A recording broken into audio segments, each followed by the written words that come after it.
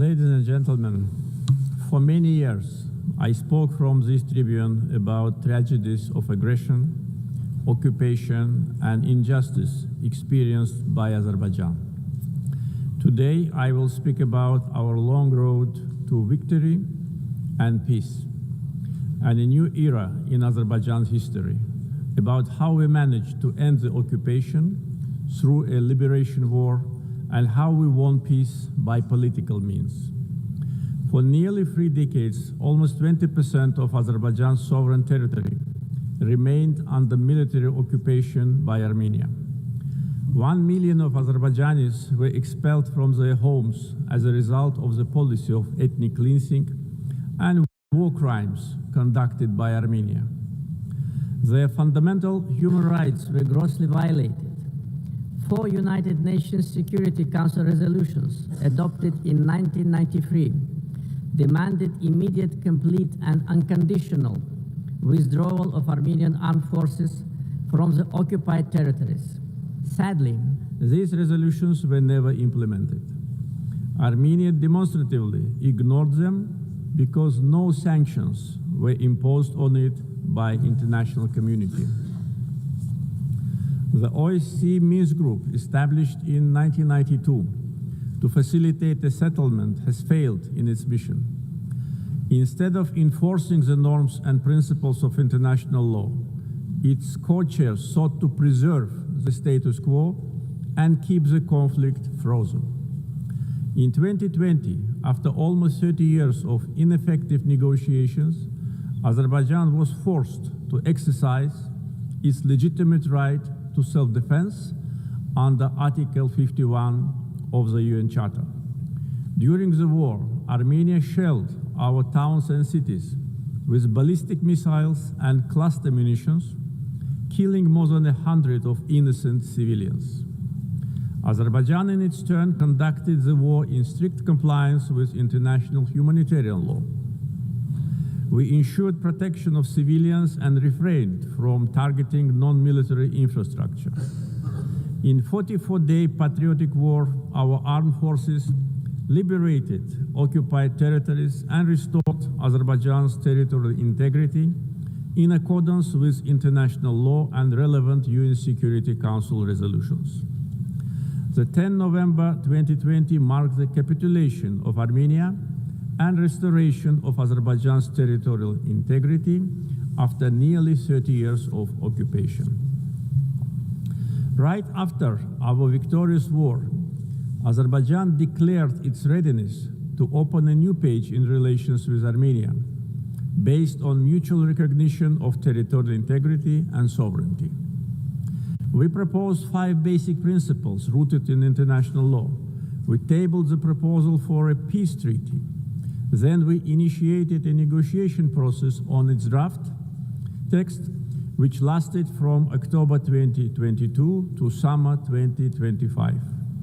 Despite several attempts to derail the process, the negotiations produced positive results as they were conducted on a strict bilateral basis, free from any kind of external interference. On August 8 this year, the foreign ministers of Azerbaijan and Armenia in Washington, in the White House, in presence of the leaders of the United States, Azerbaijan and Armenia, initialed the text of peace agreement. The same day, the President of Azerbaijan and the Prime Minister of Armenia signed the joint declaration. President of the United States, Donald Trump, also signed it as a witness. Moreover, Azerbaijan and Armenia jointly appealed for the closure of the OSCE Minsk Group and related structures as an obsolete mechanism no longer relevant to the peace process. Accordingly, on 1 September, the OSCE adopted decision to permanently close these structures. Regional connectivity has been at the core of our vision for lasting peace. Another key outcome of the Washington summit is the Trump Route for International Peace and Prosperity, TRIP, which will ensure unimpeded access through the Zangezur corridor and foster regional connectivity. The recent Washington summit has also signaled a new phase in Azerbaijan-US relationship. Together with President Trump, we signed the Memorandum of Understanding between the two governments regarding the establishment of a strategic working group to develop a charter on strategic partnership between Azerbaijan and the United States. It opens new horizons for partnership in political, economic, energy, regional connectivity, defense, security, and other fields. The waiver by President Trump of the sanctions imposed on Azerbaijan in 1992 in the form of the Section 907 of the Freedom Support Act is a historic step as well. The permanent removal of Section 907 by the US Congress would eliminate a legacy of double standards and help strengthen trust and cooperation at a time when Azerbaijan is contributing to global security and stability. Overall, the agreements reached during my August visit to the United States carry historic significance. I want to express my gratitude to President Donald Trump for opening a new chapter in the US-Azerbaijan relationship, for his decision to elevate it to the strategic partnership level, and for his support to the peace process between Azerbaijan and Armenia. Right after the victory in the patriotic war of 2020, Azerbaijan started large-scale reconstruction program in the liberated territories. During the time of occupation, Armenia leveled to the ground hundreds of Azerbaijani cities and villages, deliberately ruined 65 mosques. That was a policy of Armenia which was ruled by war criminals for almost 30 years. We are rebuilding villages and cities razed to the ground. Under the Great Return Program, already more than 50,000 people live, work, and study in the liberated territories. One of the gravest humanitarian challenges facing Azerbaijan in the post-conflict period is landmine contamination during the time of Armenian occupation. Since November 2020, more than 400 Azerbaijani civilians and military personnel were killed or seriously injured by landmine explosions. This massive contamination obstructs the safe return of displaced persons and delays reconstruction projects. Similarly, the tragic fate of nearly 4,000 Azerbaijanis who went missing during the Armenian aggression and occupation since the early 90s continue to require close attention and action. Ladies and gentlemen, coming to the global challenges we are facing, we believe that response must be inclusive, fair, and universal. Through its many initiatives, Azerbaijan has shown its clear commitment to advancing sustainable solutions. Azerbaijan is proud to have hosted COP29 last year, where we achieved important outcomes in advancing climate action, the green transition, and equitable access to financing. As a host of COP29, we guided negotiations towards ambitious and balanced outcomes, ensuring that all voices, particularly those of the developing world, were heard. The adoption of the new collective quantified goal at COP29, also known as Baku Finance Goal, is a historic milestone in global climate finance. This commitment brings previous $100 billion annual climate finance goal to at least $300 billion per year through 2035 from public sources in developed countries to developing countries. Azerbaijan also successfully finalized the long-awaited framework for carbon markets under Article 6 of the Paris Agreement, making the Paris Agreement fully operational 9 years after its adoption. Several key agreements were signed at COP29 to make the Loss and Damage Fund fully operational, providing critical support for vulnerable communities impacted by climate change. Being strongly committed to the green transition, we at the same time should not put unrealistic targets in front of us. The world cannot live without fossil fuels today and in foreseeable future. Energy security is closely linked to peace, regional connectivity, and economic development. Azerbaijan continues to play a proactive role in advancing these objectives globally. Azerbaijan has established itself as a reliable and indispensable partner in providing energy security to many countries. We play a strategic role connecting the Caspian region with international markets through diversified oil and gas pipeline systems. As of today, we are supplying natural gas to 14 countries. This ranks Azerbaijan as a top country in the world in terms of number of countries it supplies with pipeline gas. This reflects our strategic role in enhancing energy security and diversifying supply routes across Europe and beyond. Moreover, Azerbaijan and Syria have recently strengthened their bilateral partnership, focusing on energy supply, infrastructure development, and post-conflict reconstruction. Since August this year, Azerbaijan started to supply Syria with natural gas via Turkey, significantly reducing its electricity shortages. Azerbaijan also attracts large investments in renewable energy sources, like solar, wind, and hydropower. Almost 40% of our energy will be generated by renewables by 2030. Connectivity projects like East-West and North-South corridors cross our country. We have witnessed almost 90% growth in cargo volumes through the Middle Corridor since 2022. The transit time along the corridor have been significantly reduced. The biggest trade fleet in the Caspian, Alat International Trade Port, with its annual capacity reaching 25 million tons in the near future. The Baku-Tbilisi-Kars Railroad, 9 international airports, the biggest air cargo company in the region, and many other factors have turned Azerbaijan into one of international transport hubs. There is a great potential for cooperation in digital connectivity.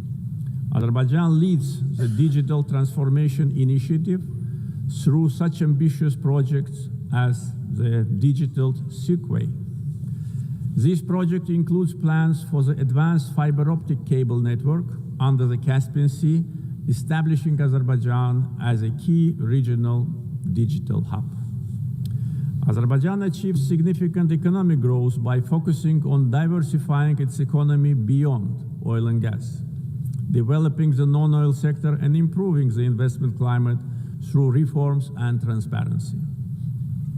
Reducing poverty and unemployment to the historic low of 5% is another achievement of our country. Recently, 2 major international rating agencies, Moody's and Fitch, have increased Azerbaijan's ranking. Azerbaijan was provided with favorable investment-grade status, citing very strong external balance, low public debt, and substantial sovereign wealth assets as a key strengths.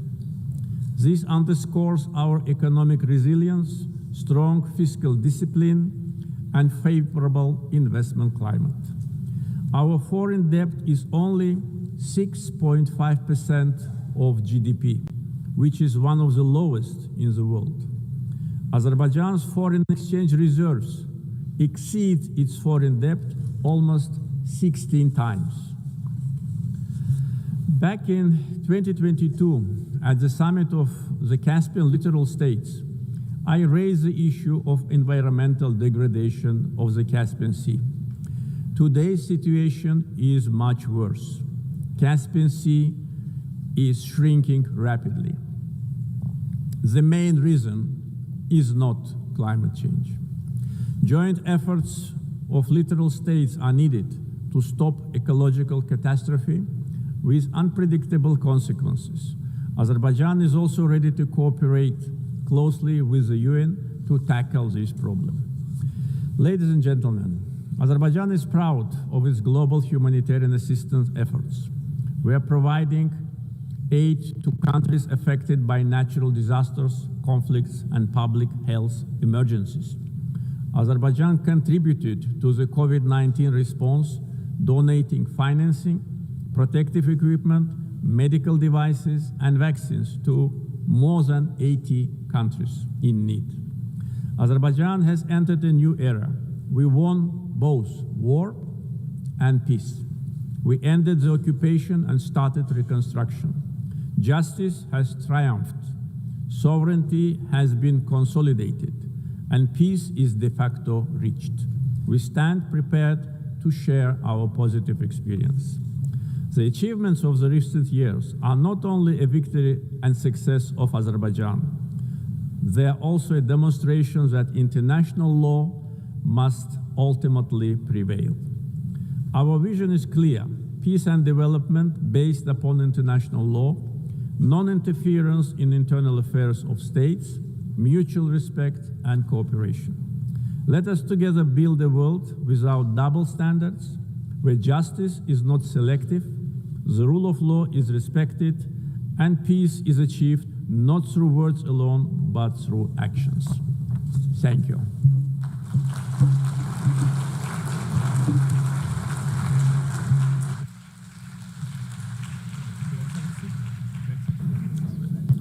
On behalf of the Assembly, I wish to thank the President of the Republic of Azerbaijan. The Assembly will hear an address by His Excellency Zirkol Koheshich, Chairman of the Presidency of Bosnia and Herzegovina. I request protocol to escort His Excellency and invite him to address the Assembly.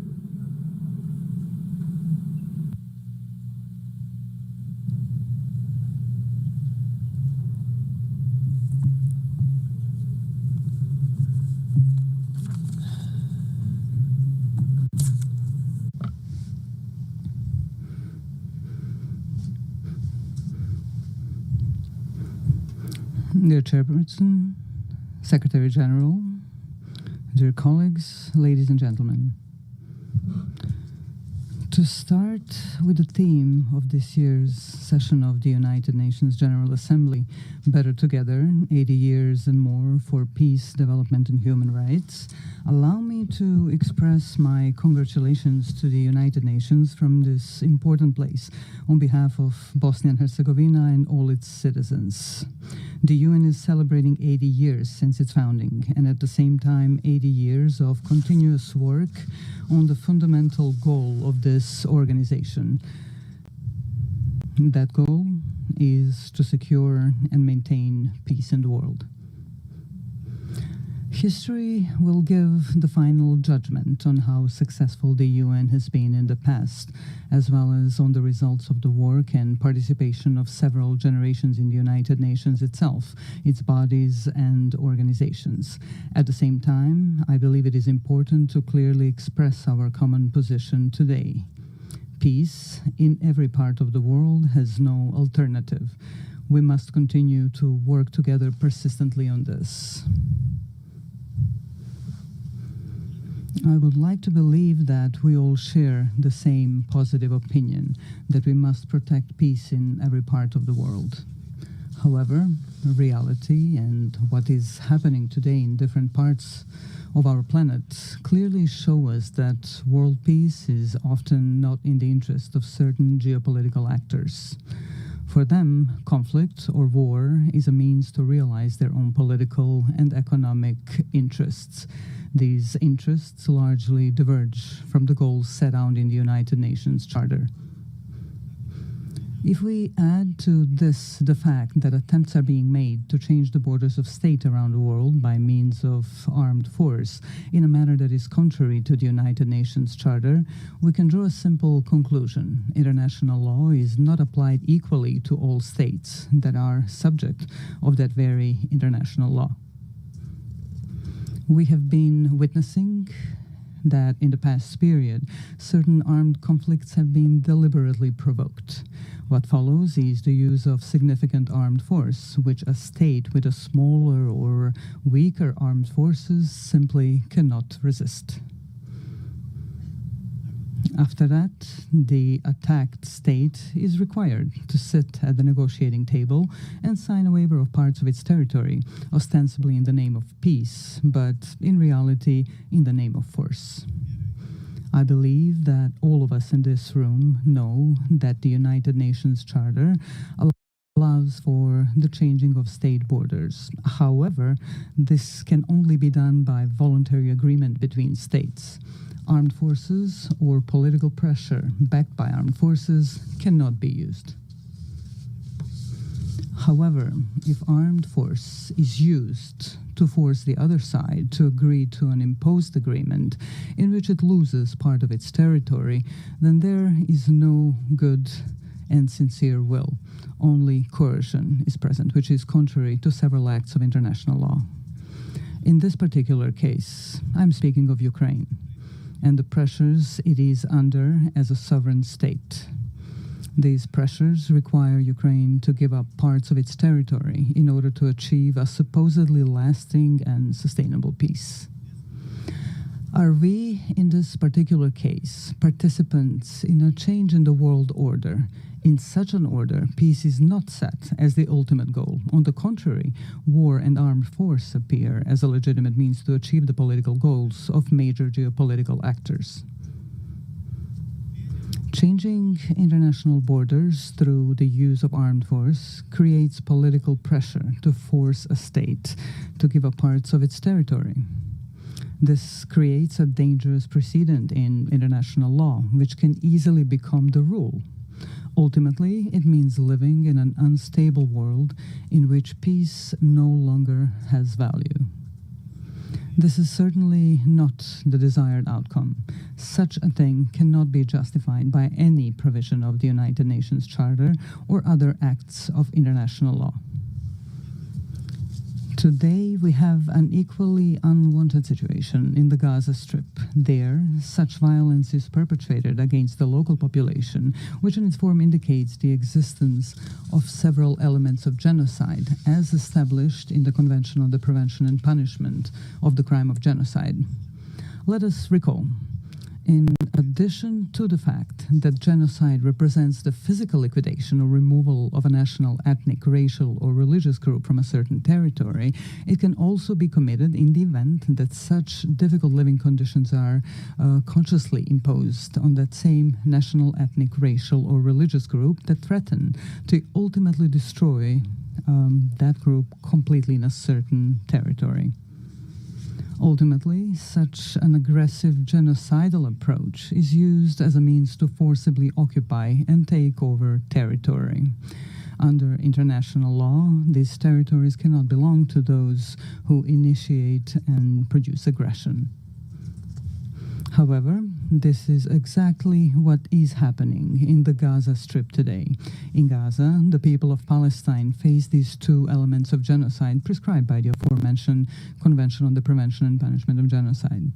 A part of the world's political public closes its eyes and keeps silent about this extremely terrible fact. And there is no political interest or even economic interest motivated by the intention to exploit natural resources such as oil or natural gas in that part of the Mediterranean, which could justify such a high level of genocidal violence against the local Palestinian population.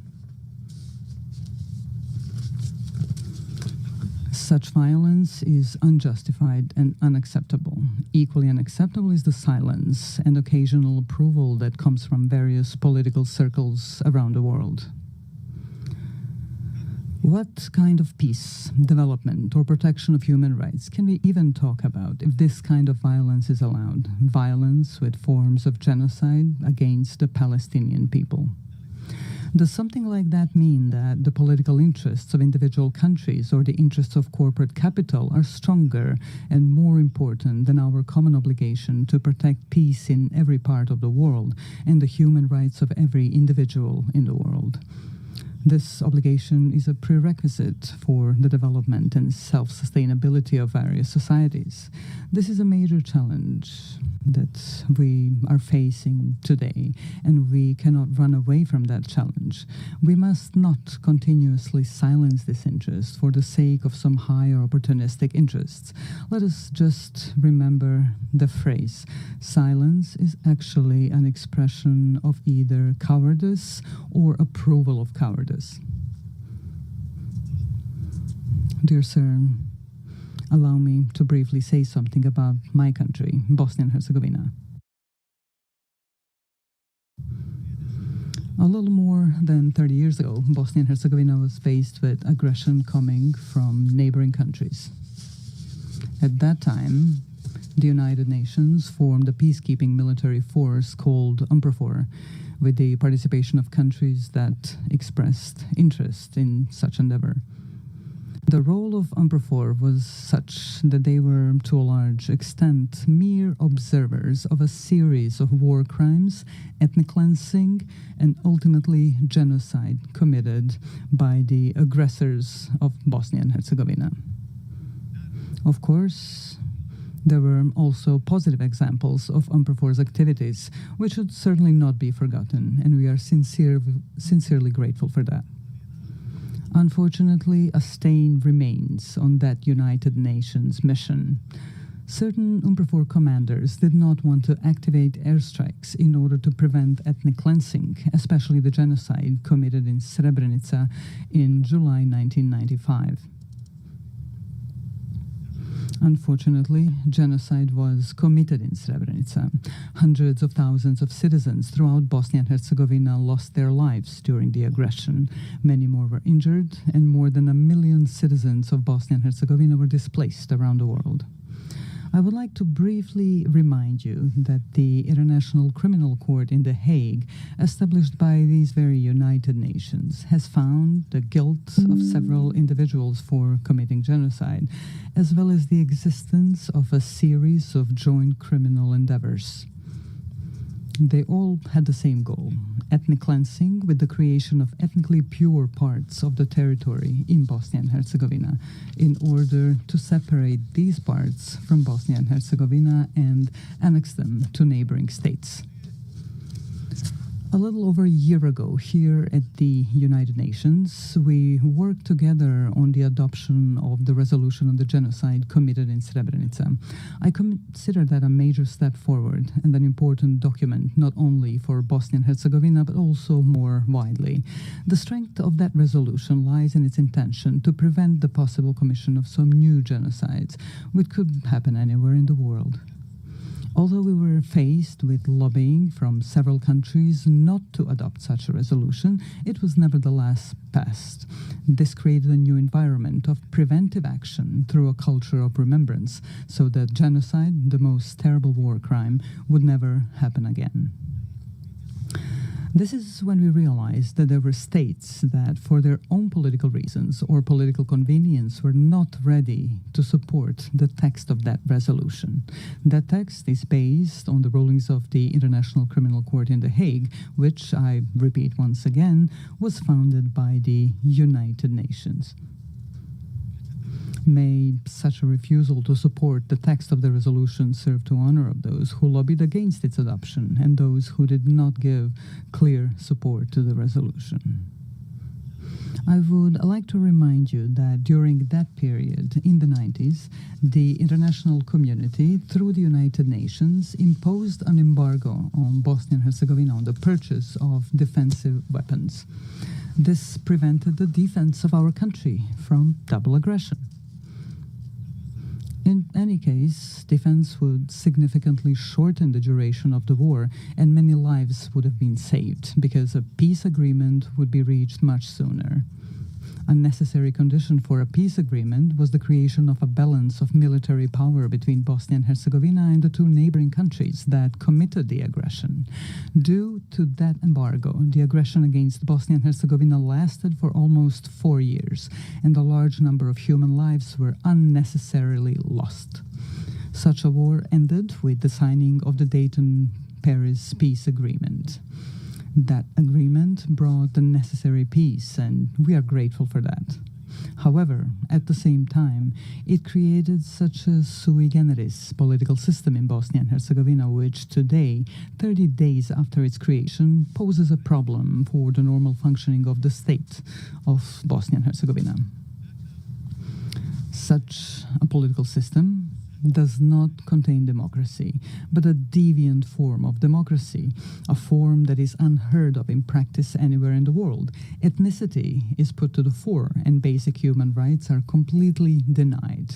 At the same time, democracy is undermined to such an extent that it almost no longer exists. We can call this political system an incident political system, which is constantly destabilizing the state of Bosnia and Herzegovina. Why am I even mentioning democracy right here? For at least two reasons. The first reason is that states that opt for democracy and its principles should have the opportunity to fully implement that democracy within their own borders. We must be fully aware that there are a number of states that, for their own reasons, be it historical, cultural, or religious reasons, do not want democracy and its principles. Bosnia and Herzegovina has clearly opted for democracy and the transition from the previous political system to a new democratic political system.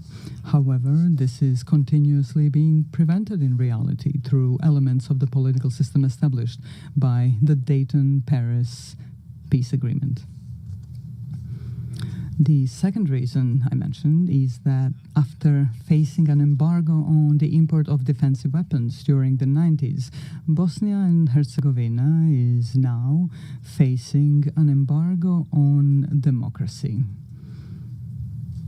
Some actors from the international community are trying to ensure this through their political and diplomatic activities and resources.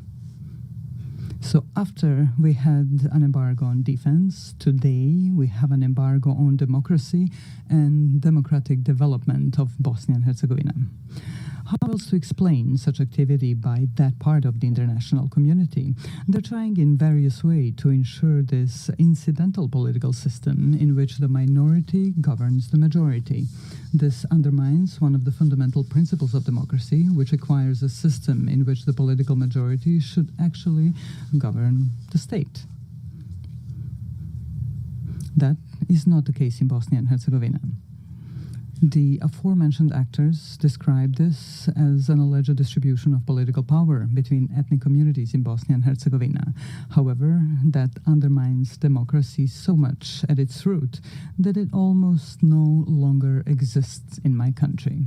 What does exist, however, is something simply called ethnocracy, in which a political minority rules the state.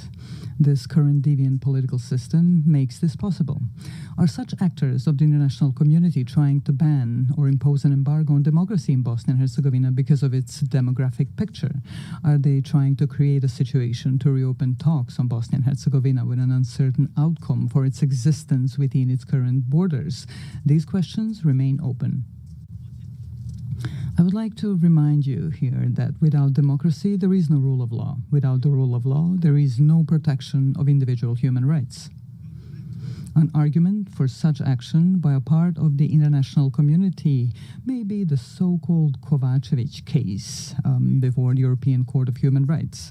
This case is unknown to you, perhaps unimportant to you, but it is extremely important to us in Bosnia and Herzegovina.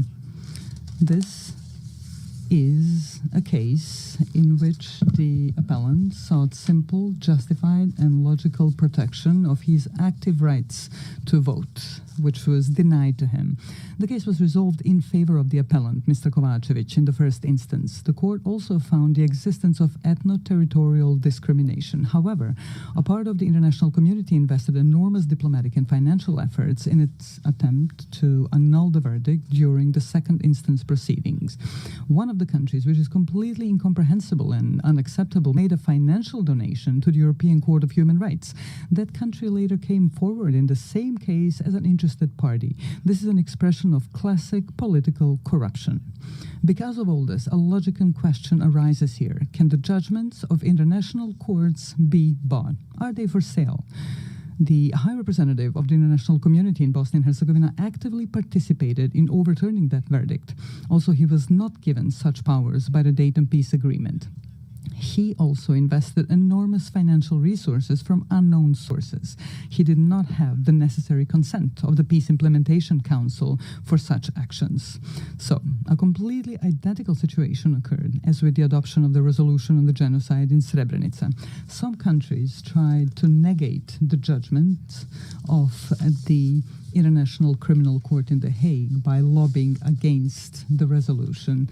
In the case that I am now citing as an example, some other countries tried and are still trying to annul the judgment through their own lobbying and broader diplomatic activity. This leads us to the conclusion that there is a part of the international community that simply does not allow democracy in Bosnia and Herzegovina. Yesterday, we faced an embargo on weapons necessary for the defense of our country. Today, we have an embargo on democracy and human rights. Therefore, I would like to briefly remind you of another United Nations document called the International Covenant on Civil and Political Rights. This document guarantees, among other things, to vote and to be elected at periodic elections, which shall be held by universal and equal suffrage and shall be held by secret ballot, with the guarantee of free expression of the will of each voter. Unfortunately, in Bosnia and Herzegovina, we are not allowed to do this. The international community is making great efforts to preserve discrimination and to deny democracy. The result is the lack of the rule of law, as well as insufficient and almost no protection of individual human rights. The logical conclusion that arises is the following. Democracy, as well as the right to defend the country, are privileges whose application is determined and enabled by political elites from larger and richer countries. Small countries and poor countries can only receive as much democracy as those who are larger and richer allow them to get. That is certainly not an expression of equality that we should all strive for today. Here we come to the issue of human rights. To be more precise, I'm referring to the equality of every individual in their own country and beyond. This particularly concerns the right of every person to participate equally and as they wish in every aspect of social life in their country. We have a whole series of documents of acts of international law that guarantee such rights. This, therefore, raises an open question. Are we prepared to be consistent or persistent in protecting individual human rights in any part of the world, using the tools that the aforementioned international documents provide us with? Every issue of human rights protection begins with a fight against discrimination or any form of inequality of individuals in all their rights guaranteed to them by international law. The logical continuation of this are the documents or laws in different countries. Discrimination in any form is prohibited by international law. Unfortunately, very often we encounter situations where discrimination is silenced and even encouraged. Speaking from the perspective of Bosnia and Herzegovina, we have 5 judgments of the European Court of Human Rights that establish the existence of discrimination against citizens of Bosnia and Herzegovina based on their ethnic origin or place of residence. Some of the political elites in Bosnia and Herzegovina, as well as part of the international community present in Bosnia and Herzegovina, do not want to accept these verdicts or implement them through constitutional amendments. Therefore, the 5 aforementioned judgments of the European Court of Human Rights have not been implemented. The aforementioned 6th judgment in the case seeking the rejection of ethno-territorial discrimination was overturned thanks to pressure, donations, and similar actions by certain countries. The person who was authorized by the peace agreement to implement that very peace agreement and to protect all aspects of that agreement also participated in this. This includes all acts of international law that speak of human rights. All of this leads us to difficult questions and even more difficult answers. Are human rights and the protection of the same privileges of the larger and wealthier societies and states, while those that are smaller and poorer are consciously and internationally bypassed in the protection of human rights? It starts from the right to life all the way to the right to equality and democracy. Finally, let me emphasize that we can only respond to all three open questions, which are the subject of this session of the United Nations General Assembly, through consistency and principled insistence on the protection of peace. Only in this way can we create the conditions for the unhindered development of societies in the member states of the United Nations and act together as active protectors of human rights in all parts of the world. Without that consistency on those issues, we will once again be just a group expressing concern over deviant phenomena in the world, such as wars, violent border changes, genocide and war crimes, denial of human rights. In fact, we will do nothing more than express our concern. The consistency I'm referring to means complete determination to confront various deviant phenomena in the world through the tools provided to us by international law. We must be resolute and unwavering in our intentions to protect the fundamental values of the United Nations without making any distinction between states as subjects of international law. Within this determination, I call upon you to do the following. Let us not differentiate between ourselves, dividing us into large and small countries, rich and poor.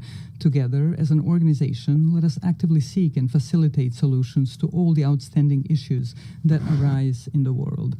Peace is not a privilege. Peace is an obligation of all of us, which we must ensure at all times and in all places. Likewise, human rights are not a privilege. Human rights are a permanent civilizational obligation, which we must continuously fulfill. This is certainly an ongoing challenge, one that generations before us have faced and that generations after us will keep facing. Our mission is to leave them a better world than the one we live in now. Such a goal requires persistent and continuous active work. Ladies and gentlemen, Your Excellencies, thank you for your attention.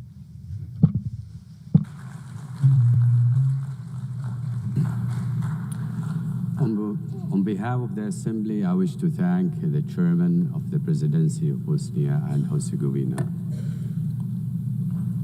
We shall now continue the general debate. The Assembly will hear an address by His Excellency Teodoro, Nguema, Obiang, Mangue, Vice President in charge of National Defense of State Security of the Republic of Equatorial Guinea. I request protocol to escort His Excellency and invite him to address the Assembly.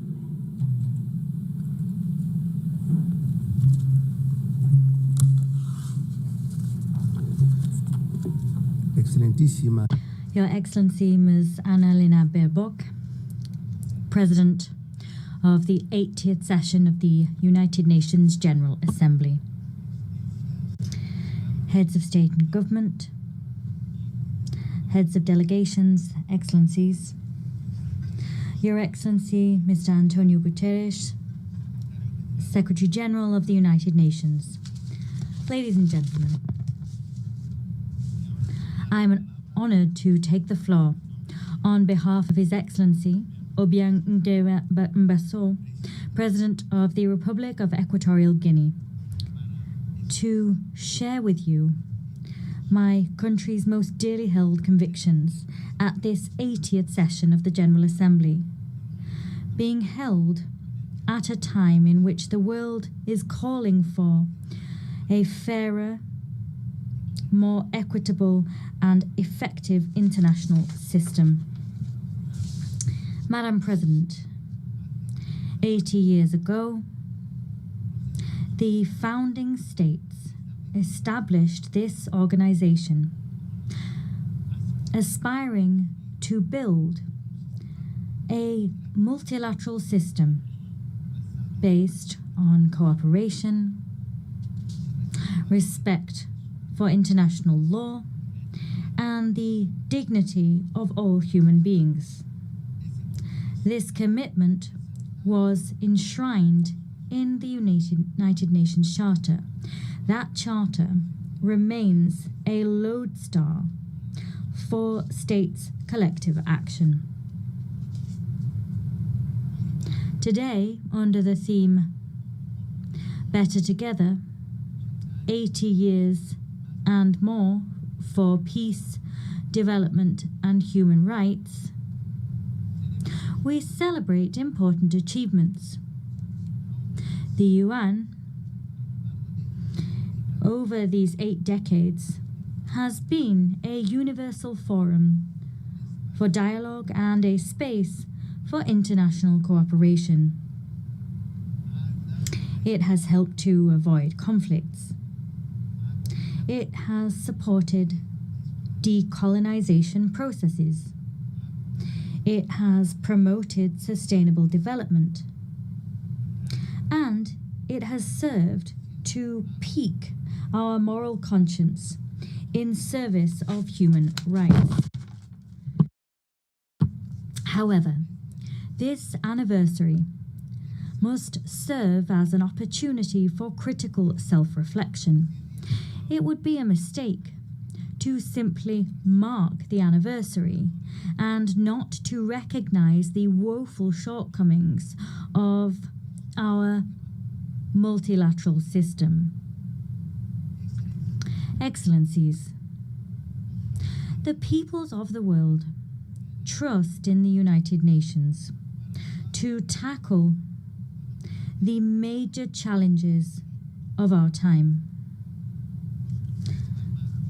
Armed conflicts, violence, climate change, growing inequalities, migration crises, cyber threats, and the lack of technological transfer are all some of these challenges. However, all too often, the response provided to those challenges has fallen short. The United Nations has been brought to a standstill by individual interests and straitjacketed by an institutional platform which no longer reflects the reality of today's world. Talking about leaving no one behind becomes meaningless if millions remain marginalized in systems of dependency and exclusion. The Security Council, the body responsible for upholding international peace and security, is perhaps the clearest example of the extent to which the United Nations is out of step. 8 years after its inception, the UN's membership structure remains rooted in the geopolitical state of play we had in 1945, and not that we see in the 21st century. Consequently, the United Nations' legitimacy and representativeness are quite rightly called into question.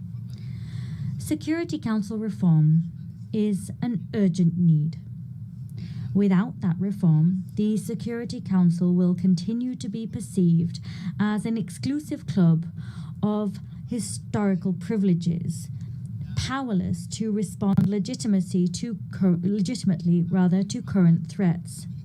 Africa is demanding what is hers by right: full and permanent representation on the most important security organ in the world. We want to see an international governance system which serves the interests of all of us, not those of an elite. We demand a Security Council which represents the world of today, not the world of yesterday. Let us take real steps forward towards collective action which is more democratic, more equitable, and effective. If not, we risk finding ourselves with a United Nations which is increasingly on the sidelines and one which holds less and less weight in the international arena. Our commitment with this organization remains intact. We believe in the United Nations. We believe in the strength of international law and the force it holds. We believe in international cooperation as the only way to address challenges which no nation, however powerful it may be, can resolve alone. Our commitment is not unthinking. Rather, it must be rewarded with results, reforms, and a UN that can move with the times. On this anniversary, we must recall that peace, development, and human rights are inextricable pillars. Peace is not sustainable without development. Development is false if it is not rooted in dignity and rights for all. As such, let us state here again that we remain steadfast in our support for Agenda 2030, despite the fact that we recognize difficulties and delays in its implementation. Agenda 2030 is a collective commitment which reflects our desire to build a world free of poverty, free of hunger, and with dignity for all. However, we have less than a decade to fulfill it, and the pace of progress is all too slow. Excellencies, climate change is the greatest threat of our age. The most vulnerable nations pay a disproportionate price for climate change. At the same time, major emitters drag their heels with commitments. Climate justice is not a token gesture. It is a moral and legal obligation. Equatorial Guinea also defends the principle of sovereignty between states. Every people has the right to design its own development model, free of interference and arbitrary sanctions, which undermine their independence. We must believe in a world of peace and create one, a world in which no country is considered an enemy for being the friend of another. Allow me to share with you a recent example of the contribution that Equatorial Guinea makes to international peace. The historic agreement reached with the Republic of Gabon on the sovereignty of the Mbanye, Cocoteras, and Conga Islands. For decades, His Excellency Obiang Nguema handled this dispute with patience and dialogue until it was resolved peacefully before the International Court of Justice. This case has not only created a historic precedent on the African continent, rather it demonstrates also that conflicts can be resolved in accordance with the spirit of the UN Charter and in line with states' political will. Excellencies, promoting human dignity is a shared responsibility. Equatorial Guinea reaffirms its commitment to the protection of the rights of the child and those of persons with a disability. Rights to food security, housing, drinking water, and the sovereign exploitation of natural resources are an inextricable part of human rights as a whole. Without dignity that comes through material comfort, freedom is an empty ideal. Faithful to the principles of an inclusive international community, we insist that the economic, commercial, and financial embargo imposed on the Republic of Cuba be lifted. Keeping such measures in place not only gravely affects the development of a sovereign nation, it also runs counter to the fundamental principles enshrined in the United Nations Charter. Excellencies, to conclude, allow me also to address businessmen and women. I wish to invite them to come and discover Equatorial Guinea as a safe destination and one which is very attractive for investment. Our country offers a climate of political stability, fiscal incentives, and a clear vision of the future through our 2035 development agenda. We encourage you to accompany us on this journey, a journey which will not only generate shared dividends, but which will also consolidate the inclusive and sustainable development of our nation. I thank you.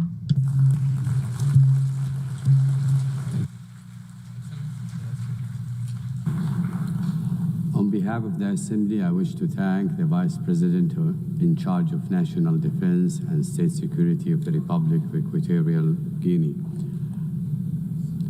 The Assembly will hear an address by Her Excellency Josephine Lagu, Vice President of the Republic of South Sudan. I request protocol to escort Her Excellency and invite her to address the Assembly.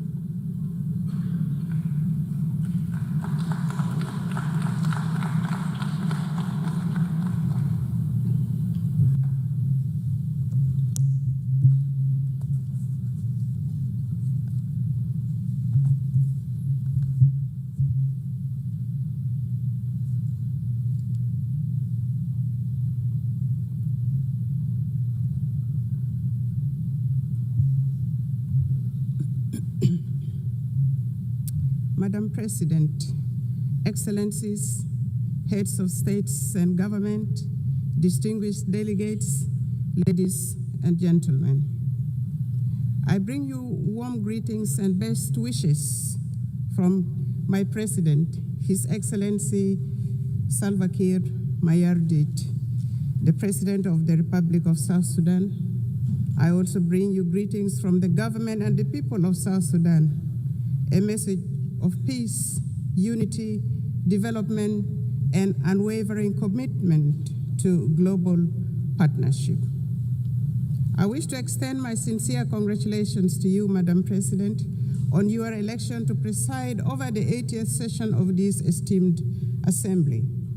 I also express appreciation to the General Secretary, Antonio Guterres, for his steadfast commitment to advancing the principles and objectives of the United Nations.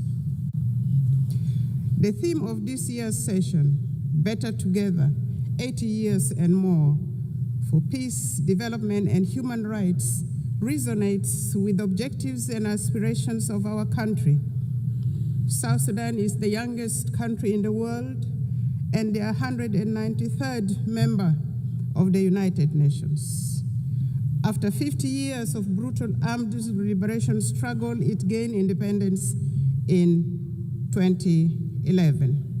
Unfortunately, 2 years later, the country descended into an internal civil war.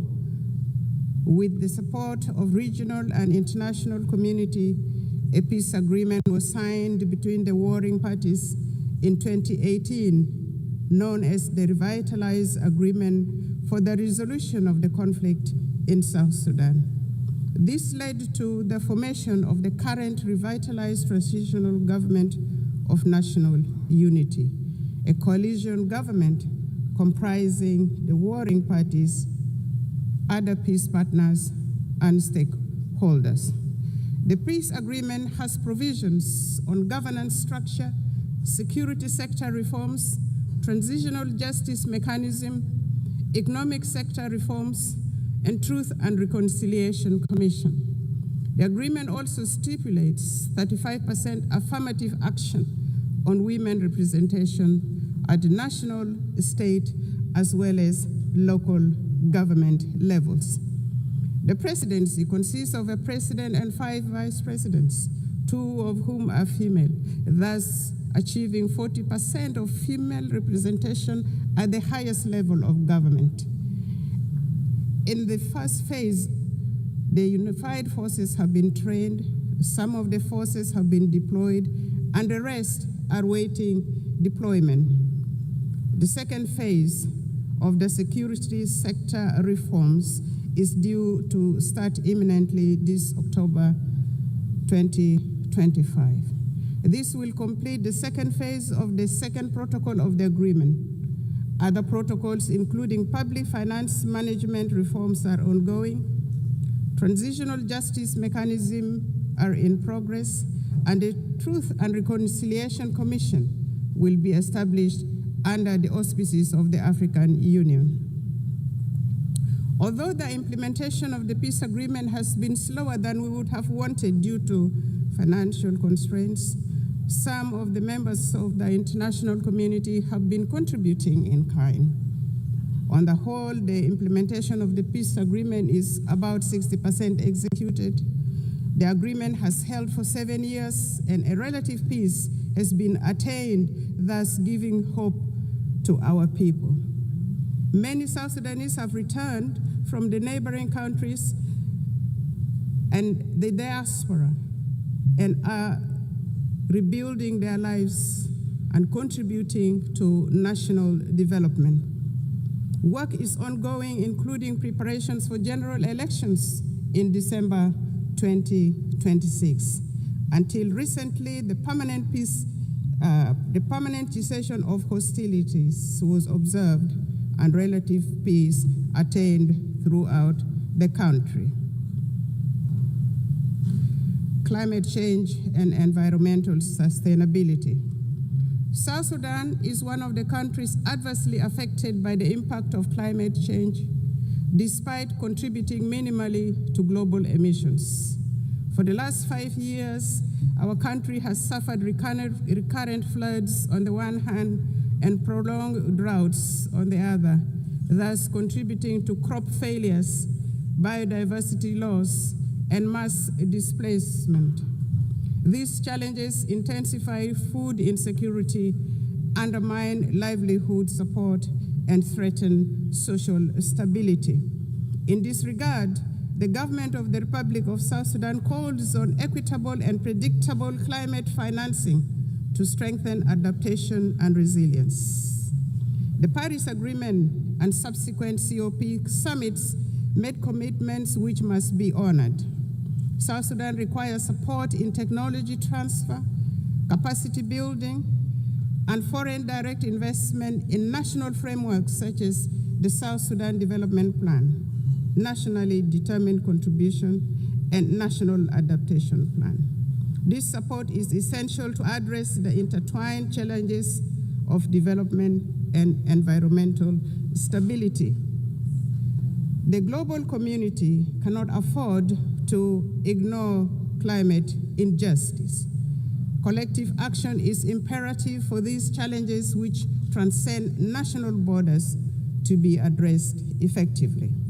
South Sudan has embarked on planting of 100 million trees by 2030, expanding renewable energy generation and strengthening water infrastructure with women, youth, and people with disabilities at the center of these efforts. Our commitments to sustainable development goals. At independence, South Sudan inherited rudimentary state structures and hardly any infrastructures such as roads, electricity. We inherited poor health care, inadequate educational infrastructure, abject poverty, and food insecurity. The SDGs are aligned to our national priorities. For example, each vice president is in charge of a cluster which includes governance cluster, economic cluster, service delivery cluster, infrastructure cluster, and gender, youth, and humanitarian cluster. Madam President, the 2030 Agenda remains a vital framework for peace and prosperity. South Sudan has made some remarkable progress in agricultural transformation, including commercialization and value addition, which will create jobs for women and youth, including in crop production, livestock, and fisheries. This will enable people to produce their own food rather than relying on imported foods. Our policy is, let us produce what we eat And as a consequence, some states in our country now are self-sufficient in food production, which contributes eminently to reduction of poverty, thus the attainment of SDG 1 and SDG 2. In collaboration with our development partners, government is providing healthcare, building healthcare infrastructure, improving maternal and child care, raising awareness about communicable diseases, and providing vaccinations for diseases such as cholera, mpox, and malaria. Access to clean water and sanitation is being improved. As part of the health sector transformation program, we aim to attain universal health care for all in South Sudan. The recent pandemic outbreaks around the world revealed the urgencies of strengthening health systems and equitable vaccine access. South Sudan advocates for global health framework that prioritizes preparedness for pandemics and embraces health as a universal human right. In his latest statement to Parliament in June 2025, His Excellency President Salva Kiir Mayardit identified education as a key priority area for the government. There is improved enrollment in primary schools and secondary schools, and many young people are aspiring now to go to universities and colleges. Enrollment has risen from 300,000 to 2.1 million children, with gender parity in primary schools nearly achieved. This is a remarkable national achievement. There is focus on teacher education to improve the overall quality of education. Despite these efforts and achievements, 2.8 million of our children are still out of school. South Sudan has expanded programs to promote girls' enrollment and retention in schools while investing in technical and vocational skills training for women and youth. Our government would like to take this opportunity to appreciate all those countries that have offered scholarships for our young people to study in their countries, and those supporting girls' education in particular and vocational training to provide employable skills for our young people. But more clearly needs to be done. South Sudan is a young population. Over 60% of the population is under the age of 30 years. In any society, the youth are the future of the country and the future of the society. Our youth are a source of great pride. South Sudan's recent participation in the Olympics Games in Paris last year was a unifying moment for the people of South Sudan and Africa at large. South Sudan athletes showcased talent, discipline, and resilience, embodying the spirit of a nation determined to rise. Sports have become a powerful force for unity, inspiring hope, and bringing communities together across our young nation. The South Sudan basketball team emerged as the best team in the continent of Africa during the last Olympic Games and nearly beat the defending champion in the world. Since independence, and in line with the Transitional Constitution 2011 as amended, we have taken steps to integrate gender equality into our governance and development agenda. Notably, South Sudan has enshrined 30% of women participation in public life at all levels of government. In addition to the 2 female vice presidents, our cabinet, the national cabinet, and state cabinets comprises of 30% of female representation.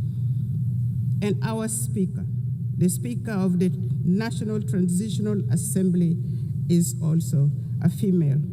We have adopted national gender policies to advance women's rights and are working to harmonize our laws with international commitments.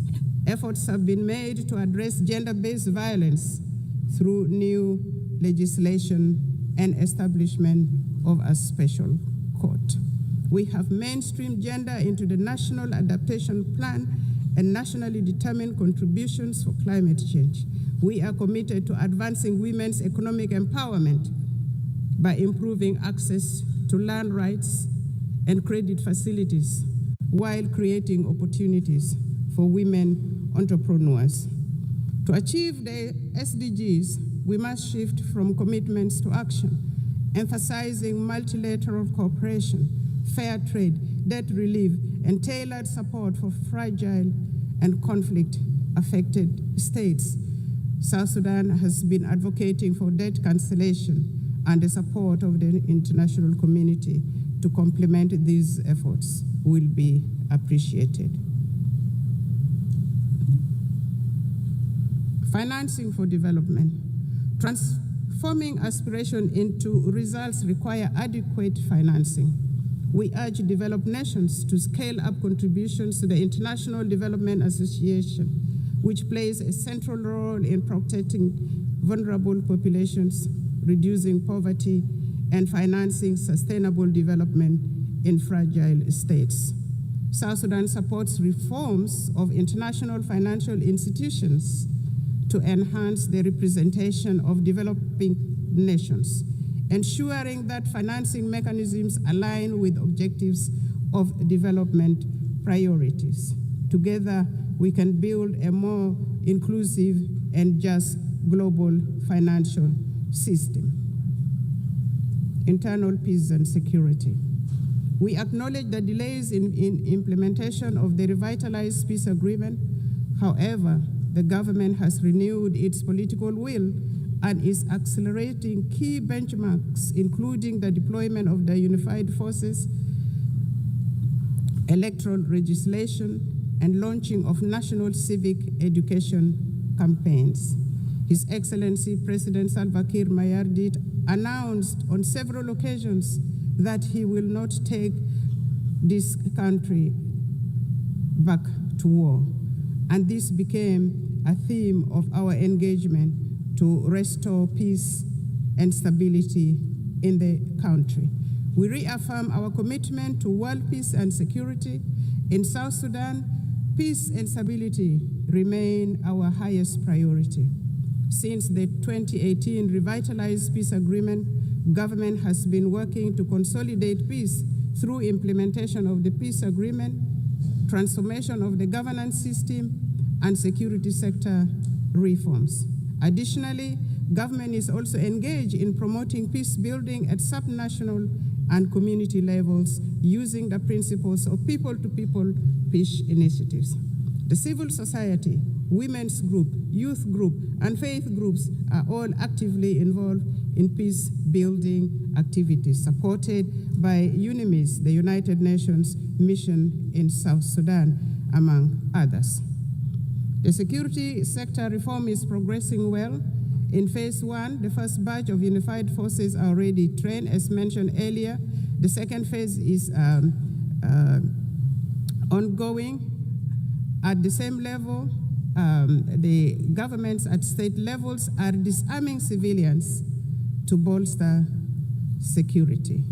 The aim is to have one national army under one commander-in-chief, contrary to the current state of affairs where the country has several commanders-in-chief, in which in itself is a source of insecurity. In general, there has been relative peace and security throughout the country, with the exception of the recent attack by the White Army militia associated with the first Vice President, Dr. Riek Machar, on South Sudan People's Defense Forces in Nasir, which led to his detention and the detention of the co-accused. This matter is now being handled legally, and it will take due process with assurance of a fair trial in a competent court. The government is committed to following due process to achieve justice in this matter. It should be noted that the arrest of the first Vice President, Dr. Riek Machar, and his co-accused was not politically motivated, but had endangered the peace process and constitutional order in the country. Notwithstanding the legal proceedings, Dr. Riek Machar and others have been formally charged and presented to court. Their legal rights have been respected, including granting access to their legal team, and they appear on their behalf in court. South Sudan remains open to meaningful dialogue with other holdout groups. In this regard, the government is considering resumption of the Tumaini Peace Initiative and welcomes facilitation from regional and other partners. We urge regional and international communities to urge the holdout groups to renounce armed violence and engage in political dialogue. Furthermore, we appeal to the international community to continue supporting South Sudan's efforts and democratic process through provision of technical assistance, capacity building, and development support. It is worth mentioning that consolidating peace in South Sudan is not only vital for our people, but also for stability across the Horn of Africa, the Great Lakes, and beyond. Since our last statement to this General Assembly, South Sudan has embarked upon a transformative journey. We have launched the South Sudan Development Plan 2026 to 2036, a forward-looking 10-year blueprint to diversify our economy, fortify our institutions, and reduce reliance on oil. This plan is anchored in the principles of transparency, inclusivity, and resilience. It guides comprehensive reforms in public financial management and service delivery. We have initiated independent audits, strengthened procurement oversights, and recommitted ourselves to the fiscal reforms outlined in the 2018 Revitalized Peace Agreement. We are determined to foster a culture of integrity, accountability, and good governance. Determined to shift from oil dependency to a green, sustainable economy, South Sudan is investing in the future of its land and people. The Agriculture SME Grant Initiative 2025 now empowers farmers, agro-processors with vital tools, training, and market access. Our investment in irrigation, seed distribution, and post-harvest technologies are boosting productivity and strengthening food security. We have successfully established effective governance structures both at the national and local level, including establishment of relevant commissions such as the Constitutional Review Commission, the Judicial Review Commission, among others. The constitutional making process is in progress. Civic education and voter rights training have commenced and are progressing well. The National Bureau of Statistics will advise on options available for elections. The Political Parties Council has been established and has started registering political parties intended to contest in elections. Therefore, with these positive developments, the government of the Republic of South Sudan appeals for the removal of targeted individual sanctions and the arms embargo on South Sudan. Elections. According to the peace agreement, the transitional period must end with the conduct of general elections currently scheduled for December 2026. This will enable the people of South Sudan to democratically elect their leaders for the first time in the history of this young nation. His Excellency President Salva Kiir has reaffirmed the government's determination to deliver credible, inclusive, and peaceful elections. The establishment of electoral institutions, namely the National Election Commission, the Political Parties Council for registration of political parties, and voters' right education have been established. The Bureau of Statistics has been restructured to deal with the issues of census. The restructured Permanent Constitution Review Commission has been actively working to ensure that the country has a new permanent constitution by the time of the general election in December 2026. Civil society groups are being facilitated and have started civic education of the general public, especially among women and the youth. South Sudan is committed to promoting and protecting human rights. We are strengthening national institutions, promoting accountability, empowering women and youth. We have taken steps to integrate gender equality into our governance and development agenda, not forgetting the people with disability. Civil society is actively engaged in the promotion of human rights and civic education. We believe constructive engagement and dialogue are the best path for building resilient and just institutions. Some regional concerns. Madam President, South Sudan and Sudan share deep historical and economic ties, as well as the longest border in the region. For instance, South Sudan's oil is at the moment being transported through Sudan. Developments in Sudan directly affects development in South Sudan. Since the outbreak of conflict in Sudan in 2023, South Sudan has opened its doors for Sudanese refugees and returnees from Sudan. In partnership with the international aid agencies, we are providing humanitarian assistance, and we have also gone further and given plots of land for refugees to cultivate and produce their own food, thus integrating them into our local communities. However, there are still outstanding issues with respect to the Comprehensive Peace Agreement 2005. Among these are issues of border demarcation and final status of Abyei, including the status of the Ngok Dinka of Abyei, which remains unresolved. We are committed to working with the government of Sudan to amicably resolve these outstanding issues.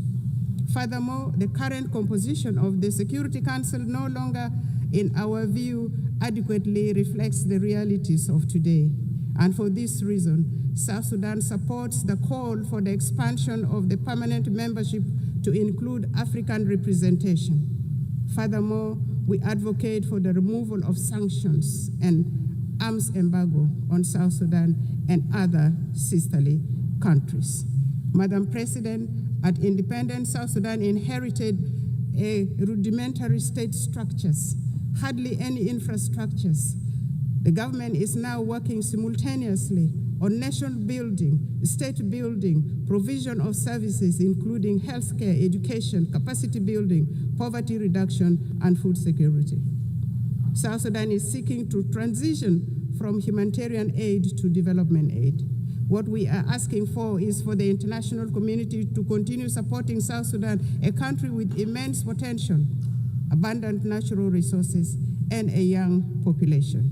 We are actively empowering women and young people for the country to become a useful and productive member of the international community. And we are already seeing signs of progress. To conclude, Madam President, Excellency, and distinguished guests, the United Nations was founded on the belief that humanity is stronger together. The theme of this 80th session, Better Together, is a reminder of our shared responsibility for survival and progress.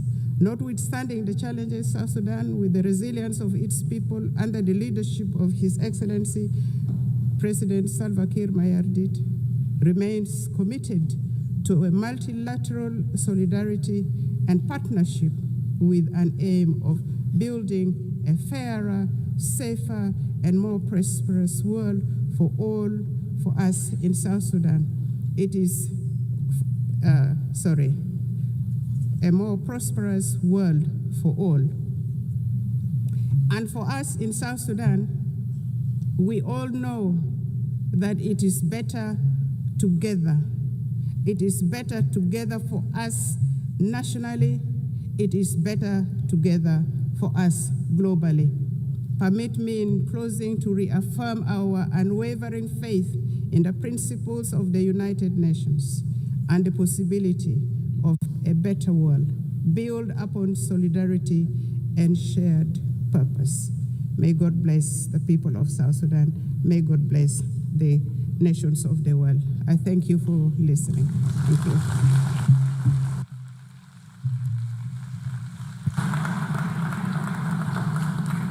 On behalf of the General Assembly, I wish to thank the Vice President of the Republic of South Sudan.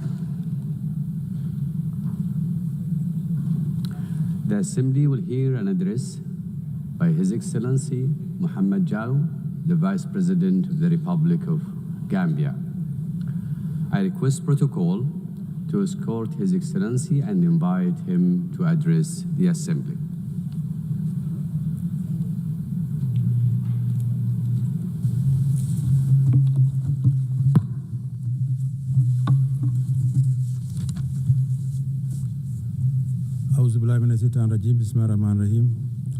Your Excellency Annalena Baerbock, President of the 80th session of the United Nations General Assembly, His Excellency Antonio Guterres, Secretary General of the United Nations, Your Majesties, Excellencies, Heads of State and Government, Heads of Delegation, distinguished delegates, ladies and gentlemen. As we commemorate the 80th anniversary since the founding of the United Nations, it is with great honor and profound sense of commitment that I stand before you to deliver this statement on behalf of His Excellency, Mr. Adama Barrow, who could not be here due to circumstances beyond his control. At the outset, allow me to convey warm greetings and best wishes for a successful session from His Excellency, Mr. Adama Barrow, the President of the Republic of the Gambia, and government and people of the Gambia. Madam President, let me also use this opportunity to congratulate you on behalf of the government of the Gambia on your election as President of the 88th session of the United Nations General Assembly. Your election is a testament to the importance our organization attaches to gender mainstreaming and the empowerment of women. It constitutes an affirmation that more than ever, women are capable of leading organizations like the United Nations and achieving remarkable success. The Gambia, therefore, assures you of its unwavering support and continued cooperation in the discharge of your duties while reaffirming our faith in the relevance of multilateralism and the sacrosanct foundational principles of the United Nations Charter. Allow me to seize this moment to also thank and congratulate Mr. Philomen Yang, President of the 79th session of the General Assembly, for his leadership and for competently guiding the work of the Assembly during his tenure. The 80th session of the General Assembly is being held at a very pivotal moment for the international community. The enormity of the challenges of managing and resolving various wars, conflicts, and ongoing threats to international peace and security require all member states to reaffirm their collective commitment to abiding by the noble principles stipulated in the United Nations Charter. The Charter, crafted with great optimism and anchored in the ideals of maintaining and promoting world peace, security, human rights, and development, promise a new age and a new world. A world that comes together to reverse the hurdles of the past and define a common destiny premised on our shared humanity. Let us rekindle the ethos of solidarity through more multilateral engagement with all states, small or big, developed or developing, fight poverty, and address climate change. Madam President, the 80th session of the General Assembly conveys a profound symbolism for the Gambia. Our long-standing commitment to the United Nations and our election as chair of the second committee during this session is not only historic, but speaks to the great strides we have been making towards shaping a stable and prosperous multilateral global order. Let me assure you that the Gambia will continue its active participation in the work of the Assembly. We remain committed to supporting optimal ways in the search for innovative and timely solutions to the common challenges facing us, and would collaborate with all member states as we address these pressing global challenges. Madam President, in 1945, the world stood united with a deep sense of solidarity, strong commitment, and an enduring hope to establish the United Nations to save the succeeding generation from the scourge of war. The creation of the United Nations served as a driving force for multilateralism by affirming our collective faith in the sanctity of human rights while guaranteeing international peace and security to all peoples around the world. Our collective security arrangements were rooted in multilateralism. Our commemoration of the founding of the United Nations this year is a clarion call to the future, a reaffirmation of its fundamental role as a premier global institution entrusted with the destiny of humanity towards prosperity, peace, security, and human rights. Madam President, last year, our Assembly adopted the Pact of the Future to revive multilateral engagement and rekindle global solidarity. We must do more to fulfill the commitments that we assured under the Pact. 80 years on, the world is still encountering the challenges of protracted conflicts and geopolitical fragmentation, including the threat to the spirit of multilateralism under the United Nations. As the world continues to grapple with complex and unprecedented challenges on different fronts, the peace and security landscape of our world is becoming increasingly fragile. Amid the changing nature of conflicts, we are also witnessing a serious disregard for the principle of international humanitarian law in conflict zones. What is even more profound is that the rules-based international order is under enormous stress, losing its momentum, relevance, and moral underpinnings. Today, we live in a world that is undergoing profound geopolitical transformation, presenting unique emerging challenges and reflecting an international community that is still trying to find answers to the challenges it faces in the 21st century. However, despite the challenges we are confronting, the Gambia believes that the United Nations' enduring relevance and structural institutions contributed to significant historic achievements in the past, particularly for countries in the global south. The United Nations holds forth the hope for global stability and good governance by translating ambitions into actions and championing issues of immense international importance. In the case of the Gambia, the United Nations used its convening power and preventive diplomacy through the Peace-Building Commission to support a democratically elected government that assumed power in 2017. The support was key to upholding the will of the Gambian people as they assured in the present government and launched our transitional justice system to promote the rule of law and respect for human rights. Madam President, as we assemble and reflect on this important and timely theme for this 80th session, Better Together, 80 years and more for peace, development, and human rights, we must admit that the daunting challenges we are facing today require us to deliberately invest in sustainable development, climate action, peace, and security. We must equally continue to foster resilience and growth for the realization of inclusive development and shared prosperity for all.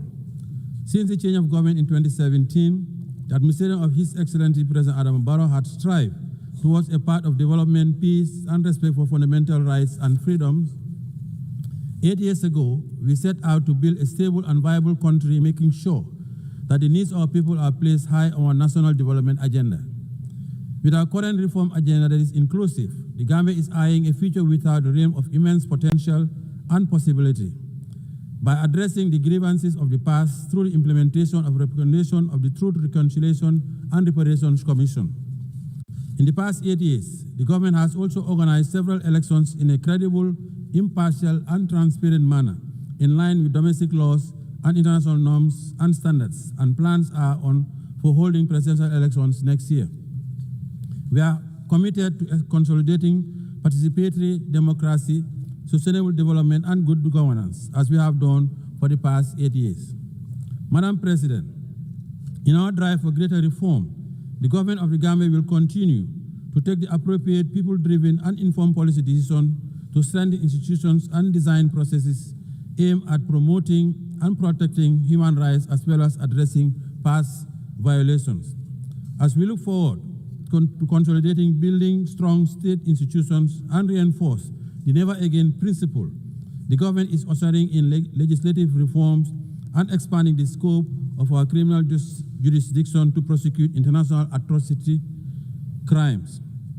Since reforms include the enactment of the Special Prosecutor's Office, Act 2024, giving that office the mandate to deal with offenses that constitute international crimes and serious rights violations, and for the first time, the enactment of an Anti-Corruption Act, a significant step towards the organization of an Anti-Corruption Commission.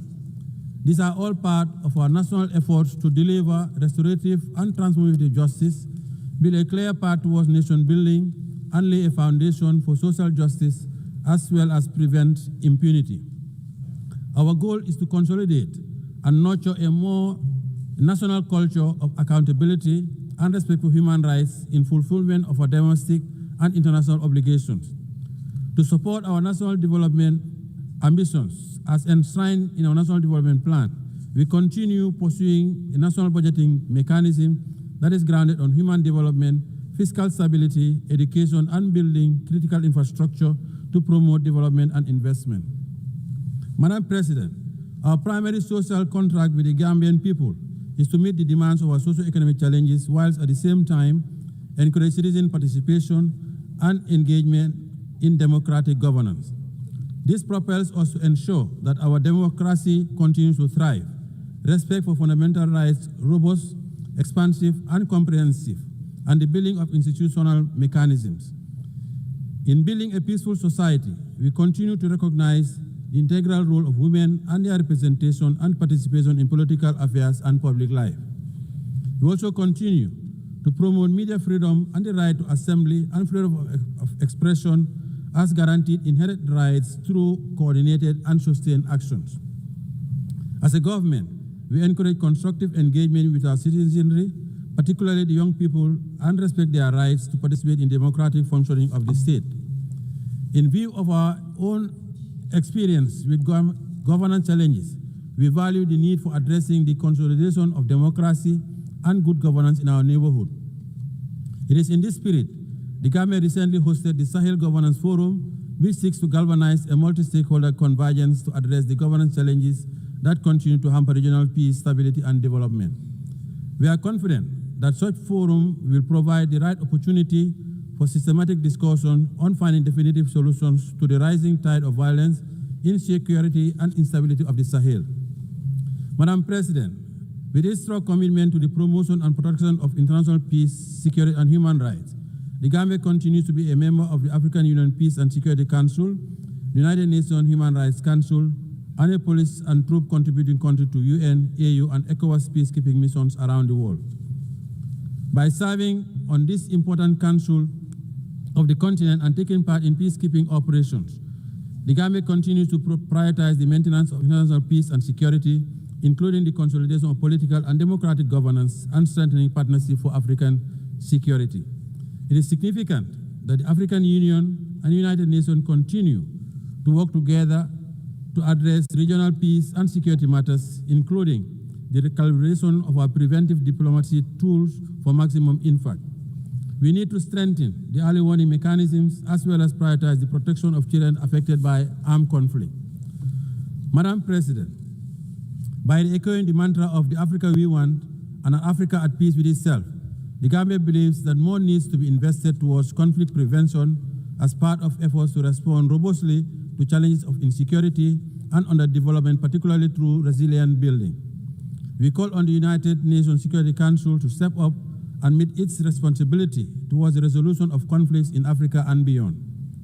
The rising level of inequalities are indicative of the unequal global economic system, creating huge imbalances for countries in the global south, particularly in Africa, to address poverty, debt, and unemployment.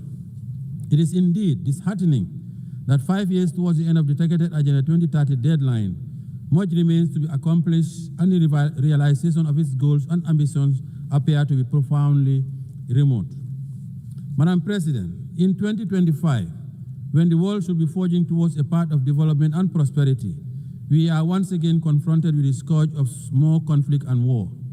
Therefore, the 2025 Peacebuilding Architecture Review presents a unique opportunity to agree on building stronger preventive arrangements and measures for conflict prevention.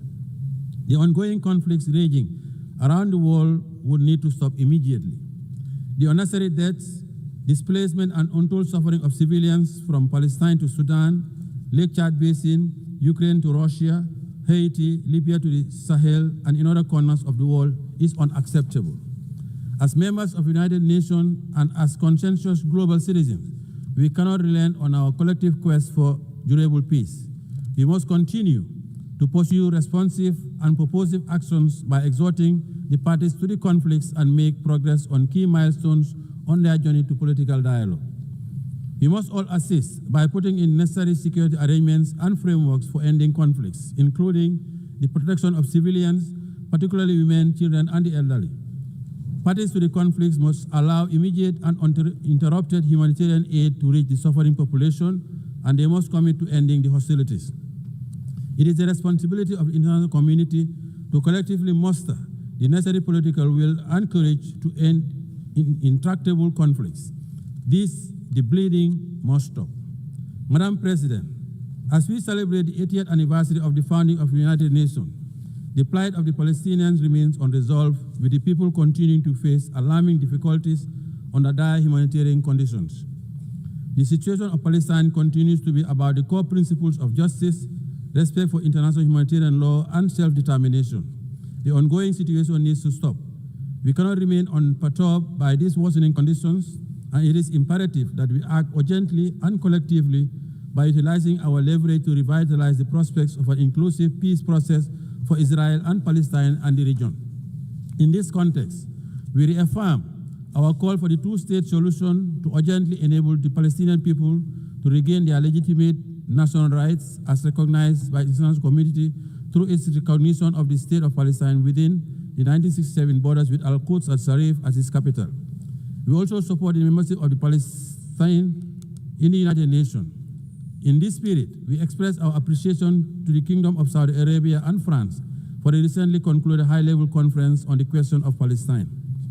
Madam President, as part of our call for proactive engagement towards the resolution of global conflicts, the government affirms its support for the efforts undertaken by UN Secretary General in launching the roundtable process in the Moroccan Sahara to achieve a realistic, pragmatic, and sustainable political solution to the regional dispute over the Moroccan Sahara. The government welcomes Morocco's commitment to the ceasefire, full cooperation with UNISRO, and relaunching the political process based on the parameters of Resolution 2756 of 2024. In this regard, we call on Polisario to abandon its unilateral withdrawal from the ceasefire, lift restrictions imposed on the freedom of movement and the provision of supply to MINUSO, and urge all parties, Morocco, Algeria, Mauritania, Polisario, to work towards a realistic, pragmatic, and sustainable political solution based on compromise. The positive impact of the Moroccan Autonomy Initiative, a realistic, credible, and serious effort for the settlement of this regional dispute, is already well recognized, and the people of the region continue to enjoy peace and development and protection of their human rights. Thanks to the government of the Kingdom of Morocco's new development model for the Moroccan Sahara region. Furthermore, the government also lauded the launch by His Majesty Mohamed VI, King of Morocco, of the Morocco-Nigeria gas pipeline, the Atlantic African Initiative, and the Sahel countries' access to the Atlantic. The three regional royal initiatives would give new impetus to the Moroccan Sahara region by establishing it as a new platform for security, stability, and co-development in the Atlantic, the Sahara, African, and Mediterranean areas.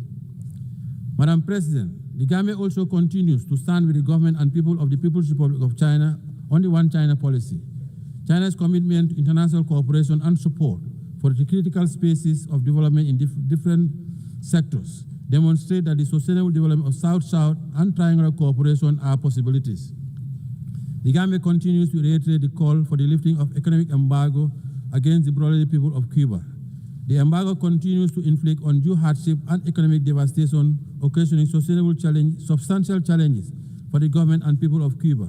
We believe it should come to an end now. Friendly cooperation is the way forward. Madam President, as we mark 25 years since the adoption of Security Council Resolution 1325 on women, peace, and security, we should take a moment to renew our firm conviction that the attainment of sustainable development and the consolidation of peace and security are anchored in the full and inclusive representation of women in all spheres of political and decision-making processes. While considerable progress has been made towards the realization of women's inclusion, women's participation in the consolidation of peace and security, there continues to be significant impediments that we must overcome. Women must always have a seat at the negotiating table. They usually bear the brunt of conflicts. Therefore, as we prepare for the Fourth World Conference of Women, and as nations sharing the same destiny, we have a moral obligation and a collective responsibility to act swiftly to address all issues hampering the empowerment of women, including institutional advancement and their contribution to the consolidation of peace and security. Madam President, In view of the outcome of FFD4, it is our hope that international financial architecture and mechanism will change for the better, as the current international financing architecture, especially as it relates to debt restructuring, continues to hamper the development aspirations of developing countries. Due to limited fiscal space exerted by debt distress, developing countries find it hard to make significant investment in the social sector. The challenge is even more profound when it comes to investment in the productive base of their economies to engender growth, employment, and development.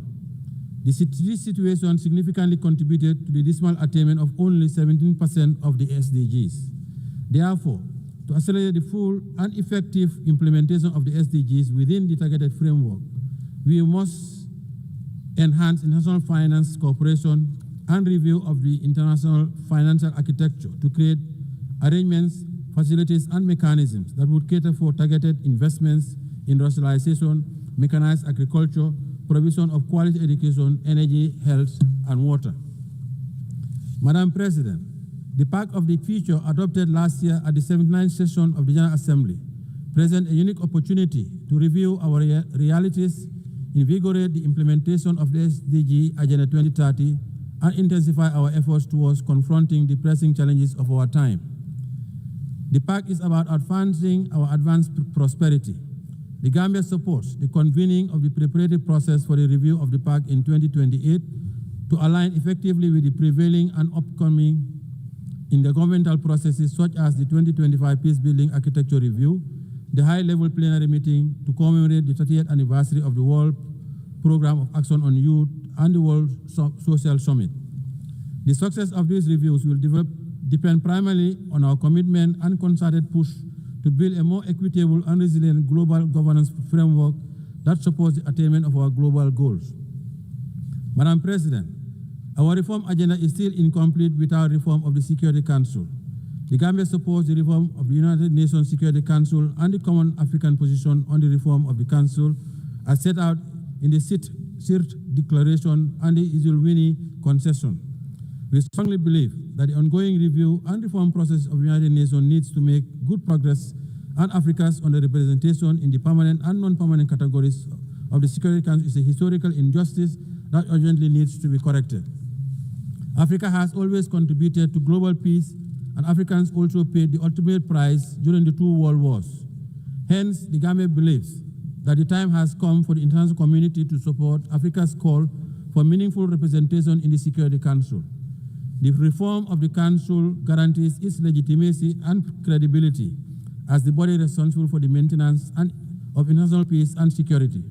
We commend the AU Committee of 10 heads of state and government on the United Nations Security Council reforms, chaired by His Excellency President of the Republic of Sierra Leone, for their leadership in this legitimate quest. Madam President, as the world continues to witness heightened level of insecurity, the threat of climate change continues to aggravate security challenges, especially in the Sahel. We must address the impact of the climate crisis as part of the vital resilient measures that mitigate climate-related risks where they intersect with political, social, and economic factors. The Gambia would like to acknowledge the progress made at COP29 in Baku, Azerbaijan, for moving from $100 billion to the new collective quantified goal, which is still not adequate to finance all the mitigation and adaptation actions, especially for countries in special circumstances. We need to take concrete decisions at COP30 in Belém, Brazil, to galvanize support for more climate financing.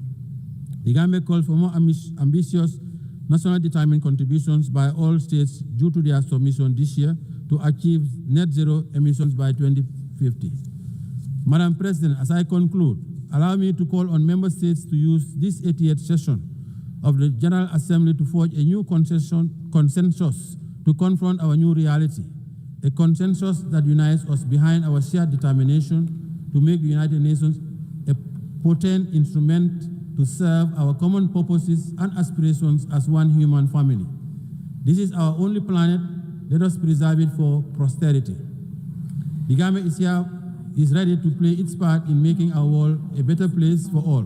On behalf of His Excellency President Adama Barrow, the government and people of the Gambia, I wish you all fruitful deliberation towards advancing the theme of the 88th session of the General Assembly. I thank you for your kind attention.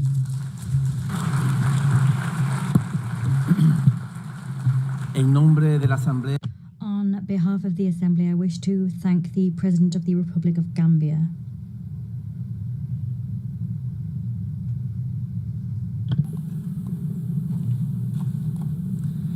Doy ahora la palabra. I now give the floor to Her Excellency Sabine Monauni, Deputy Prime Minister and Minister for Foreign Affairs, Environment and Culture of the Principality of Liechtenstein.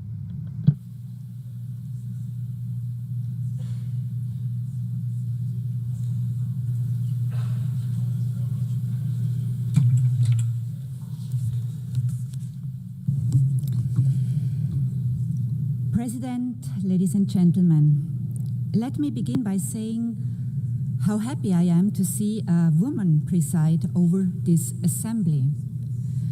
For only the 5th time in the history of the United Nations, and for the first time by a woman from our region. It is my hope that this is also a good sign for the selection process of the next Secretary General, a position in which no woman has ever served over 8 decades, and which will be conducted under your leadership. It is a distinct honor and pleasure for me to address this assembly for the first time as a foreign minister, continuing a very long tradition of female foreign ministers in Liechtenstein. The United Nations is a key building block of our foreign policy, which is guided by a strong belief in international law, cooperation, and multilateralism. We are gathering at a landmark moment in the history of the United Nations. For over 80 years, this has been the place where nations have come together, where international law has been developed, where human rights have been codified, where we have agreed on common development goals. Of course, it has also been the source of many disappointments. Too often people around the world have been looking to this assembly and at the Security Council chamber next door in the hope of decisive action to secure peace. The key purpose of this organization, only to realize that political paralysis was shattering these expectations, justified as they were. In Ukraine, our system has allowed the aggressor to veto collective action supported by the vast majority of the House. In Gaza, we have become bystanders, despite the fact that the two-state solution was one of the first decisions of the United Nations many decades ago. We are merely witnesses to the unprecedented and unjustifiable suffering of civilians in spite of our pledge to end and prevent atrocity crimes. The people of Sudan must have concluded that indifference is the guiding principle of our rare discussions, and that the outrage over a cynical veto wears off after a few weeks, if not days. These challenges to the credibility of the United Nations would be massive enough in and of themselves. But if we are looking at a completely uncertain future for this organization today, it is for largely different reasons. The very foundations of the United Nations are being challenged in a way we have not seen before. Such efforts threaten to undermine our joint commitments to solve common problems together on the basis of the principle of sovereign equality, the principle that we set ourselves rules that apply to us all equally and that they are enforced equally, and the belief in the value of international law as the common ground that allows us to govern world affairs in a way that is predictable, equitable, and fair. For us in Liechtenstein, the United Nations, which we joined 35 years ago, occupies a special place.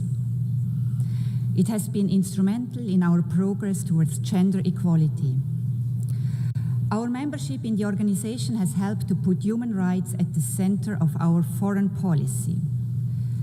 The Sustainable Development Goals have been embraced by civil society and the private sector. Most essentially, the Charter of the United Nations is the guarantor of our sovereignty. The United Nations is also our window to the world and the one place where we can connect with everyone. And it offers a unique foreign policy platform where we can present our initiatives and ideas as a sovereign equal. We have done so with commitment and enthusiasm, and I believe with some success. Today we feel a special bond with every other state, which is small in size, but not small in ambition and vision. Today we realize more than ever that we need this organization. We need a world based on rules that we have all agreed to. And especially now, those who share these views need to join together in common purpose to safeguard our common interests. The times we live in are fast-paced and full of challenges that can seem incredibly daunting.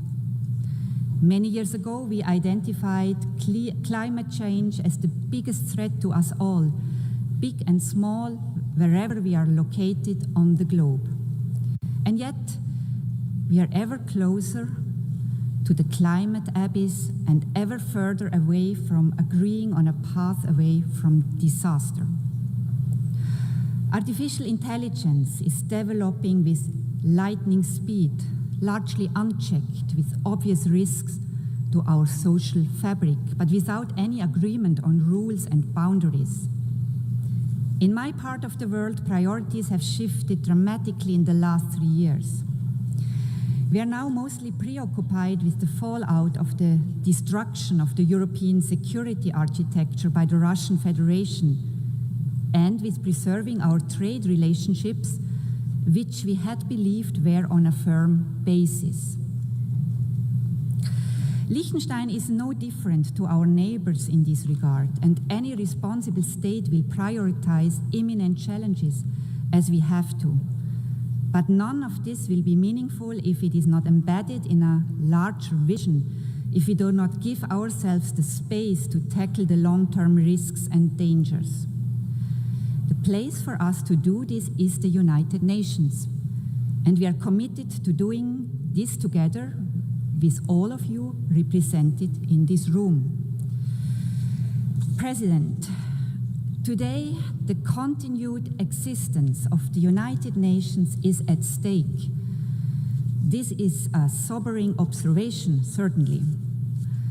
But we must find the opportunity that lies in this moment of existential crisis. We have allowed a system to grow that is plagued by duplication, inefficiency, and poor governance.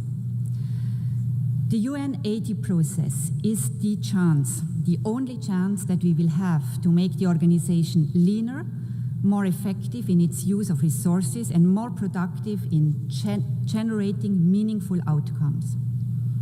When we adopted the Pact for the Future a year ago, Liechtenstein made a clear call for this organization to embrace its original purpose as the guardian of peace and security. For our people, our parliamentarians, our civil society, the United Nations is a peace organization. We have to find a way to make it effective in fulfilling this task. If the Security Council is unable to carry out its charter responsibility, as is regularly the case due to the veto power of its permanent members, there are ways for us to take collective action elsewhere, beginning in this hall. We are equally committed to the other pillars of the work of the United Nations: development and human rights, which are existential for the dignity and well-being of the people on whose behalf we serve, and pivotal for more peaceful, just, and inclusive societies. President, the rule of law is the guiding principle of Liechtenstein's work at the United Nations. This can come as no surprise for one of the smallest members of the organization that does not have armed forces and is not member of a military alliance. Our sovereignty is protected by respect for international law and by its enforcement through accountability where the law is violated. Naturally, we are strong supporters of international courts, the indispensable enforcement mechanism of international law.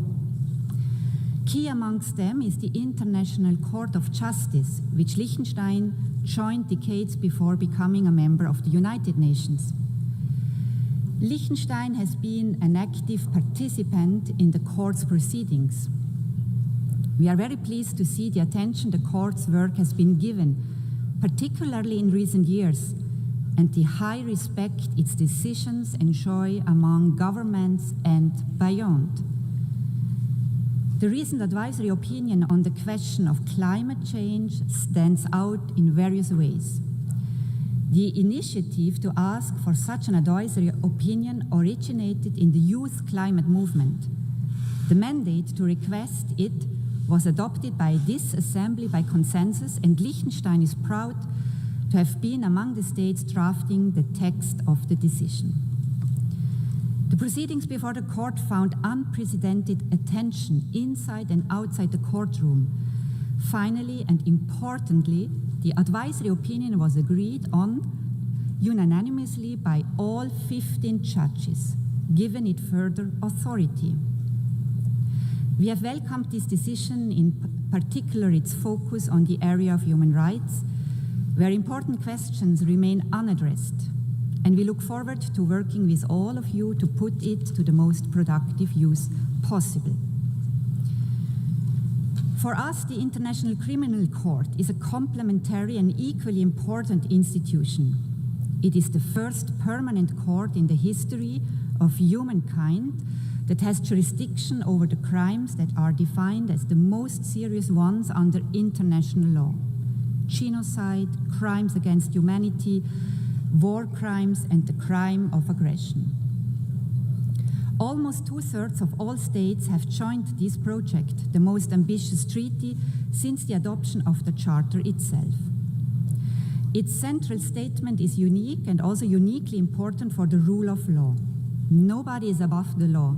Nobody is protected from investigation and prosecution for what we have all agreed are the most serious crimes under international law. As we look at the flashpoints around the globe, be it Ukraine, the Middle East, or Sudan, we see how the basic rules of international law are violated, not just frequently, but systematically. This is why we have created the International Criminal Court, to offer protection for the victims and the vulnerable, but also to safeguard international peace and security. Today, the court finds itself under significant political attack and is targeted by unprecedented sanctions. This is the moment for us to protect this unique institution, one of the most powerful statements we can make to express our commitment to international law. President, the most among many worrying trends with regard to the respect for the United Nations Charter is the rapid erosion of the rules governing the use of force. Instances of the blatantly illegal use of force without any consequences or accountability, the threat of the use of force to solve disputes, and the suggestion that aggression may not only go unpunished, but in fact be rewarded and incentivized as part of a political agreement. These dangerous trends can set us back to a time we all believe we have left behind, and they are an attack on the very core of the Charter of the United Nations. Mitigating the fallout of armed conflict will sadly remain part of our daily work. But it is time that we become serious about our central task: preventing war in the first place, ending war where it takes place, and ensuring accountability for illegal war-making. The International Criminal Court, the only institution with jurisdiction over the crime of aggression, is therefore key to enforcing the UN Charter, and thus deserves the support of all states, including those who have yet to join it. President, Our world is in a very difficult place today, with the forces of destruction and indeed self-destruction on the rise. If we are to have a chance to be successful in our fight against them, to safeguard our planet for future generations, we need this place, a stronger, better United Nations that we can shape together. I thank you.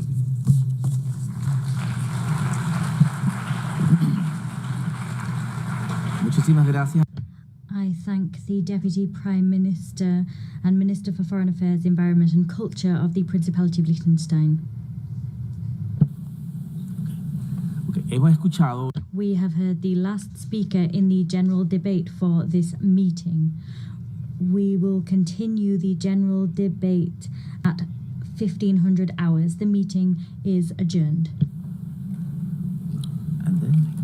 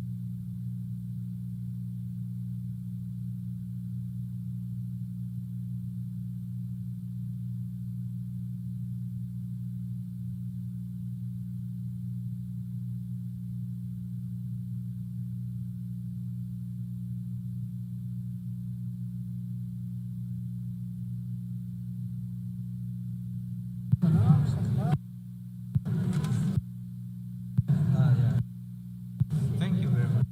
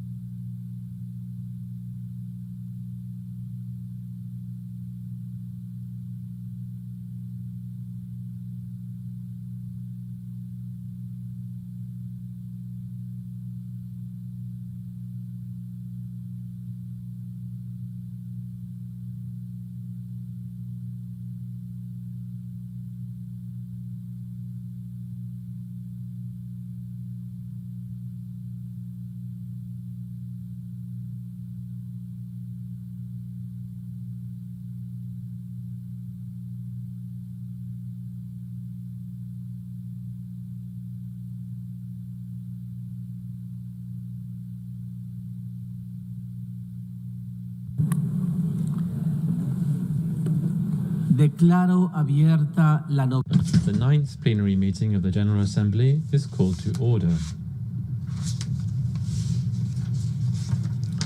The Assembly will hear an address now by His Excellency Mohamed Younis Menfi, President of the Presidential Council of the State of Libya. I request protocol to escort His Excellency and invite him to address the Assembly.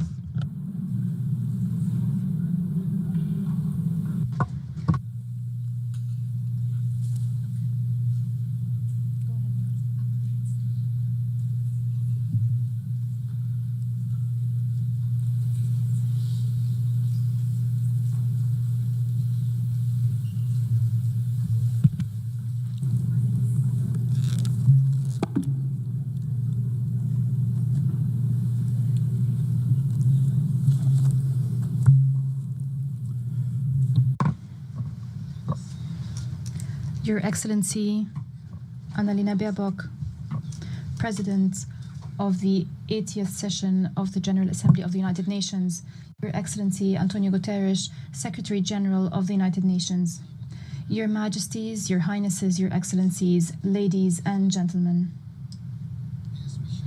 On behalf of the Libyan people, I congratulate you on the 80th anniversary of the establishment of the United Nations.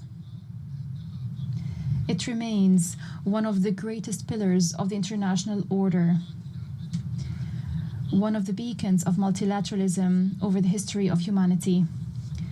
We appreciate the holding of this session under the theme Better Together, 80 Years and More for Peace, Development and Human Rights. These are principles that we firmly believe in, principles that we are consolidating at the national, regional, and international levels. As we celebrate this global anniversary, we're also celebrating the 70th anniversary of Libya joining the United Nations. It was the culmination of the struggle of the Libyan people when Libyans raised their voices in this hall, demanding freedom and independence following decades of colonization. The organization heeded this urgent call and adopted the historic resolution that led to the independence of Libya in 1951, reaffirming thereby the right of peoples to self-determination. Ladies and gentlemen, I stand before you today representing the will of a people that is still holding on to hope, still believing in its ability to build a stable and prosperous future. Libya is not a zone for fighting. It's not an arena to settle scores or a place to which crises can be exported. It is a nation rich in natural resources, a cohesive society with young people that have tremendous potential. They are the backbone to build a modern state. Since the very beginning, Libya's relationship with the United Nations has been based on partnership and mutual respect. And today, at this critical juncture, we look to the United Nations to play an effective and complementary role as it supports us to overcome this crisis towards stability and democracy. Despite the challenges, despite the threats, our people firmly believes that its experience, its society, the diverse society, its noble history will allow it to stay strong and overcome any crisis. But let me be honest with you. In Libya, multiple models and traditional mechanisms have been exhausted. They have not matched the complexity of the social and political situation. They've adversely affected the trust of Libyans in the proposed solutions. We all now bear a collective responsibility to reconsider these methods and to avoid temporary solutions and narrow understandings that only perpetuated the crisis. We firmly believe that any solution that does not restore the national ownership of the political track, any solution that is not derived from the free will of the Libyan people would be destined to fail, as we've seen in the past. In this context, we present to you a clear political vision based on 4 pillars. First, fully restoring national sovereignty and rejecting all forms of foreign interference, no matter what form it might take and no matter the justifications. Second, reaching an inclusive national consensus. To achieve an inclusive national consensus, I call for holding a sincere and comprehensive dialogue held in Libya with the participation of all stakeholders without exclusion. Third, uniting the sovereign institutions, most notably security, defense, and financial institutions, according to professional mechanisms without polarization and without setting quotas. Fourth, ending the transitional period through a clear constitutional basis, through free and fair elections, allowing Libyans to freely choose who would rule them without tutelage, without an imposition from external actors. Ladies and gentlemen, as we fulfill our political responsibility and despite the challenges, we were able to maintain the highest level of stability. We were able to prevent a relapse into violence. We stress that the blood of the Libyan people is a red line. The territorial integrity, sovereignty, and social cohesion of Libya are non-negotiable. We have been observing the ceasefire agreement concluded in October 2020, and we've established the Committee on Security Arrangements in the capital, Tripoli. Under my direct supervision, this contributed to enhancing stability, rendering this current phase one of the calmest we've seen in years. Ladies and gentlemen, the Libyan economy, despite the challenges, can significantly contribute to the development of the country. The absence of a single budget and the absence of united institutions have been real impediments to development. We stress that we will support, and we do support, the economic track through the High Financial Committee to consolidate public spending and to enhance the principles of transparency, accountability, and equity in distributing wealth. Ladies and gentlemen, illegal migration is not only a security matter, it is a humanitarian challenge with deep economic roots. We call upon the international community to pursue a comprehensive development approach based on supporting and developing infrastructure and creating job opportunities in the countries of origin, in partnership with the African Union, rather than pursuing narrow security approaches that have proven to be ineffective. In this context, we have been supporting economic projects connecting the north and the south of the African continent to create a development environment obviating the need for young people to emigrate. Projects that restore demographic and economic balance in the African continent. Ladies and gentlemen,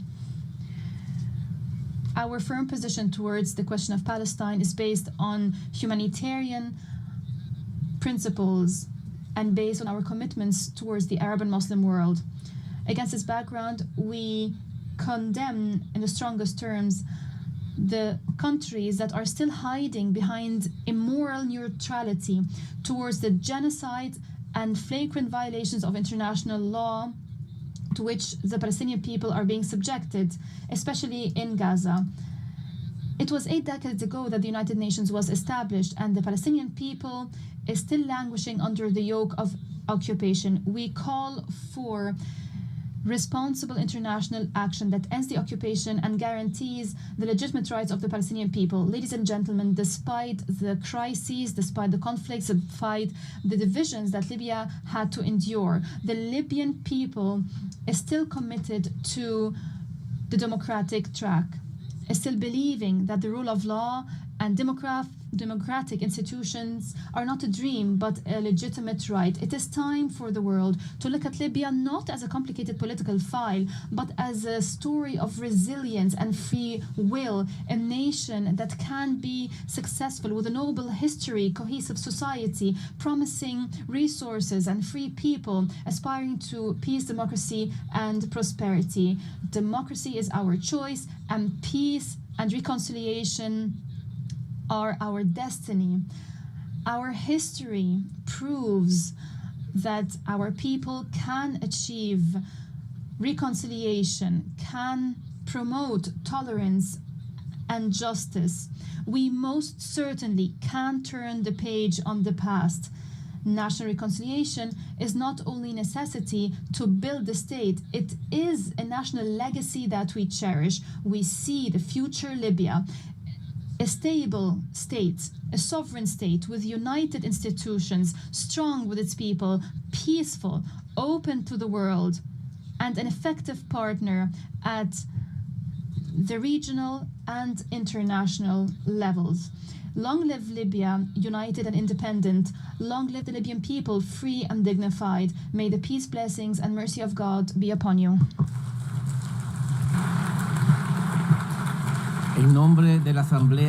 On behalf of the Assembly, I wish to thank the President of the Presidential Council of the State of Libya. The Assembly will now hear an address by His Excellency Duma Gideon Boko, President of the Republic of Botswana. I request protocol to escort His Excellency and invite him to address the Assembly.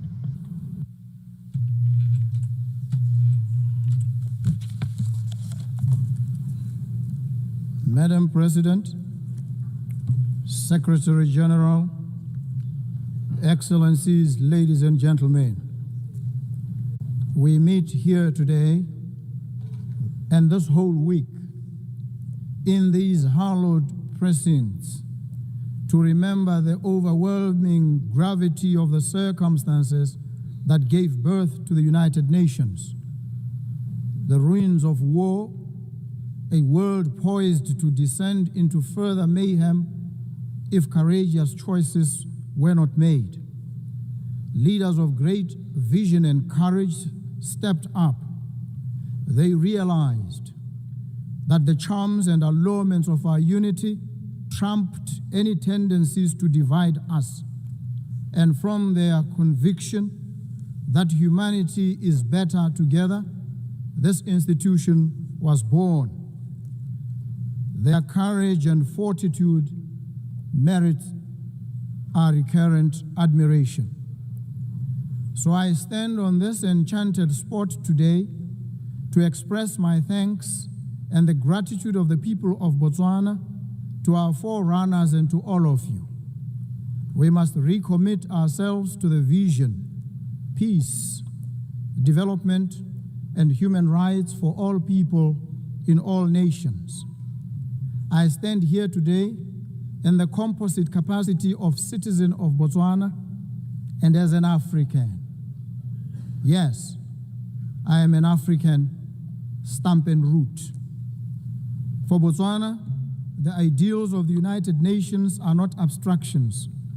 They are the foundation of our identity. Since our independence, we've sought to embody democratic governance, respect for the rule of law, including an international rule-based normative order, and the dignity of every human being. We reaffirm today our commitment to the Universal Declaration of Human Rights and to advancing equality, including the protection of indigenous peoples, women and youth within our borders and across our region. Yet we also acknowledge that the pursuit of justice is an arduous journey. My administration has pledged to reform and strengthen institutions, enhance transparency, and root out corruption. We do so not for accolades, but because our citizens deserve governments that serve them with integrity.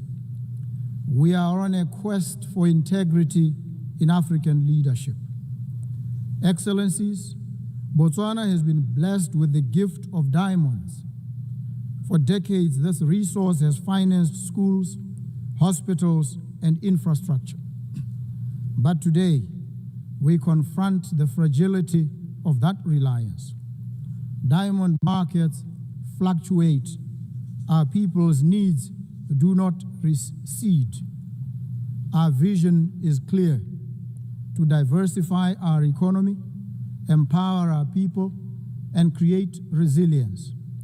We invite global partners to invest in renewable energy, technology, sustainable agriculture, and value-added industries. We extend an open hand to businesses, innovators, and institutions ready to walk with us on this journey of transformation. Botswana is a semi-arid country. Our people know the meaning of drought. We know the anxiety of scarce water, of crops that wilt and wither under a relentless sun, of livelihoods eroded by forces beyond our control. Climate change is not a distant threat, it is a present reality. That is why I've joined the Global Center for Adaptation, because adaptation must be at the center of sustainable development. I call on this assembly to scale up financing for climate adaptation. Let us invest in water infrastructure, early warning systems, and climate-smart agriculture. Let us ensure that the promise of the Paris Agreement is not confined to paper, but realized in the lives of farmers, of herders, and children across the global south. Earlier this year, Botswana faced an acute shortage of essential medicines. This crisis exposed not only the vulnerabilities of our supply chains, but the wider inequities of the global health system. Access to medicines is a human right, not a privilege. We call upon the United Nations, international financial institutions, and the private sector to work with us to build resilient health systems. Together, let us explore local production, regional supply hubs, and fairer mechanisms to ensure that no nation is left to face health emergencies alone. As an African, I stand here as one of the trumpet voices of Africa, a continent all too often treated with affable indifference. Africa's voice is not heard. This United Nations cannot be truly international. It cannot be truly together and will not be better until our continent, home to 1/5 of the population of the world, is afforded an equal voice at the highest body of this organization. Friends and partners in the Permanent Five, it is time to make good on your promise to a continent. Agree a permanent seat on the UN Security Council for Africa for 80 years, the only continent without one. I also appreciate the decision by Britain, Australia, Canada, and France, among others, to give heightened attention and consideration to the Palestinian crisis. The carnage in Gaza, it must prick our collective consciences. We stand in solidarity with the Palestinian people in their pursuit of a home and of dignity. So too, we affirm our support for the sovereignty and territorial integrity of Ukraine. We urge all parties to stop the war and seek a peaceful resolution. Distinguished delegates, the theme of this General Assembly is better together. This is not a slogan, it is a truth. We are better together in combating pandemics, better together in adapting to climate change, better together in securing peace, and better together in ensuring that human dignity is not a preserve of the few, but the inheritance of all. Let us therefore recommit ourselves to multilateralism, not as a matter of convenience, but as a matter of deep necessity. For none of us can weather the storms of this century alone. As Botswana looks to the future, we do so with humility, but also with determination. We stand ready to contribute, to partner, and to lead where we can. Together, let us ensure that when future generations mark 100 years of the United Nations, they will say of us, they were a generation that turned words into action, promises into progress, and hope into reality. I thank you. Thank you so very much. En nombre de la Asamblea, agradezco. On behalf of the Assembly, I wish to thank the President of the Republic of Botswana. The Assembly will hear an address by Her Excellency Sylvanie Burton, President of the Commonwealth of Dominica. I request protocol to escort Her Excellency and invite her to address the Assembly.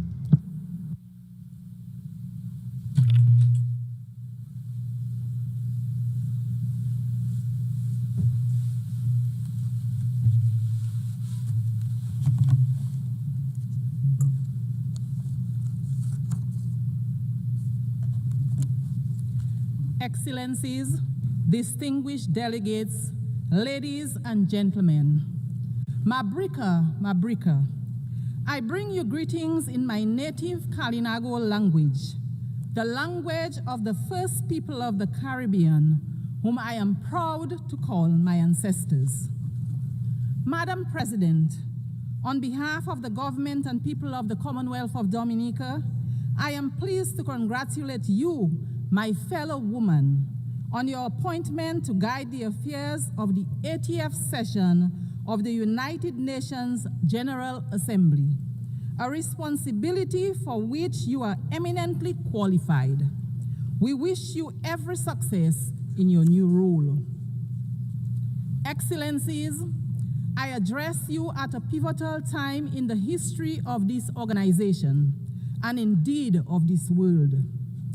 I am reminded of the words of the famous British novelist Charles Dickens in his acclaimed novel, and I quote, "A Tale of Two Cities," end of quote.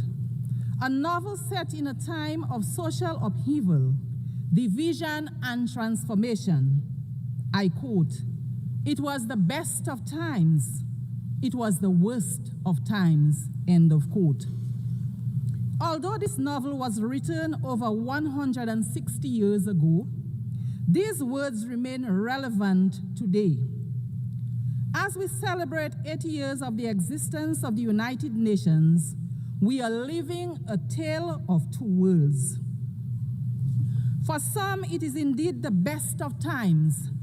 Strong economies, access to education, medicines, top-class healthcare, clean water, sanitation, and housing.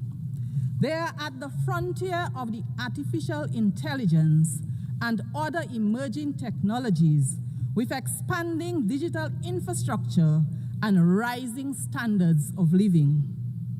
But for many, it remains the worst of times. Persistent poverty, growing hunger, displacement, instability, and war.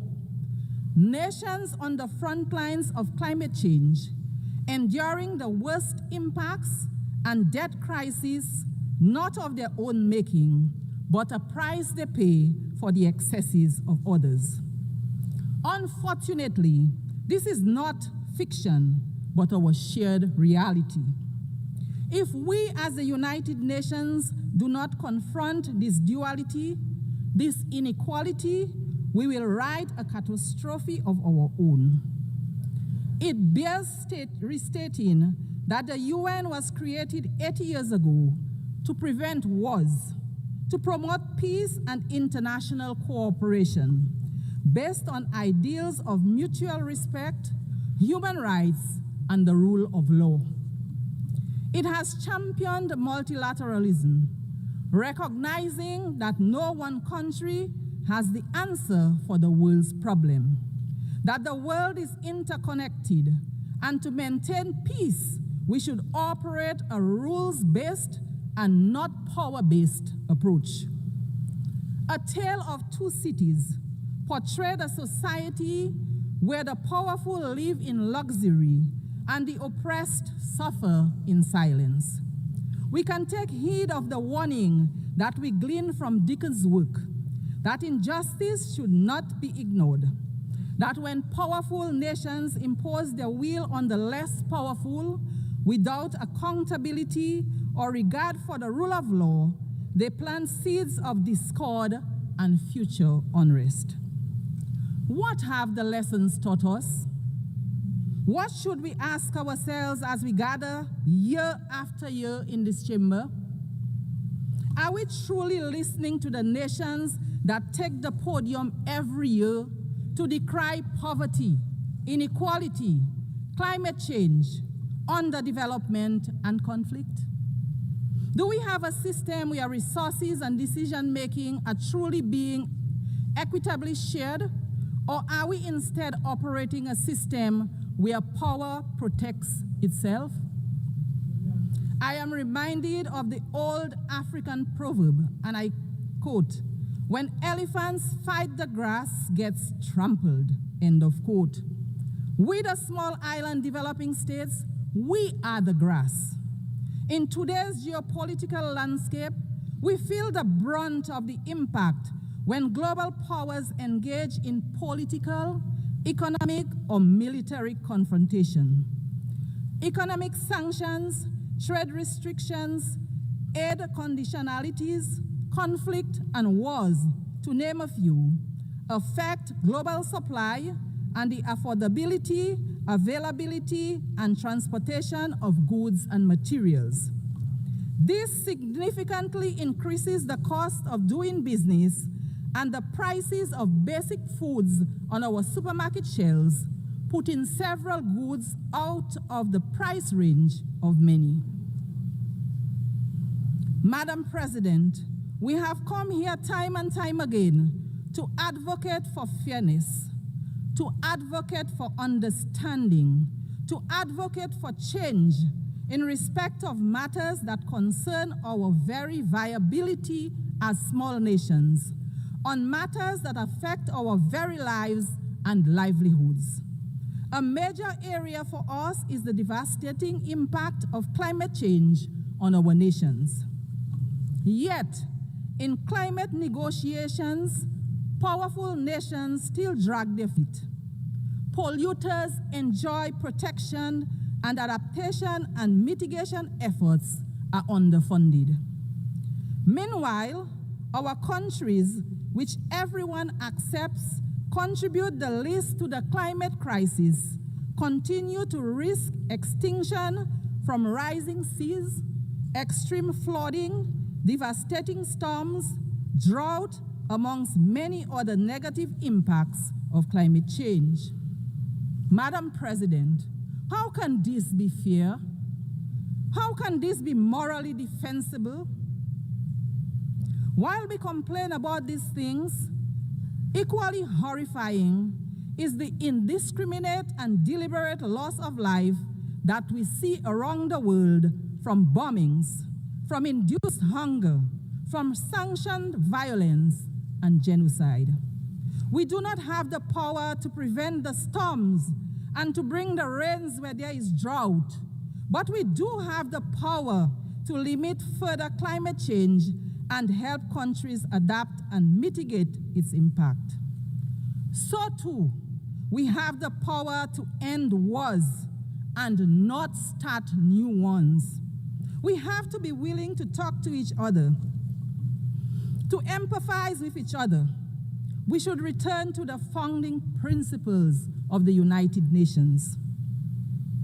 Wherever there is conflict, be it in the Horn of Africa, the Middle East, and Southeast Asia, or sad to say, in the Caribbean, major powers engaging in geopolitical conflicts result in civilians becoming collateral damage, economies collapsing, increase in prices and instability. I want to emphasize here today that there is no place in the Caribbean for war. The Caribbean is a zone of peace. Any military conflict in the Caribbean will have significant negative impacts on the Caribbean and Latin America. There is a better way to resolve differences. We urge the powers that be to find another way. And so, Madam President, I return to our tale, where a man dismissed by society gives his life for another. Are the wealthiest nations willing to give up dominance for fairness, to make sacrifices to ensure justice, equity, and climate resilience for all? Will we choose compassion and empathy over control and indifference? Madam President, we stand in solidarity with the people of Haiti. We insist, like other CARICOM member states, that the current crisis being confronted by our sister CARICOM state in no way nullifies the entitlement of its people to the recognition of their sacred sovereignty and their right to be central in the search for a fair and durable peace in their country. The government of Dominica remains convinced that our sister CARICOM state, Haiti, faces major challenges today, in part because of the glorious contribution Haiti made to the quest for justice and freedom in our region and the world. Indeed, the current complexion of this august body would have been unimaginable without the heroic struggles of the Haitians. As such, the crisis in Haiti is much more than a Caribbean crisis, and its solution requires a united response and the support of the United Nations to resolve. My delegation unreservedly supports the position of CARICOM on the situation in Haiti, a position that rightly calls for a Haitian-led and owned transition process to bring across systematic changes for the benefit of the Haitian people. Let us provide them with all the support that they need. Nothing less is demanded of us. Madam President, the Commonwealth of Dominica is keen to underscore its commitment to advocating for unity, justice, peace, and the sustainable human development that they foster. In this regard, we continue to urge that the long-running, unjust, and illegal economic embargo against the people of Cuba be revoked. Maintaining this embargo is harmful, not only to the long-suffering people of Cuba, but also to the image and profile of its sponsors.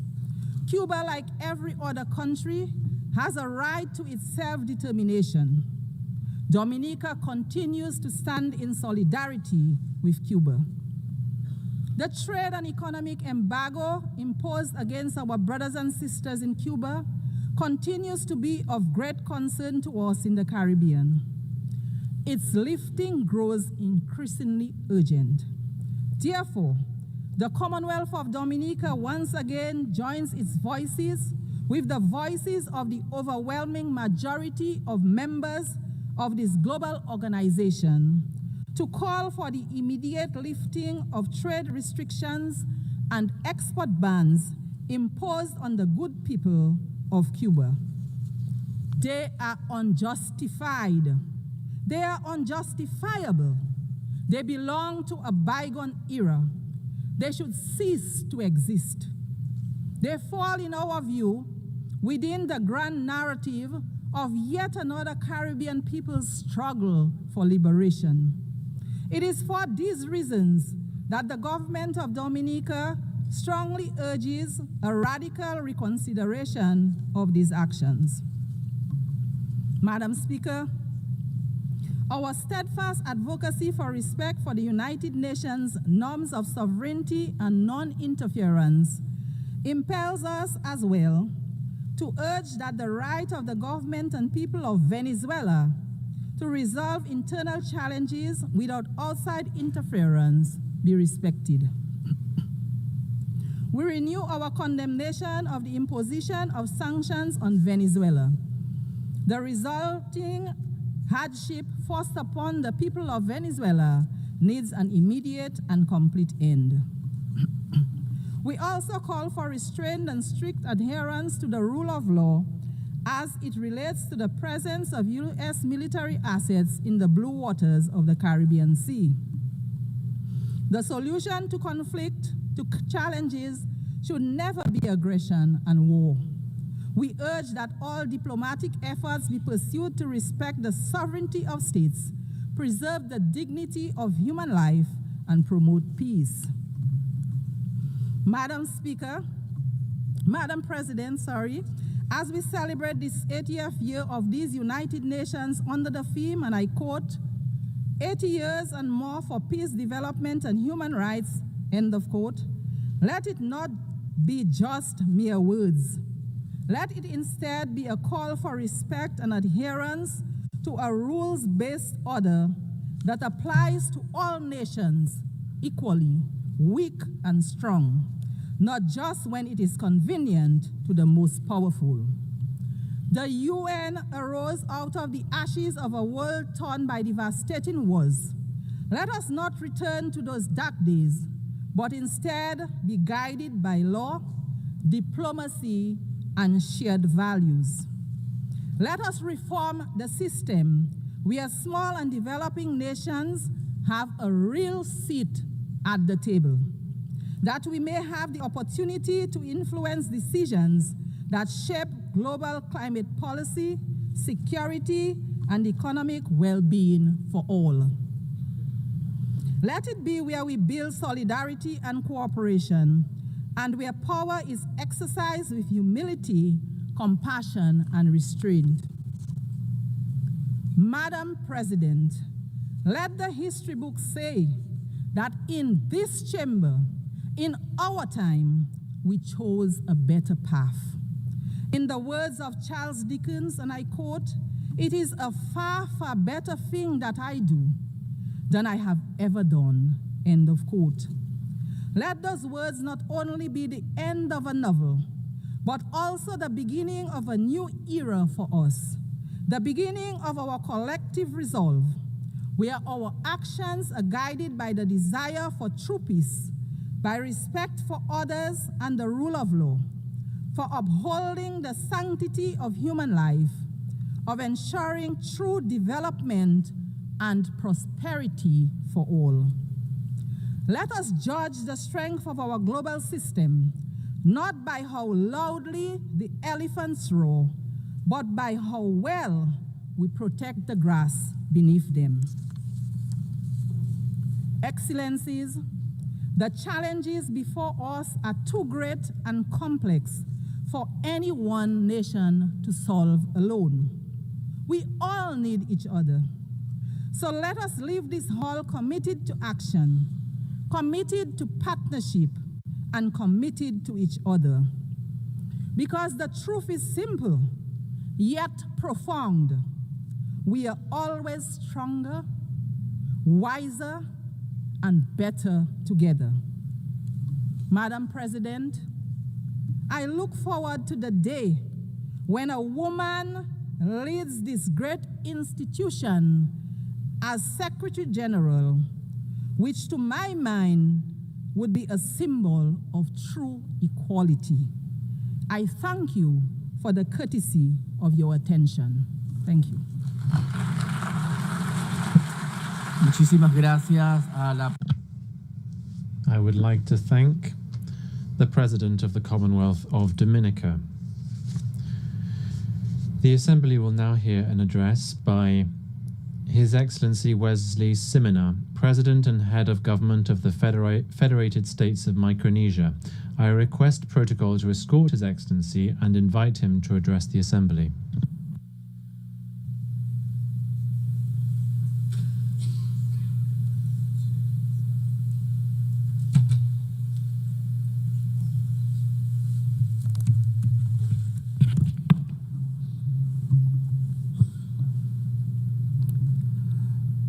Madam President, Mr. Secretary General, Excellencies, ladies and gentlemen, on behalf of my people of the Federated States of Micronesia, I am honored to extend our heartfelt national greeting and camaraderie to you on this momentous celebration of the 80th session of the General Assembly. Congratulations, Madam President, on your election to preside over this distinguished assembly.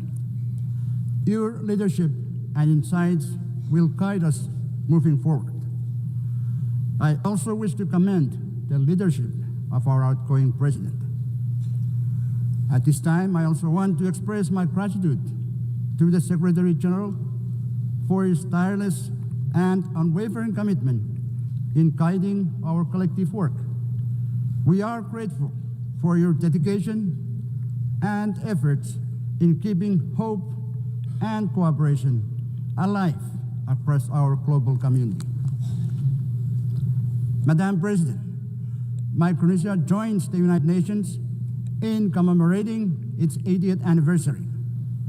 This milestone calls on us to renew our collective commitment to strengthen multilateralism for the challenges ahead. Reiterating our commitment to multilateralism and inclusive reform, Micronesia emphasizes that any measures taken under the UNAID initiative must reflect the delicate balance and unique vulnerabilities faced by small island developing states. It is paramount that structural adjustments must enhance, not limit our access to critical support and representation. We urge that reforms ensure the continued resilience, tailored assistance, and participatory voice of small island developing states in the evolving UN system so that no one is left behind. Madam President, the climate crisis is not up for debate. We all know that. The only question now is whether we, as leaders, will act with the urgency it demands. The landmark ICJ's advisory opinion reminds us that climate action is not only a moral imperative, but also a legal one. It affirms that all states, particularly those who are parties to the UNFCCC and Paris Agreement, must do their fair share to limit warming to 1.5 degrees Celsius, and that major emitters carry the primary duty to act and keep 1.5 alive. It also underscores the obligations of developed countries to support the adaptation efforts of countries like mine, who live with the impacts of climate change every day. It confirms that not meeting these obligations can lead to legal consequences under international law.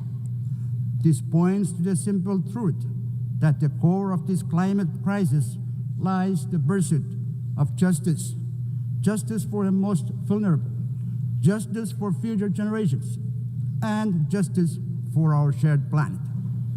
I call on the General Assembly to adopt a resolution endorsing the ICJ's opinion so that together we send an unmistakable signal that upholding climate obligations under international law is the shared duty of all nations. Pacific Island leaders have spoken with one voice in our recent Pacific Islands Forum communique. Methane mitigation must be a global priority, and methane mitigation across all sectors must be a core objective of every country.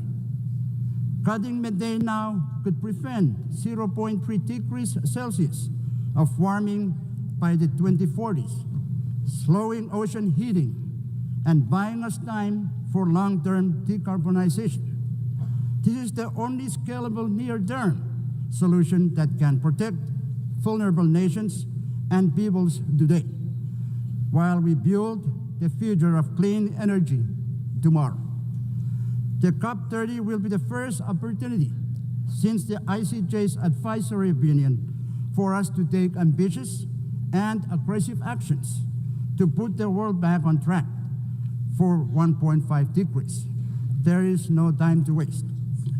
After 3 decades of COPs, and now with the clearest pronouncement by the ICJ, let us get to work.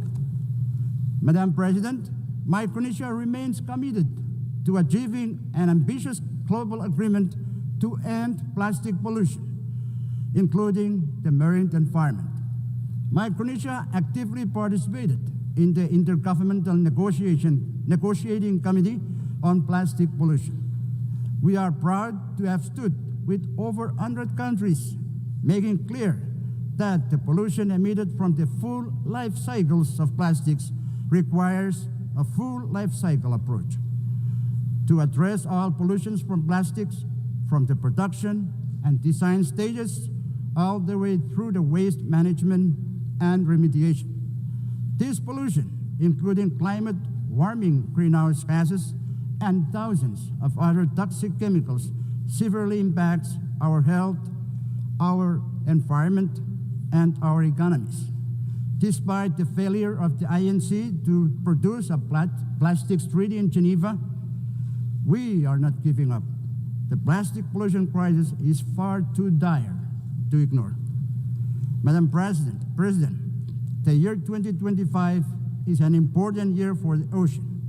In June this year, the UN Ocean Conference adopted the Nice Ocean Action Agenda, a forward-looking document to guide us all. Also, as of today, there are 145 countries that have signed the PB&J agreement and 70 that have ratified. With this development, we are pleased that PB&J agreement will enter into force in 4 months. Micronesia is also participating in the related and critical work of the International Seabed Authority. Micronesia is following a precautionary approach to deep-sea mining. We emphasize the necessity of consolidating comprehensive knowledge, data, and scientific understanding of the marine environment and the impacts of deep-sea mining before any exploitation takes place. Additionally, it is crucial that all stakeholders, including adjacent coastal states, indigenous peoples, and local communities in the Pacific, are consulted and their perspectives considered before any exploitation occurs. In Micronesia, we have taken steps in preparation for exploration and possible exploitation in a responsible manner. We urge the ISA to finalize without further delay all relevant regulations, standards, and guidelines for its mining code prior to any exploitation, as failure to do so risks countries turning to alternative measures. Madam President, small island developing states face unique and heightened vulnerabilities to climate change shaped by geography and scale. Disaster risk reduction and resilience strategies must reflect these realities. That is why the multidimensional vulnerability index is so vital to us. It recognizes our economic, environmental, and social fragilities, and it ensures that support reflects genuine need, not just income levels. The MVI provides a fairer framework for allocating resources. Development partners must base their decisions or aid decisions on it, pairing it with traditional measures to better target climate and disaster support. Going forward, implementation demands three things: adoption by international bodies, continuous technical refinement, and strong commitment from partners to align financial and policy support with the vulnerabilities the MFI reveals. Only then can this tool deliver the resilience our small islands urgently need. Madam President, Micronesia continues to confront a high prevalence of non-communicable diseases, the persistence of emerging and re-emerging infectious diseases, and rising mental health concern. In response, we are reorienting our health systems around primary health care as the foundation for universal health coverage. We are investing in the rehabilitation of primary health care clinics, the development of our health workforce, and the use of telehealth to extend essential services to our most vulnerable and hard-to-reach populations. However, to realize the goal of universal health coverage, additional financial and technical support from the international community is indispensable. Madam President, gender equality and social inclusion are equally central to our development agenda.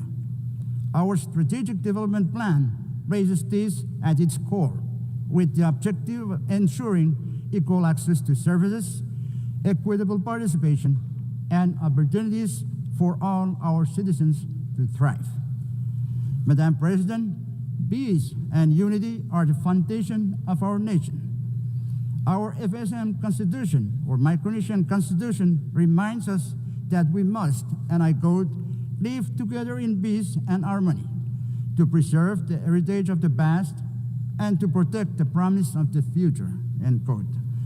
Today, as conflicts continue to unfold across the world, we hold hope that they may be resolved through leadership rooted in peace.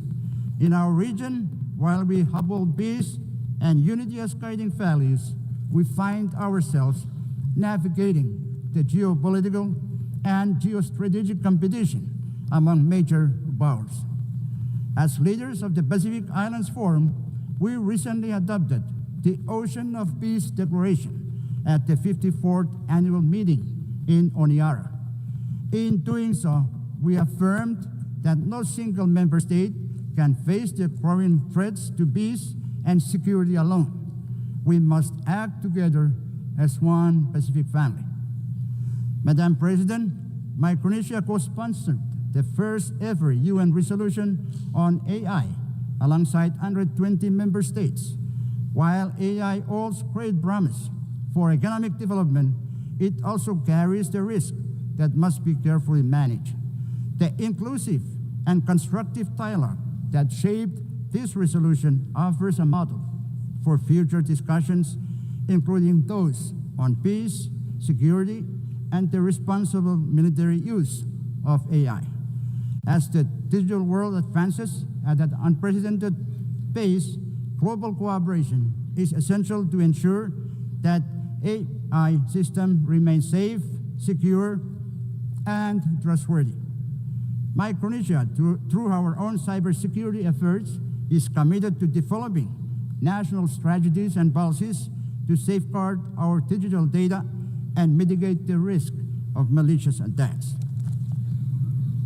Madam President, food and water security remain pressing challenges for Micronesia, as fragile freshwater sources and climate extremes undermine agriculture, marine ecosystems, reduce yields of traditional crops, and increase reliance on costly, less nutritious imports.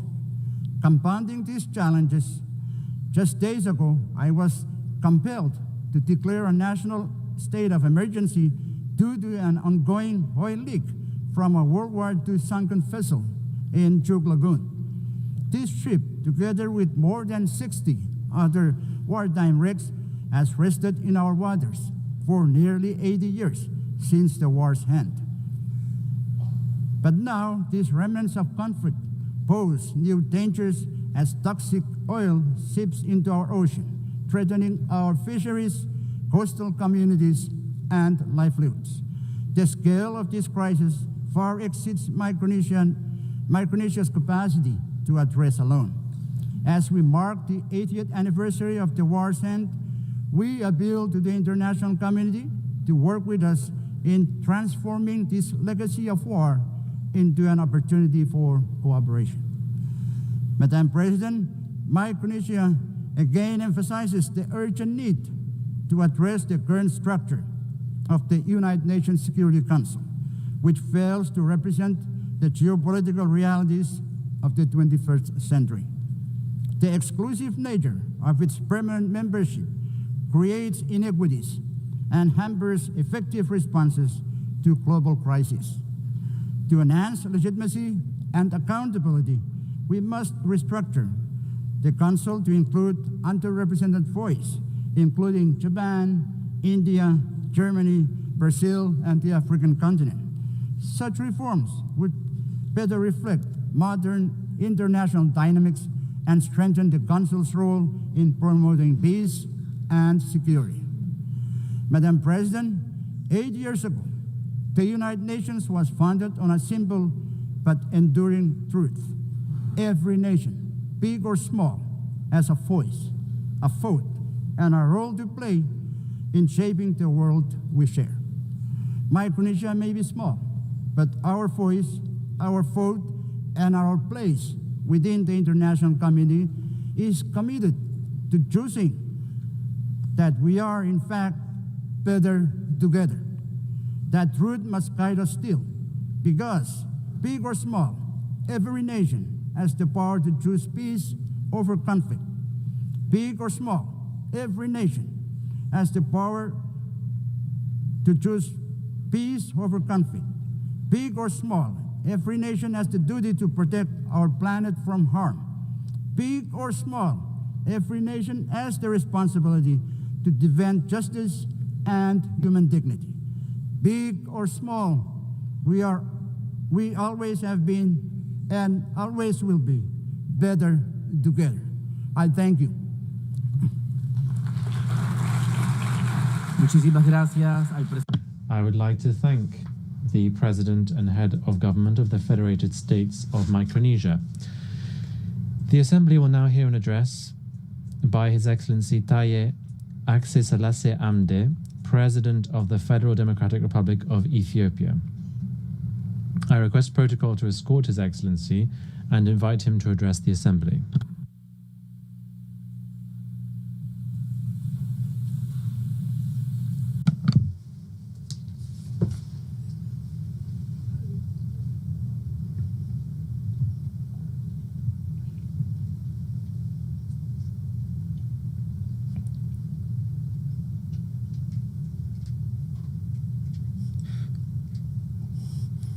Your Excellency, Madam President,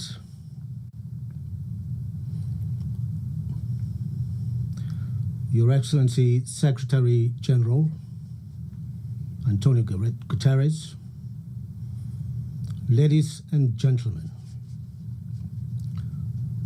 Excellency Annalena Baerbock, I would like to extend my heartfelt congratulations to you and your country, Germany, on your election as President of the 80th session of the United Nations General Assembly, and wish you a productive tenure.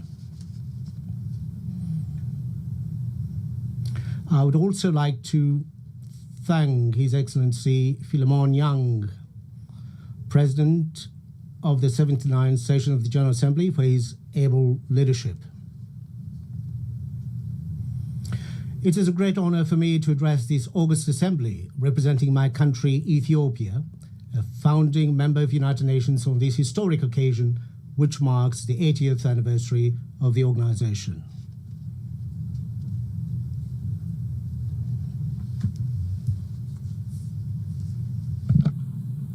Madam President, looking back on the 80 years of its existence, the United Nations has considerable achievement to celebrate. Our sacrifice for decolonization has left a lasting legacy on the global body, making it truly universal with the admission of newly independent states. armed conflicts are prevented, humanitarian catastrophes are averted, and deadly pandemics successfully contained.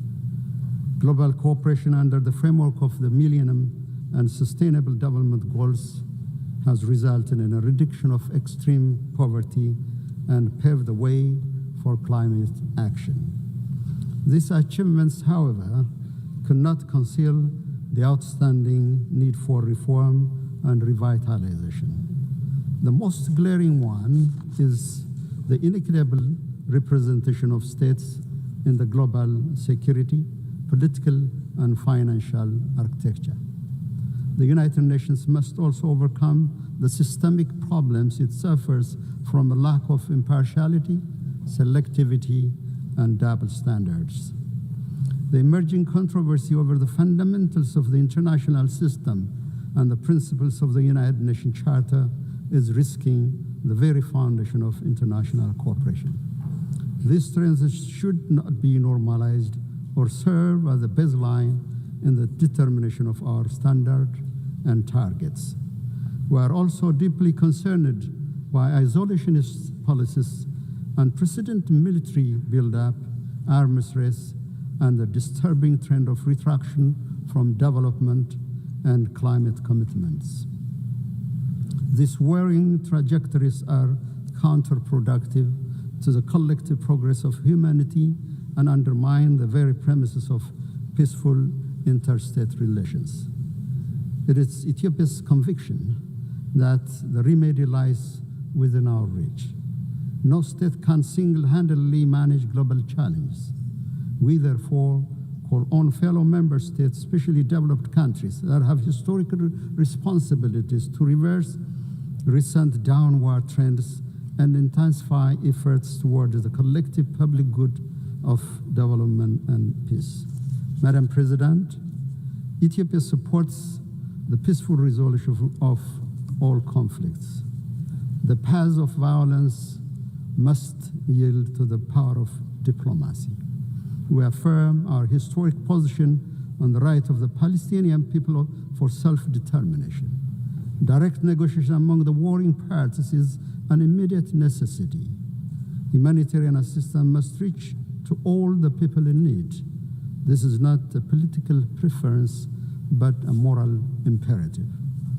As Ethiopia has pronounced in its position during the adoption of the resolutions on the two-state solution, the international community should join hands to end the vicious cycle of violence and stalemate in order to give peace a chance.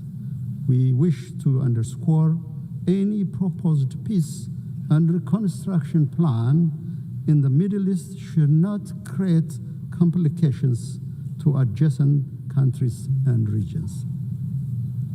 More than any time before, the United Nations is indeed called upon to face events that greatly exceeds its powers and capabilities.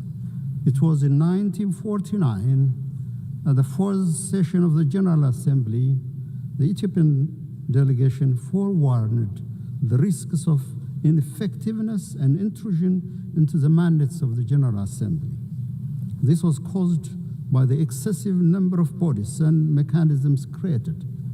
It is in this light that we see the ongoing reform process under the UN80 initiative as an opportunity to preserve the mandate of the General Assembly by rectifying its dispersion to a multitude of other bodies. Ethiopia reiterates Africa's long-standing call that there should be more decentralization and deployment of institutional and financial capacity to the global south, especially to the African continent, where the United Nations has most of its programs. Madam President, Africa, guided by Agenda 2063, is advancing development as its preferred security policy. The continent is scoring a higher rate of economic growth. Domestic revenue mobilization is on the rise.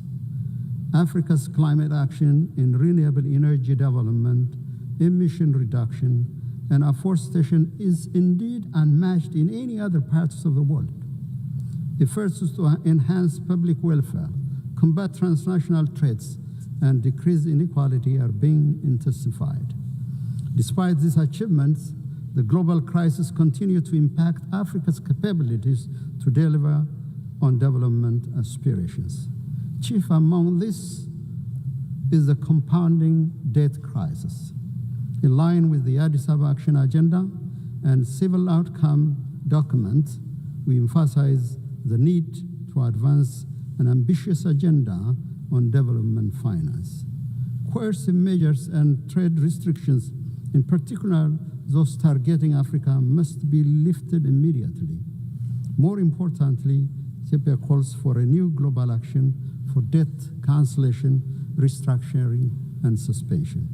Madam President, it is our view that the national security of states, especially those in the same region, is indivisible and interdependent. To this effect, we will intensify our efforts to combat global terrorists operating in our region. We call on the international community to extend the required support to the African Union peace missions, in particular the African Union Support and Stabilization Mission in Somalia. Now is not the time to retreat from global action in combating terrorism. Furthermore, we reiterate our call for urgent action to reform the United Nations Security Council. Africa's representation in both categories of membership of the Council must be given priority. There is no shortcut or half solution to this long-standing pursuit for justice. Distinguished delegates, Excellencies, I have the distinct pleasure to share with this August Assembly recent milestones of great significance achieved by the people of the Nile River Basin. With the entry into force of the Agreement on the Nile River Basin Cooperative Framework, the Entebbe-based Nile River Basin Commission is nearing establishment. This year, we also celebrated another milestone.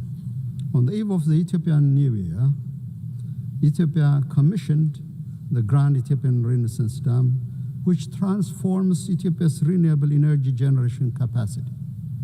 The Grand Ethiopian Renaissance Dam, with an installed capacity of over 5,000 megawatts, signifies our commitment to clean energy for all. Its true meaning is found in the lives it transforms. The Renaissance Dam brings light to 60 million Ethiopians who currently lack access to any form of clean energy. It promises power to Ethiopia's energy demand, which grows by more than 20% every year. It is a symbol of liberation of millions of Ethiopian women and girls, freeing them from the back-breaking search for firewood. The dam will be instrumental in the attainment of all of the Sustainable Development Goals. It boosts our capability to provide clean water to our people who live under chronic shortage, create employment to our youth, and ensure food security. GERD also enhances regional connectivity. The overwhelming support and solidarity we received on the occasion of the inauguration inspired greater efforts to forge cooperation among the riparian countries of the Nile River Basin. Madam President, our Pan-African aspiration to break the vicious cycle of underdevelopment should bring our countries together to realize initiatives that will transform the lives of our people. The time is now to work towards Africa's true independence, driven by African agency and guided by the common destiny of our people. Ethiopia, with its second largest population in Africa and significant maritime trade, places high importance on the safety and security of maritime navigation in the Red Sea and the Indian Ocean.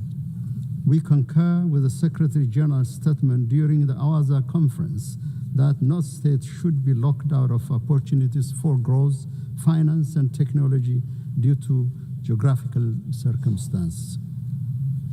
The international law maxim that defines the high seas as a common heritage of mankind and guarantees equal right of access and use to all states must be brought to reality. In collaboration with other states, Ethiopia will work towards a comprehensive approach to ensure equal development and security for all states along the Red Sea and the Indian Ocean. Ethiopia will also keep on advancing this legitimate policy objective through diplomacy and peaceful engagement. Madam President, in conclusion, I'm convinced the spirit, genius, and competence of humanity towards unity, justice, and collective well-being will triumph over the current atmosphere of rivalry and hopelessness. For its part, Ethiopia is firmly committed to upholding multilateralism centered on the Charter of the United Nations and to contributing to the maintenance of collective security and sustainable development. I thank you, Madam President.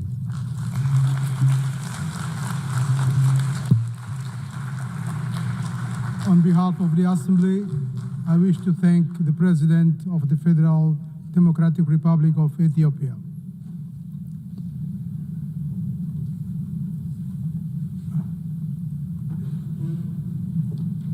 We shall now continue the general debate. The Assembly will now hear an address by His Excellency Antonio Costa, President of the European Council of the European Union. I request protocol to escort His Excellency and invite him to address the Assembly.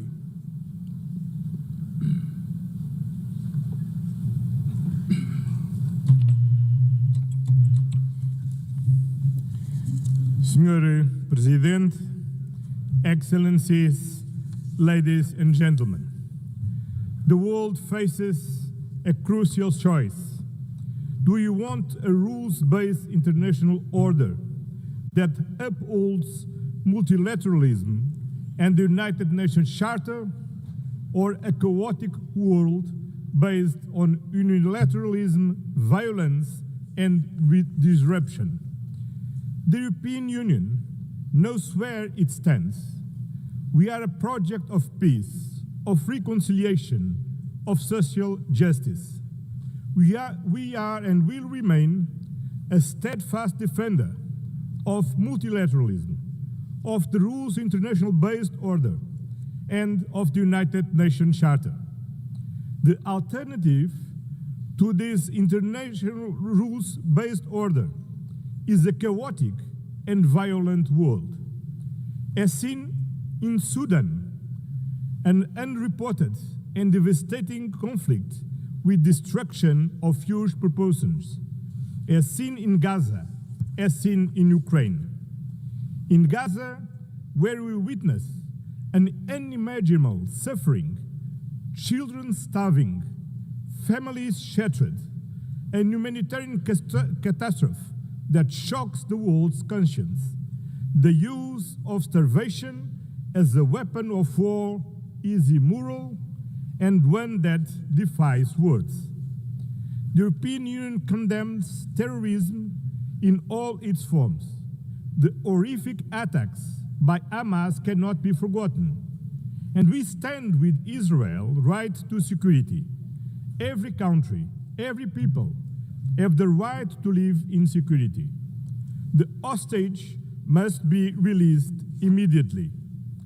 The Palestinian people have also the same right to security and to live in a viable state. A negotiated two-state solution is the only path to peace. Security for both peoples, dignity for both peoples, this is the solution we seek. The European Union has been an indispensable partner in the region. We are the largest provider of humanitarian aid to Palestinians. European funding has kept hospitals, schools, and institutions running. We have been, over the years, the largest supporter of the Palestinian Authority. supporting them in their reform agenda and in their efforts to ensure effective control of all the territory of Palestine. Dear friends, the European Union fully assumes its responsibilities, but we alone cannot stop this humanitarian catastrophe. Peace in the Middle East requires a collective response, and we need everyone to assume their responsibilities. We must act together and demand the unconditional release of all hostages, an immediate ceasefire, full and unimpeded humanitarian access, an end to illegal settlements, a renewed, credible commitment to a two-state solution. This was the strong message from the two-state conference hosted on Monday by France and Saudi Arabia, to which the European Union is fully committed. In Ukraine, a sovereign nation was brutally attacked by a permanent member of the Security Council, in clear violation of the United Nations Charter, a clear violation of sovereignty, territorial integrity, the respect of internationally recognized borders, and the right to choose its own destiny. Principles that bind all the members of the United Nations. This aggression threatens not only Ukraine, it threatens every nation in this assembly. If we accept Russia's invasion of Ukraine, no country will ever be safe. There is only one root cause to this war: Russia's refusal to accept Ukraine's right to choose its own destiny. For over 3 years, this war has claimed innocent lives, destroyed cities, and fueled global insecurity.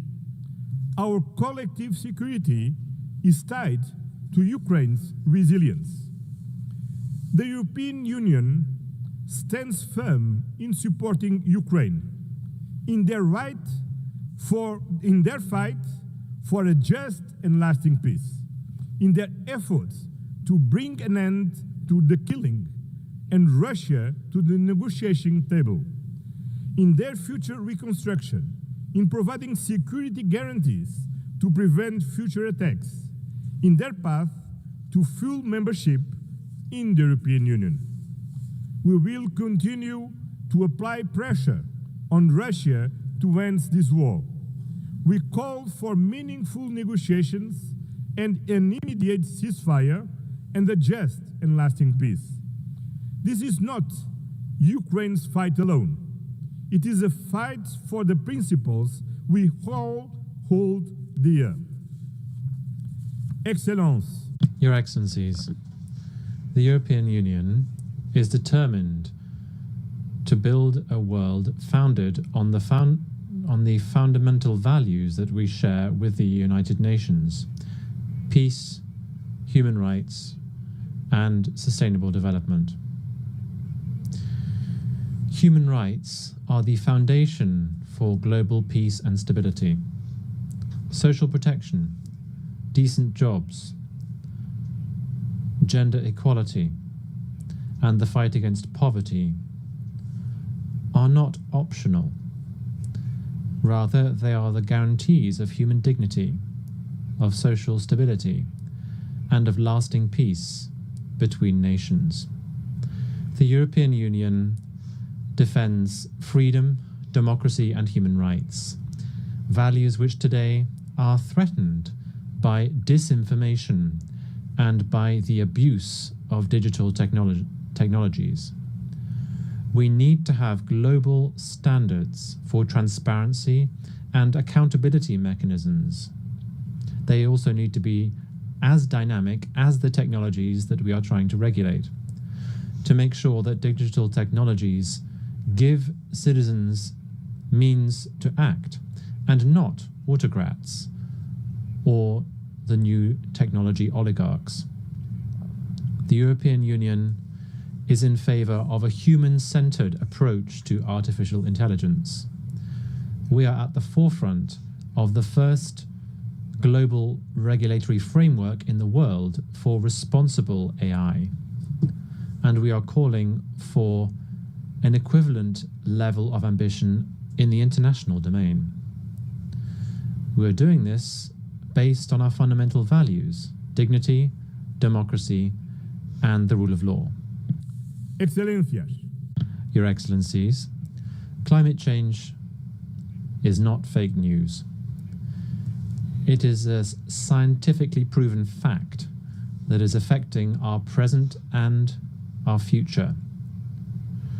Destruction and deaths brought about by fires, floods, and hurricanes are not an invention. We're talking about something all too real. In addition, investing in decarbonization is key for the energy sovereignty of every country, for innovation, and for the competitiveness of our economies. That is why the European Union fully shoulders and fulfills its commitments undertaken in the context of the Paris Agreement by reducing its emissions by 55% by 2030 and by achieving climate neutrality by 2050. We will continue actively promoting the protection of our oceans, which are lungs and the lifeguard for our planet. We welcome the ratification of the UN Treaty on the High Seas to safeguard biodiversity beyond national jurisdiction. Sustainable development also means building alliances, not dependencies. We are at the forefront of the fight against climate change. Through the European Union's Global Gateway Programme, some 300 billion euros are being mobilized by 2027 in sustainable investments and connectivity throughout the world. This is a decisive contribution to help attain the Sustainable Development Goals. In addition, the European Union, together with its member states, accounts for some 42% of global development assistance. We are the main donors to the World Health Organization, UNICEF, and the United Nations Development Programme. We lead, and we will continue to lead, global solidarity, even at these times of major budgetary restrictions affecting the United Nations system. Lastly, we need to make headway in reforming the international financial architecture and in the management of debt. The international financial system needs to be fairer, more inclusive, and more tailored to current challenges, so that it can also help us to close the financing gap for development by following the path that has been set by the Seville commitment. Excellencies, the European Union is a global partner. The European Union and its member states are staunch political supporters and the largest collective donors to the United Nations. As the pillar of the multilateral system, we are working closely with other regional partners. That is why we are building stronger trade and industrial partnerships across the globe. We are advancing deals with Mercosur, Mexico, India, Indonesia, the Philippines, and Thailand, not just to boost trade, but to increase global predictability and resilience. The trade and investment agenda, based on fairness, sustainability, digital innovation, labor rights, and climate alignment.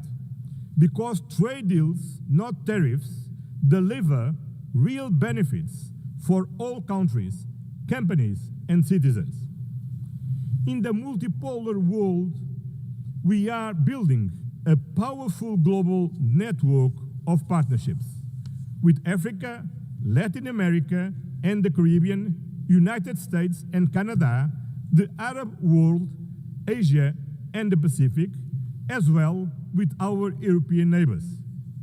In today's multipolar world, there is no global south or global north. Both are plural. And the European Union will continue to work with all partners in the spirit of global solidarity and meaningful partnership, because multipolarity needs an effective multilateral system, a rules-based international order under the United Nations Charter. And this commitment stems from our own history. Europe rebuilt itself from the ashes of World War II through peace, through reconciliation, and through integration. We know these principles work because they worked for us. At a time when international cooperation is being tested, the value of reliable partnerships has never been greater. The European Union is a reliable and predictable partner and stands firmly with the United Nations. We will defend its principles, support the reforms of the United Nations Secretary General Antonio Guterres, work to make the United Nations more inclusive, more representative, and more effective, with the UN 80 reform initiative and the implementation of the Pact for the Future. At a time when multilateralism is under threat, let me leave you with one simple promise. You can count on the European Union. Count on us to stand for peace, for multilateralism, for justice, for human dignity, for sustainability. The time has come to choose clearly: peace over war, law over force, accountability over impunity, solidarity over division, sustainability over crisis, justice over inequality. The European Union has no doubts about where we stand, and you cannot have any doubt about where we are. Thank you very much.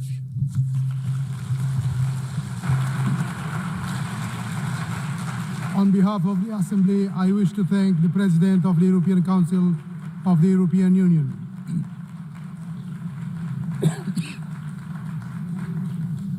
The Assembly will now hear an address by His Excellency Philip Isdor Mpongo, Vice President of the United Republic of Tanzania. I request protocol to escort His Excellency and invite him to address the Assembly.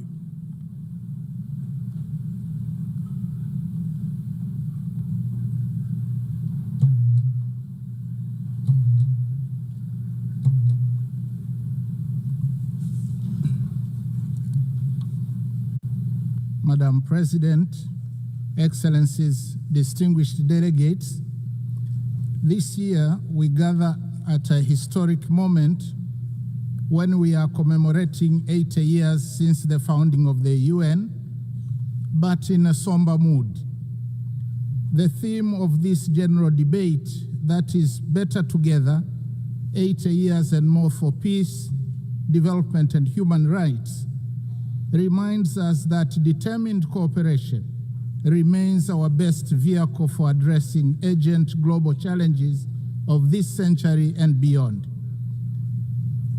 Yet, we are faced with chaos in the form of unilateralism with arrogance, barbaric wars, persistent poverty, injustice, pandemics, as well as an impending climate catastrophe.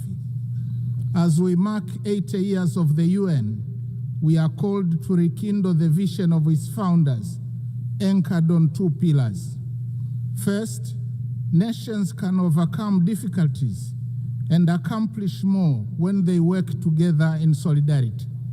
Second, peace is humanity's truest desire, which we must seek and pursue relentlessly on the basis of international law. By contrast, war is undesirable. It is a senseless path to resolving conflicts on which everybody loses, and its bitter fruits include unspeakable loss of innocent lives, too many orphans, widows, and refugees, as well as wanton destruction. Yet the United Nations Charter has guided us through many challenges over the past 80 years, reminding us to uphold peace, justice, cooperation, and dialogue to resolve conflicts. Today, as the world faces new tests, we must therefore hold firmly to these same principles, for it is only by respecting and living by the Charter that we can honor the past and build a safer and better future for all of us. Excellencies, the past 8 decades also remind us that change is the only constant in our world. The challenges of today are not the same as those of yesterday, nor will they be the same tomorrow. Thus, for the UN to remain relevant and is true to its noble mission, it must embrace change.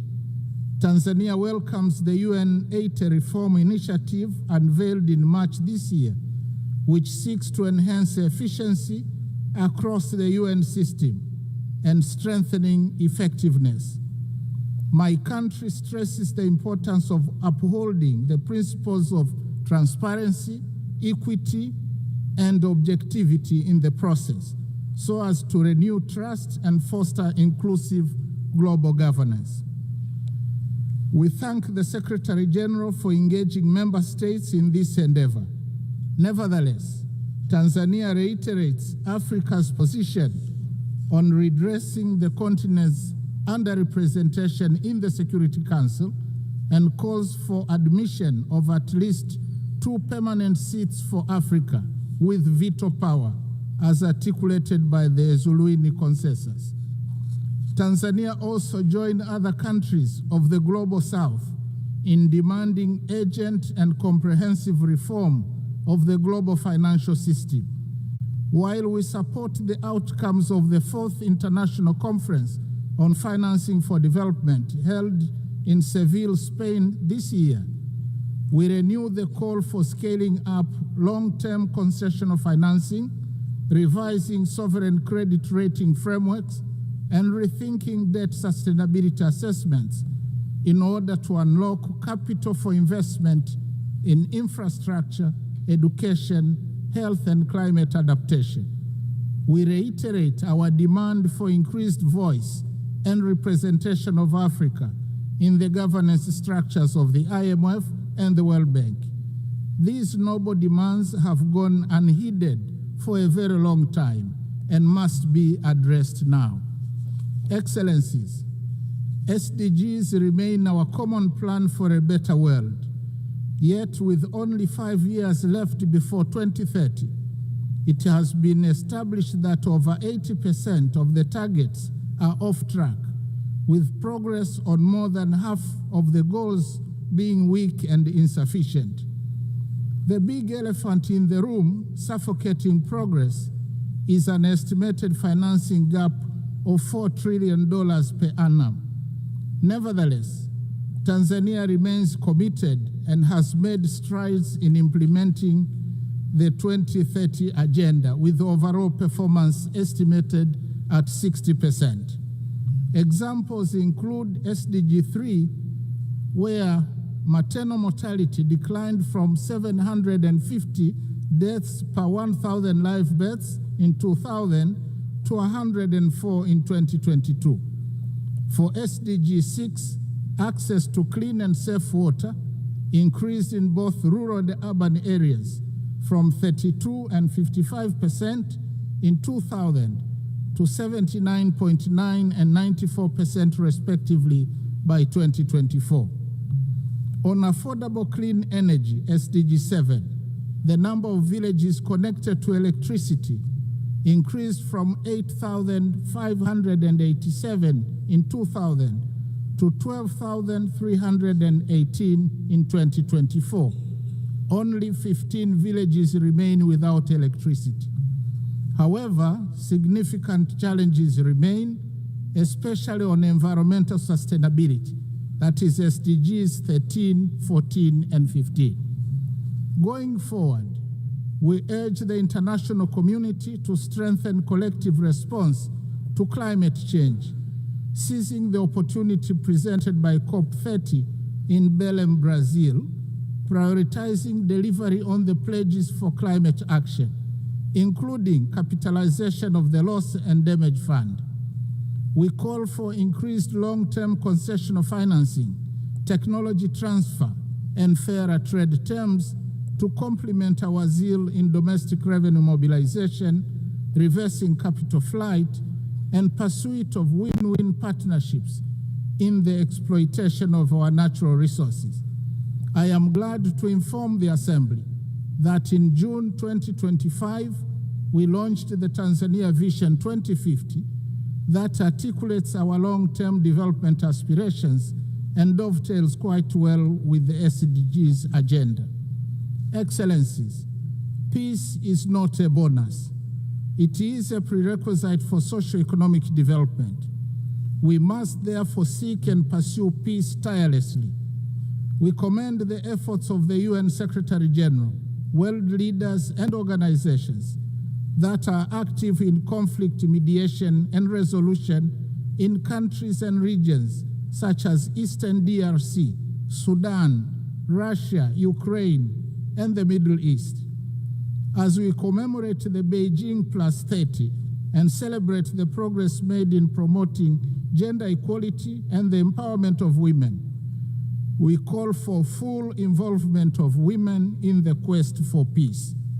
In this regard, I must say Her Excellency Dr. Samia Suluhu Hassan, the first woman president of Tanzania, has shown the way in articulating policies and actions that strengthen the role of women across all sectors of our society. Regionally and internationally, she has been a champion of peace, justice, security, and clean cooking. Tanzania, as a member of the African Union Peace and Security Council, and in our then role as chair of the SADC organ on politics, defense, and security cooperation over the past year, actively contributed to peace initiatives and supported measures to prevent and resolve conflicts. In this spirit, Tanzania announces its candidacy for a non-permanent seat on the UN Security Council for the term 2029-2030, reaffirming our commitment to global peace and security. Excellencies, Tanzania opposes the continued imposition and proliferation of unilateral coercive measures which undermine the principles of sovereign equality and peaceful coexistence enshrined in the UN Charter. Such measures, often applied without mandate of the Security Council, represent a form of economic aggression that disproportionately harms innocent civilians by depriving them of essential needs such as food, medicines, and capital goods. In this context, Tanzania reiterates its principled solidarity with nations, including Zimbabwe and Cuba, and the peoples who continue to endure the adverse effects of the long-standing economic embargo and sanctions. We stress that these embargoes and sanctions contravene international law. Similarly, Tanzania stands in solidarity with the people of Palestine and Sahrawi, who continue to be denied the fundamental rights of freedom, sovereignty, and self-determination. Tanzania also strongly condemns all forms of terrorism carried out within or across national borders.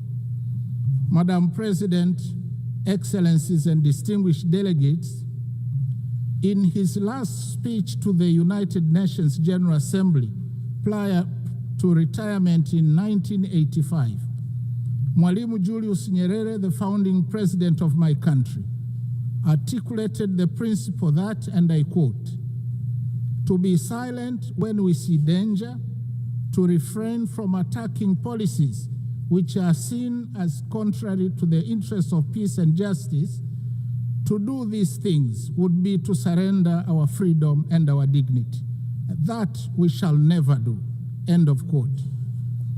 Following the same principle, Tanzania considers unilateralism and misuse of military might, as well as shameful incapacity of the international community and global powers to bring an end to bloodshed and horrific wars raging in many places around the world to be unacceptable.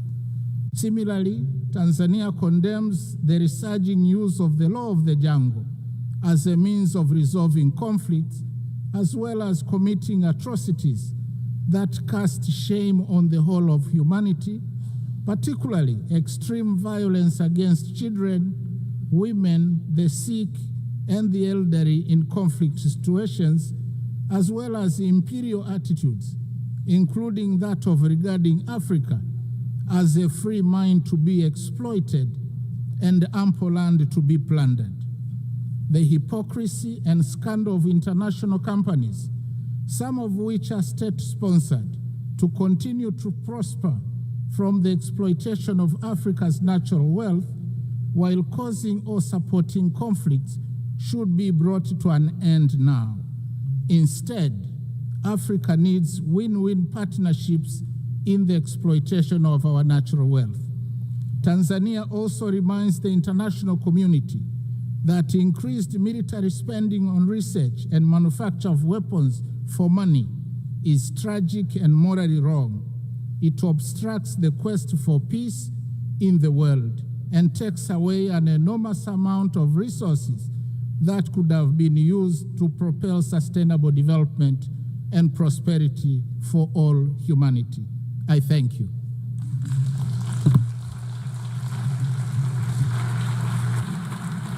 On behalf of the Assembly, I wish to thank the Vice President of the United Republic of Tanzania. The Assembly will now hear an address by Her Excellency Jessica Rose Epelalupo, Vice President of the Republic of Uganda. I request protocol to escort Her Excellency and invite her to address the Assembly.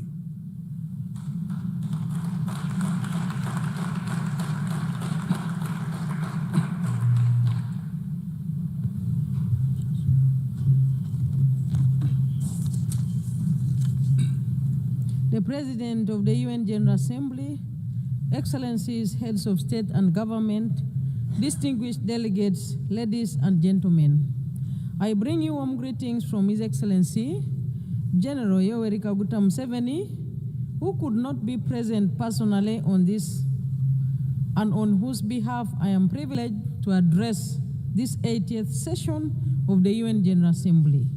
Madam President, let me begin by warmly congratulating you on your election as the President of the 80th session of the UN General Assembly.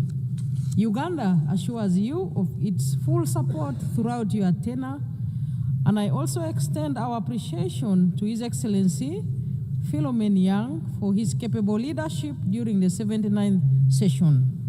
We commend the Secretary General, His Excellency Antonio Guterres, for his continued commitment to the roles and responsibilities of the United Nations. This year marks 80 years since the founding of the United Nations, born out of the devastation of the Second World War, with the aim of preventing future wars and promoting global cooperation. This anniversary is timely and is a reminder of our shared responsibility to uphold multilateralism and strengthen global solidarity in addressing common challenges. The theme of this year's General Assembly, Better Together, resonates well with our national objectives. Uganda firmly believes that multilateralism remains an essential framework for building collective solutions to global problems. We reaffirm our commitment to the Charter of the United Nations as the cornerstone of multilateralism, international diplomacy and cooperation with the global mechanisms to promote and support the intertwined values of humanity, namely peace and security, human rights, and shared prosperity.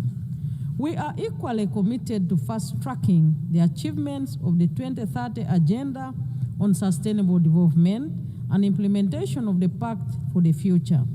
Madam President, Uganda continues to play an active role in advancing peace, stability, and security within our region, e.g. in Somalia, South Sudan, DRC, and the Sudan. Uganda remains committed to the peaceful resolution of regional conflicts. We remain the largest troop contributor to the African Union mission in Somalia since 2007, which has been succeeded by the African Union Transition Mission in Somalia, and now the African Support and Stabilization Mission in Somalia. As a country, we have invested both human and financial resources in promoting peace and stability unreservedly. These efforts require reliable and predictable funding. We therefore call on the international community to commit adequate resources for peace building and peacekeeping missions to ensure that their sustainability, effectiveness, and success becomes a reality. In South Sudan, Uganda continues to support the peace process as one of the guarantors of the Comprehensive Peace Agreement, contributing to efforts aimed at restoring stability and unity in the country. On the peace efforts in the eastern part of the Democratic Republic of Congo, Uganda has been working with regional leaders on the Nairobi and Luanda processes aimed at finding a lasting solution, and we also remain supportive of other complementary efforts by the international community. Madam President, we urge greater international support for regionally led peace building and stabilization initiatives, recognizing them as vital foundations for inclusive and sustainable development. We also call for enhanced global cooperation in tackling the root causes of conflict, including inequality, climate change, pandemics, new technologies, transnational crime, and terrorism. Madam President, Uganda calls for the comprehensive reform of the United Nations Security Council to address the imbalance in its current configuration and make it more equitable, just, and democratic. We demand for Africa's representation on the Council as a special case, as a matter of urgency in both the permanent and non-permanent categories, in line with the common African position enshrined in the Eswatini Consensus and SATE Declaration. Africa must have 2 seats in the permanent category with all rights and privileges, and 2 additional seats in the non-permanent category. On the question of Palestine, we urge the international community to give renewed priority to the realization of the internationally endorsed 2-state solution. We appeal to the United Nations Security Council to play a decisive and just role in resolving the Palestinian issue, which is crucial for lasting peace in the Middle East and central to global peace and security. We join the international community in the long-lasting call to end the embargo on Cuba that has been tightened recently with unfair designation as a state sponsor of terrorism. Uganda is recognized globally for its progressive refugee policies. Madam President, we host the largest number of refugees in Africa, currently standing at 1.9 million. Uganda allocates land to refugees and integrates them into our national systems, sharing public services such as education and healthcare, etc. However, this model is under serious pressure due to declining international support amidst rising global geopolitical tensions. The drop in partner funding has strained our already limited resources, affecting both host communities and our ability to meet national development targets, including SDGs. Uganda remains committed to upholding its obligations, but we cannot do this alone, as it diverts vital resources from our national development needs. Madam President, we therefore urge the international community to meet its obligation and support host countries like Uganda. Refugee hosting should not become a debt burden. Uganda should not be expected to borrow money to care for displaced population fleeing conflict. Madam President, with just 5 years remaining to achieve the 2030 Agenda for Sustainable Development, progress in many developing countries remains far off track. Bridging the estimated $4 trillion annual financing gap is crucial. The failure to mobilize adequate resources highlights the shortcomings of current international financial cooperation.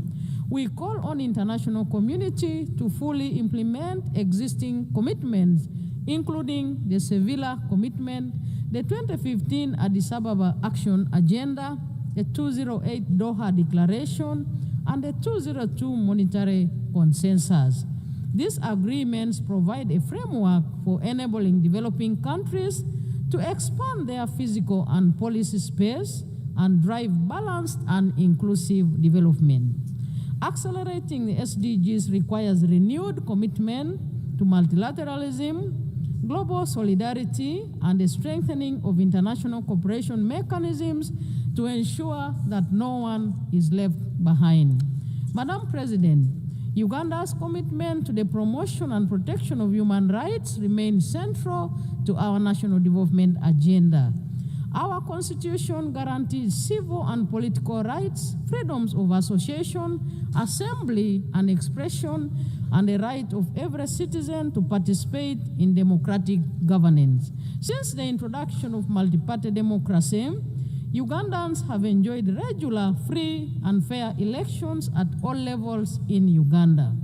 Madam President, Uganda was the first country in the sub-Saharan Africa to introduce universal free primary education in 1987 and universal free secondary education in 2007, an endeavor which has enabled our children to attain basic education and has improved the literacy and numeracy levels in our country, and all the associated benefits and multiplier effects. Health remains at the core of our development strategy. Uganda is scaling up investments in primary health care and deploying digital health solutions to improve service delivery and accountability. Our HIV/AIDS response remains a global model of political will and community engagement. Under the Presidential Fast Track Initiative, Uganda has reduced HIV prevalence to 5.5%, achieved 96% treatment coverage among those diagnosed, and over 90% viral suppression. Madam President, as the current chair of NAM, Uganda is committed to advancing the principle of unity, peace, and solidarity among its members. We support stronger collaboration between NAM and the UN in promoting the interests of developing countries. In this context, we call for accelerated progress on the adoption of the long overdue Covenant on the Rights to Development. Uganda looks forward to welcoming honorable ministers of NAM member states and observers at the 19th Midterm Ministerial Conference scheduled to take place in Kampala between 15th and 16th October 2025. Madam President, as I conclude, the United Nations has stood as a pillar of development, a pillar of peace and human dignity for the last 8 decades. It remains indispensable. It would be impossible to imagine the world today without the United Nations. Uganda acknowledges the UN's many achievements, its legitimacy, convening power, and normative influence. Madam President, More must be done to adopt and adapt and strengthen multilateralism. We must redouble our efforts to uphold international cooperation and ensure that the United Nations system is reflective of the current realities and capable of addressing the intertwined global challenges of peace and security, human rights, and sustainable development. Let us commit to leaving no one behind. Better together. I thank you. On behalf of the Assembly, I wish to thank the Vice President of the Republic of Uganda.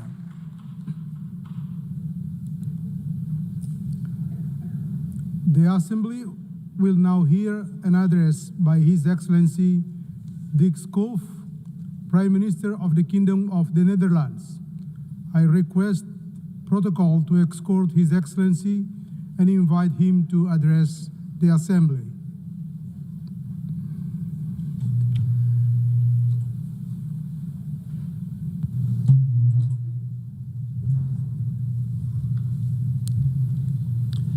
Mr. President, Your Excellencies, ladies and gentlemen, back in 1947, a 7-year-old boy, a Dutch boy called Dirk Sallemans, and his father made a long car journey to the German city of Cologne.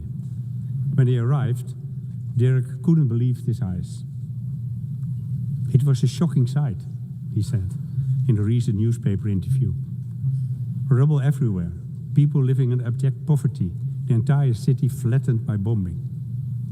Today, almost 80 years later, those images are still seared in Dirk's memory. And that was precisely his father's intention. He wanted to show me what war can do to a city, Dirk recalled in the interview. At the same time, he added, we were also hearing radio reports about the establishment of the United Nations in New York, and all my father's hope was invested in that. When the interviewer asked what exactly the hope was based on, Dirk recalled the opening words of the United Nations Charter, we the peoples. And indeed, it is the peoples of the world, the people, who task their governments with saving them from war, human rights violations, and armed conflicts. We the peoples. It was those words on that day in Cologne that inspired Dirk Sallemans to embark on a career as a UN diplomat that spanned almost 30 years. And it is those same words, 80 years on from the UN Charter, that still remind him and us of that task. Of course, the world has changed dramatically since then, and unfortunately we must acknowledge that the mission, no more war, has failed. In fact, this year, even as we celebrate the United Nations 80th anniversary, we have heard it said that the UN can no longer justify its existence. Anyone who says that, however, has forgotten where we came from. Without the UN, there will be no disarmament treaties, no International Court of Justice, no climate agreements on sustainable development goals. Without the UN, which is often the only organization capable of supplying aid in the toughest places on the earth, millions of people would be deprived of food, clean water, and medical aid. Over the past 80 years, we've taken the UN's achievement for granted. We've neglected to look back on where we've come from and all the milestones we have achieved along the way. And although the situation right now might be especially difficult, I know this too. It has never been easy. Every achievement was preceded by the lengthy consultations. Countries were often at loggerheads, and sometimes it was tempting to throw in the towel. But that never happened. And the reason can only be that, despite our many differences, we all understand what's at stake. That's the context in which I view the increasingly frank debate on the UN future. Yes, the world has changed. Yes, international relations have changed. And yes, the way we work together has changed. But I believe that this can lead us to only one conclusion, that we must change with times. And that's exactly what we're doing through initiatives like UN80, which aims to enhance the UN's impact on the ground, simplify its structure, and forge stronger partnerships with other bodies. like international financial institutions, the private sector, and philanthropic organizations. Changing with the times also means making the most of today's opportunities. Earlier this week, I spoke with several UN youth representatives. They are growing up in a different time to you and me, with new concerns, but also new opportunities. We need their insights, not only because our decisions will affect their future, but above all, because they are the future. So if we are to move forward, we must work together by using AI and other technologies wherever possible. And the Kingdom of the Netherlands has already taken the lead on this by teaming up with donors and partners to explore new ways of boosting the efficiency and effectiveness of multilateral institutions. New ways, but not new principles. Because the guiding principles, as laid down in the UN Charter 80 years ago, remain unchanged. And today I'd like to reflect with you on the most important one of all, the protection of the international legal order. Back then, that inspired everything we stand for today, leading to a multilateral system of agreements and providing a powerful counterweight to the idea that might is right. In my part of the world, as well for a long time, but now we know that this is not a given. We've seen that in Ukraine, whose people have been suffering under Russian attacks for 3.5 years now. As Ukrainian troops continue fighting every day to protect their country, their families, and their right to self-determination, people in the areas occupied by Russia are enduring systematic oppression and grave human rights violations on a daily basis. We've seen several initiatives aimed at bringing peace closer since spring, such as the talks in Saudi Arabia, Turkey, and the US. But peace still seems like a very distant prospect. Ukraine has adopted a constructive stand, but so far Russia has shown no real willingness to accept the US proposals. And in the meantime, the war of aggression and the suffering continue unabated. But in case you're thinking, there goes another European who only wants to talk about European problems, let me assure you, that is not the case. If the UN 80 years have taught us anything, it's that all the big issues are closely interlinked. As a kingdom of different countries in different parts of the world, we know that better than anyone. Take food security. In the European part of our kingdom, we are approaching the limits of what the earth can sustain, while the Caribbean part of the kingdom has seen how vulnerable people are when they're dependent on others for their food security. And there are those other matters that we hear far too little about, even though they give cause for grave concern. Just look at what's happening in Sudan. Since April 23, more than 150,000 people have been killed, and 14 million more have had to flee their homes. All trade routes and aid corridors have been cut off, so for the past year, humanitarian organizations have been unable to provide more aid. As a result, half the Sudanese population is living with the reality of food insecurity. And in parts of Darfur and Kordofan, a famine has been declared. This has to stop. The Netherlands, together with the EU and donor countries, is therefore calling on all the warring parties to respect international law and allow humanitarian aid to reach those who need it. The Netherlands will continue supporting these humanitarian efforts for Sudan, not only by working via the UN and the Red Cross, but also by giving 60 million euros to the Sudan Humanitarian Fund this year, and almost 7 million euros to the Dutch Relief Alliance in Sudan. As I've said, the horrors unfolding in Sudan have barely registered in the outside world.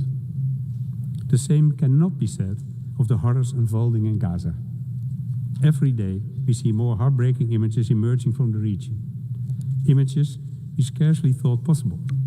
Images that defy our understanding and even our faith in humanity. And there is only one appropriate response. This war, this suffering, must end now. That starts with the safe, independent and unlimited access of humanitarian aid for the suffering people of Gaza, including UN aid. And we will continue, at both national and European level, to urge the Israeli government to drastically change its course. The annexation of the West Bank and Gaza City is unacceptable, and we condemn any move in this direction. In addition, we are supporting the European Commission's proposal to restrict investment in Israeli companies that develop dual-use technologies. And we're also stating clearly that we want to suspend the EU-Israel Association Agreement, refuse goods from illegal settlements, and stop issuing export licenses for arms. At the same time, These actions must not obscure another truth. Hamas is a terrorist organization that must lay down its arms. There is no place for Hamas in the future governance of the Gaza Strip. What's more, the only route to a lasting peace is through negotiations that ultimately lead to a two-state solution. And with the signing of the Nuremberg Declaration in this high-level week, including by the Netherlands, we are taking a step on the path to a lasting peace. Ladies and gentlemen, as I come to the end of my remarks, I realize, as I'm sure you do too, how much work still needs to be done. How many areas in which we, the UN, have fallen short. And how long we waited to adapt to this changing world. So I understand that some of us may be tempted to give in to despair. And yet, we cannot allow that. Because 80 years ago, a Dutch boy stood hand in hand with his father amid the ruins of Cologne. And in that wasteland appeared a glimmer of hope, sparked by what happened here in New York. A glimmer of hope that inspired Dirk Salomons and his father, and the peoples of these United Nations.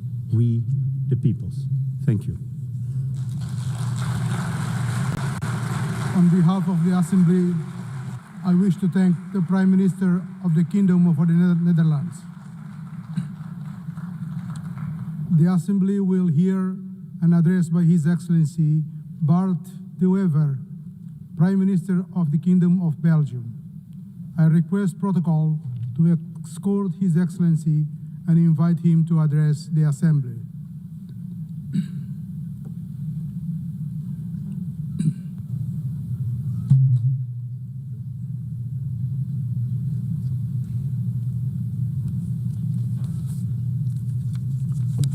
Mr. President, esteemed colleagues, ladies and gentlemen, it is the first time that I stand before you. I am 54 years old, which means that I was a teenager in the 1980s, when Ronald Reagan was president of this great country, a man that I admired and that I still admire. Today, I'm nostalgic of that time, because then I truly believed that the Western world was bound together by shared values and mutual respect. And I also believed that these values would eventually rule the entire world. Today, we are reminded of the Melian dialogue of the Greek historian Thucydides. He described how envoys from Athens forced the small neutral island of Melos to choose sides in the Peloponnesian War. If Melos refused, Athens would destroy it. Thucydides captured the brutal logic of power in one single sentence. The strong do what they can, and the weak suffer what they must. He may have been right about human nature, but that is not the world we want to live in today. Civilization means striving to be better than our basic instincts, to rise above them. The United Nations was born out of the most destructive war in human history to embody precisely that aspiration. And yet today, international organizations are under pressure. International law is under pressure. Respect for sovereignty is under pressure. Geopolitics often boil down to sheer ego politics, and I regret this deeply. That is why I stand before you today to advocate for a world anchored in mutual respect, a world of free and fair trade, a world of strong partnerships, respect and cooperation, a world based on international law, a world that tackles climate change, a world of peace, prosperity and progress. The United Nations remain crucial in pursuing that ambition. The United Nations are far from perfect, and this is why we support the UN 80 reform agenda, because the challenges we face are immense. And I would like to highlight two domains in which we urgently need to move forward: our security and our prosperity. First, security. All who cherish freedom must work to build resilient and vigilant societies. We face new forms of imperialism, new military threats, and violent conflicts that destabilize entire regions. This is not the path we choose, but neither can we afford to be naive. Those who wish for peace must be prepared to defend it. That is why we stand firmly with Ukraine. We must erect a barrier against those who look at us the way the Athenians looked at Melos. Belgium is therefore assuming its full responsibility, investing more in defense. Together with our European partners, we are striving for greater integration of our armed forces and defense industry. At the same time, we must strengthen ties with all countries committed to peace and stability. We must also confront the rise of international organized crime. Criminals know no borders. Criminal networks exploit the gaps between police forces and legal systems. They fuel terrorism, human trafficking, and the illegal arms trade. But there is hope. Across Europe and in Latin America, I have witnessed a new willingness to deepen cooperation.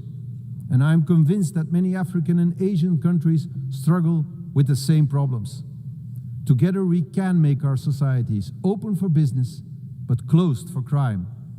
Because the security of our citizens must always remain our first responsibility. That is the first great challenge we must tackle. Another major challenge we face is to ensure as much prosperity as possible for as many people as possible. The world today is once again gripped by protectionism, and yet the evidence of history is clear. For over 2 centuries, free and fair trade has been the only true engine of progress. It has decimated extreme poverty. It has dramatically increased life expectancy. It has enabled medical breakthroughs that defeated once devastating diseases. Free and fair trade is the way forward. We must nurture it, and we must defend it. We must tear down trade barriers. We must allow our economies to grow across borders. We must stimulate productivity, strengthen labor markets, and invest in innovation. In short, we must create prosperity that is globally shared. And let us remember, prosperity engenders peace. Prosperity builds trust. Belgium stands ready to be your partner in this endeavor. Belgium is and will always remain open for business. Mr. President, distinguished delegates, let us not succumb to the harsh logic of Thucydides. Let us prove that the destiny of humankind is not to dominate or to suffer, but to cooperate and to prosper. This is and should always remain the mission of the United Nations. I thank you. On behalf of the Assembly, I wish to thank the Prime Minister of the Kingdom of Belgium. The Assembly will now hear an address by His Excellency Allah Maye Halina, Prime Minister and Head of Government of the Republic of Chad. I request protocol to escort Her Excellency and invite her to address the Assembly.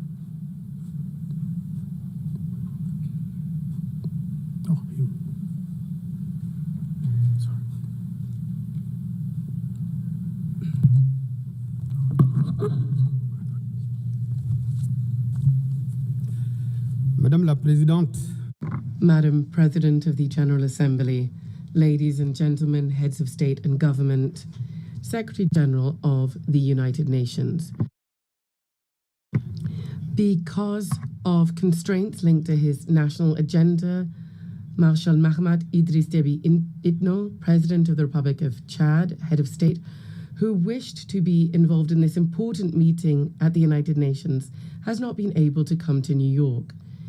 He would like to convey his sincere regret for not being here and has conferred upon me the task of delivering his message, which reaffirms Chad's commitment to the principles of multilateralism and the sovereignty of peoples. It is therefore for me a great honor to deliver to this august assembly the message of the President of the Republic of Chad, head of state, and I quote, Madam President of the General Assembly, ladies and gentlemen, heads of state and government, Secretary General of the United Nations, I would like at the outset to honor God, the all-powerful force of wisdom and strength that enabled us to come here together in a spirit of dialogue to look at the challenges of our time and of our world, primarily the questions of development, but also international peace and security. I would like to convey our congratulations to Madam Annalena Baerbock, President of the 80th session of the General Assembly, on her election, and assure her of the full support of my country in carrying out her mandate. By the same token, I would like to express our sincere thanks to Ambassador Philemon Yang, outgoing President, for his outstanding leadership of the previous session.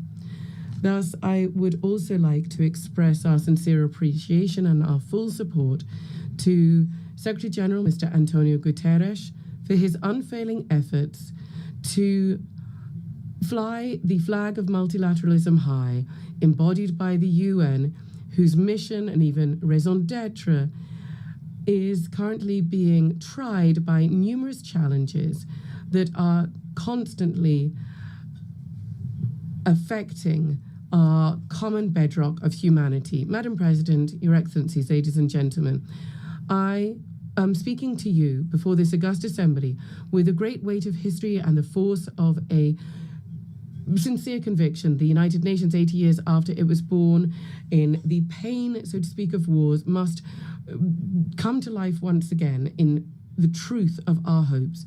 Better Together, 80 years for peace, development, and human rights is more than just a celebration. It is something that strikes us an invitation to re-examine the role, the relevance, and the political and moral legitimacy of our shared organization. It would be wrong to deny the historic merit of the UN. The UN has contributed to preserving global peace. It has helped decolonization. It has fostered human rights and provides a multilateral cooperation framework. Nonetheless, we need to underscore that 80 years after it was established, the UN is still far from having accomplished the aims that were conferred upon it by the Charter. Despite undeniable progress that I have mentioned, we have to note that the UN has never disappointed as much as it is today, in particular because of its inability to stop bloody conflicts that continue to prevail in several areas of the world, in Africa, in Asia, in South America.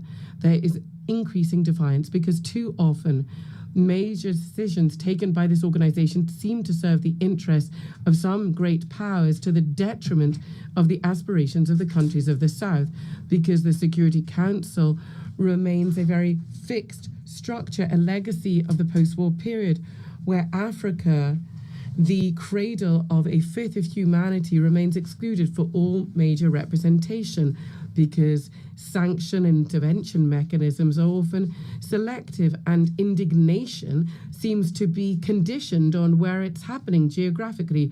We need to be bold enough to say here, peacekeeping missions of the UN have often failed in their promises and in their duty, be this in Haiti, in the CAR, in the Democratic Republic of Congo, or in Mali. The Blue Helmets, in certain cases, have been accused of inaction and even behavior that runs counter to the very principles of the organization that they represent. How can we understand that instead of protecting, some have been complicit in violations? How can we explain that after being there for decades, conflicts still persist and in some cases are worsening? These failures, often tragic, erode the legitimacy of the UN on the ground and in people's hearts. It is crucial for peacekeeping operations to be reformed very deeply and evaluated in a transparent way, refocused on their fundamental mission to protect civilians. Madam President, ladies and gentlemen, for more than 7 decades, the world is witness powerless to a human and political tragedy. I'm talking to you about the Israeli-Palestinian conflict, the current situation in Gaza with indiscriminate bombing, thousands of civilian deaths, and the systematic destruction of vital infrastructure is a collective failure of the international community. We're not just talking about a conflict anymore. We're talking about a humanitarian scandal and an unprecedented moral challenge. The latent war between Israel and Iran, regional tensions, and the inability of the UN to bring a lasting solution undermines not only stability in the Middle East, but peace throughout the entire world. As long as justice has not triumphed in Jerusalem and Gaza, there will be no clear, people's consciences will not be clear here in New York. As long as international law is flouted in Palestine, it will be weakened elsewhere. We are calling this year, as we do every decade, for the effective recognition of the Palestinian state in the 1967 borders, the immediate end to illegal settlement, and a political solution that guarantees the coexistence of two viable, free, and secure states. To this end, my country welcomes the adoption by a broad majority of the New York Declaration on Palestine, dated the 12th of September 2025. This is a historic step forward and a major step in the quest for a just, comprehensive, and lasting peace in the Middle East. Our collective duty from now on is to transform this strong declaration into specific acts and to turn the hope of the Palestinian people into a reality. Madam President, ladies and gentlemen, in the era of development, the UN is struggling to make the collective step forward that is needed to ensure the implementation of international agendas, and primarily the 2030 Agenda. 5 years from the fateful deadline, we are going to have to mobilize annually more than $4,000 billion to meet the development financing deficit in poor countries. To this end, the civil commitment is, there is no doubt, our last chance to move from words to action to speed up the implementation of the SDGs. Madam President, ladies and gentlemen, whether we're talking about peace or international security or development or climate action, the future of multilateralism, to which we're all committed, is really at stake here. For this, we need unfailing commitment, relentless determination, and more solidarity-based collective action and robust action to implement the common goals that we've established, such as the 2030 Agenda, the Civil Commitment, the Paris Agreement, the Pact for the Future, or the Doha Plan of Action for LDCs, the Antigua and Barbuda Plan of Action for small island developing states, and the Awaza Plan of Action for landlocked developing countries. Yes, the success of the UN will be judged in the light of our collective ability to help vulnerable countries such as African countries and countries in special situations, their ability to meet the challenges to ensure that no person be left behind. Madam President, ladies and gentlemen, despite these legitimate frustrations with the UN and given the challenges that are increasing and becoming more complex from day to day, it is crucial that the world really needs the UN and it needs multilateralism, because the world's challenges can only be addressed through cooperation and collective action. The aspirations of the peoples of the world for a peaceful life, a healthy planet, and equal opportunities, access to well-being and prosperity, all whilst human rights are upheld, are valid, as are everybody's right to live in a just, fair, and safe society. But they can only be ensured through multilateralism. Therefore, we have the Pact for the Future and the Civil Commitment. And these are exciting because they really translate this thirst, this desire for the UN. So it cannot disappoint or betray the legitimate aspirations of the people of the world. We cannot go it alone. We cannot stop this collective impetus. Of course, we're fully aware of the troubles that are there in the world because of the increase in unilateral actions and geopolitical tensions. But development aid here is seeing drastic cuts that are having a significant impact on the most vulnerable countries and communities, and are really hitting at the heart of the operations of the entire UN system. UN entities and agencies have had to cut off vital services that were benefiting the most vulnerable in the most fragile of countries: refugees, women, children, AIDS sufferers, just overnight have been found cut off from treatment and healthcare, and therefore their lives are now in danger. It is crucial to preserve what has been achieved in carrying out the reform of the UN very painstakingly, because a fatal blow must not be brought to the UN, because it must carry out its most noble task to assist the most vulnerable. Madam President, ladies and gentlemen, strengthening and preserving multilateralism, and it's something that we all want, also involves a long-expected reform of global governance. My country, therefore, has quickly implemented the recommendations of the Pact on the Reform of the International Financial Architecture and the UN by improving the working methods and strengthening the General Assembly.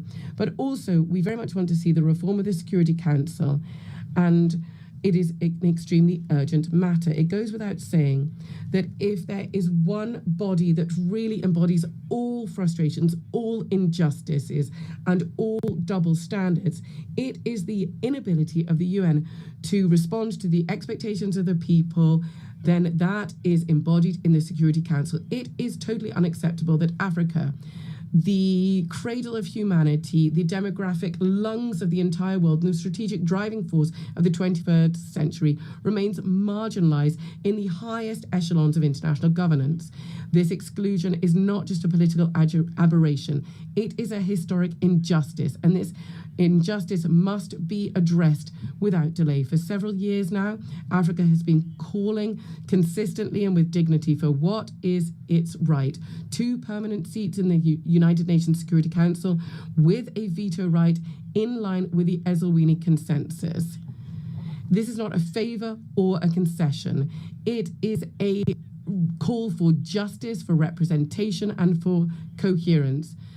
The world cannot claim to be in favor of peace, balance, and legitimacy while more than 1 billion people are held to one side, kept to one side of vital decisions for the future of the planet. We are not asking for permission in Africa. We are reaffirming our voice, our vision, and our vocation in Africa. Unfortunately, many people believe that a lot of the world is indifferent to the ills that Africans are facing, and the Security Council is just providing very basic service.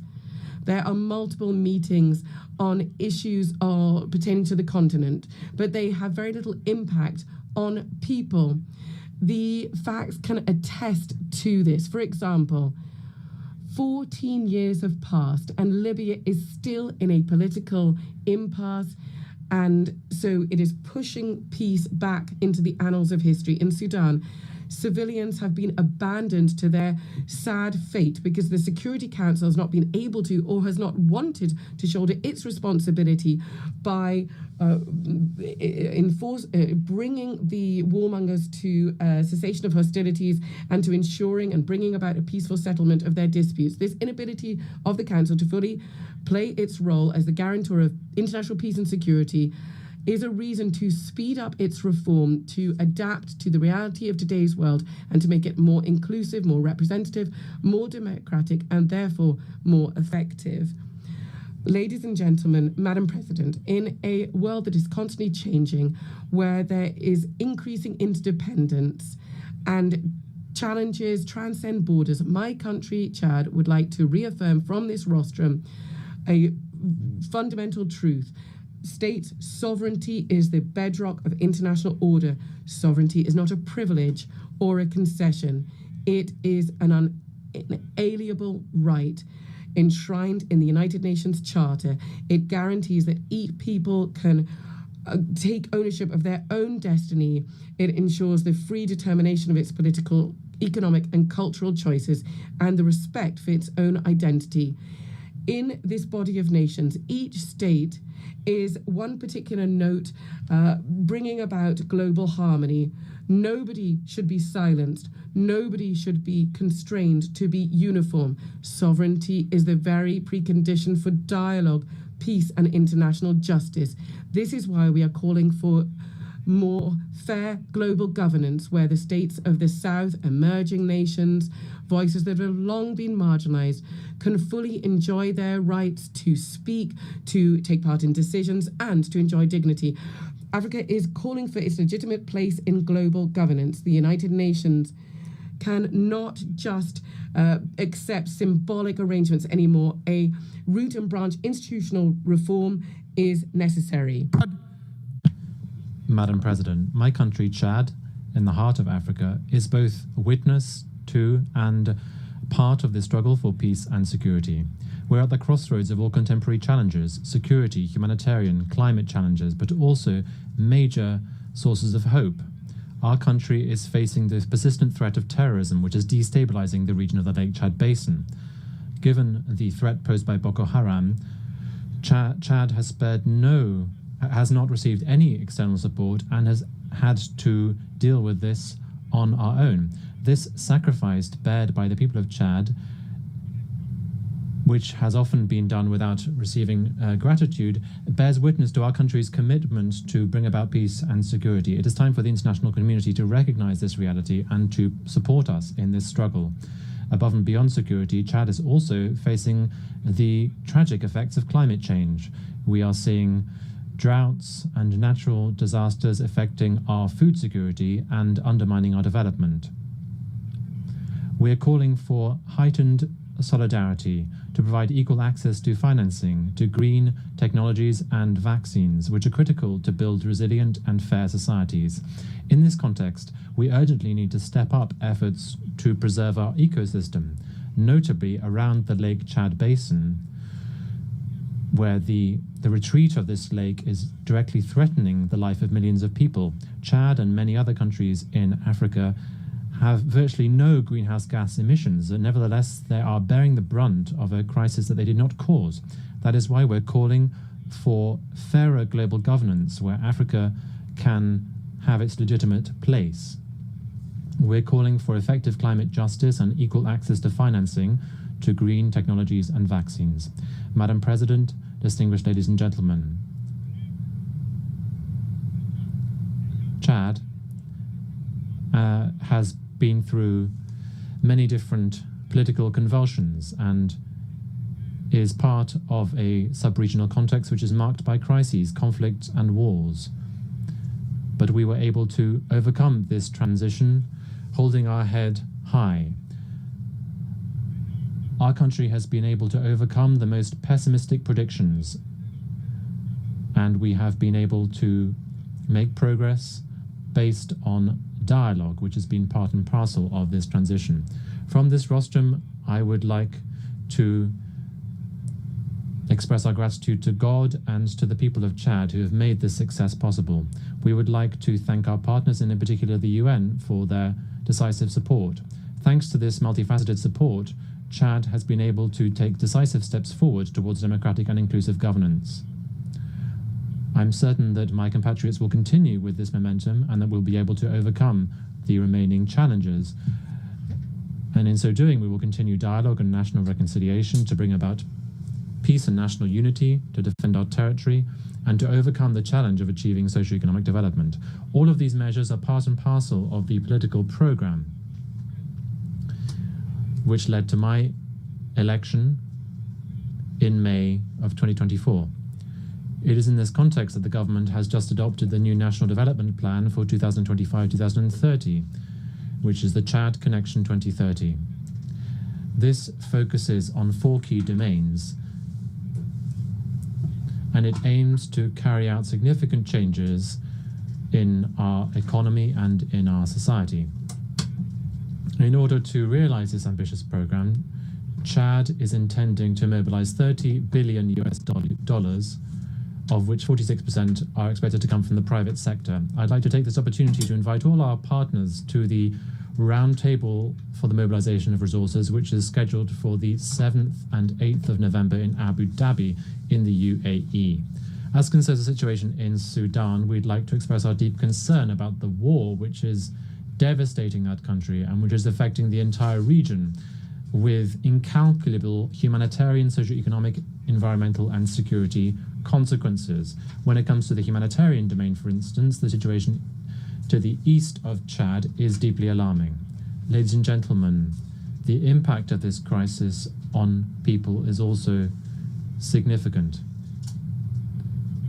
We are seeing that the number of refugees from Sudan into Chad is more than 2 million, of whom 1.5 million have arrived since the 15th of April 2023.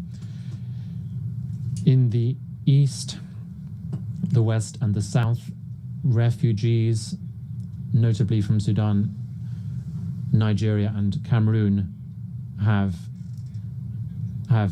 been coming in significant numbers. We have a sense of humanitarian duty, and we will continue to open our doors to welcome our brothers and sisters, notably from Sudan. But we cannot bear this significant burden for humanitarian assistance alone, and that is why I call upon the international community to help these people and to help Chad to overcome this challenge with support.